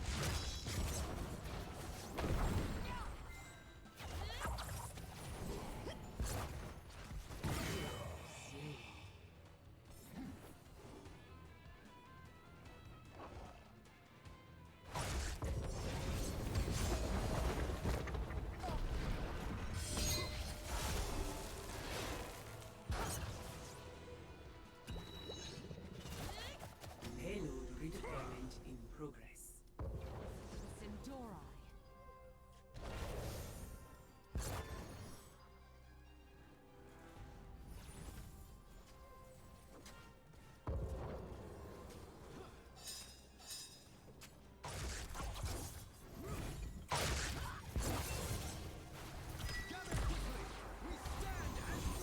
Always love a pop healer.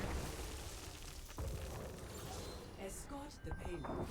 Enemy keep destroyed.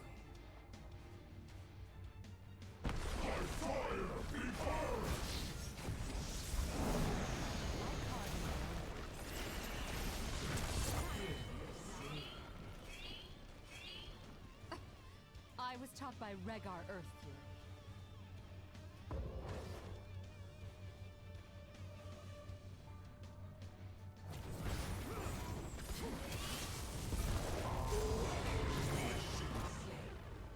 Thanks, friend.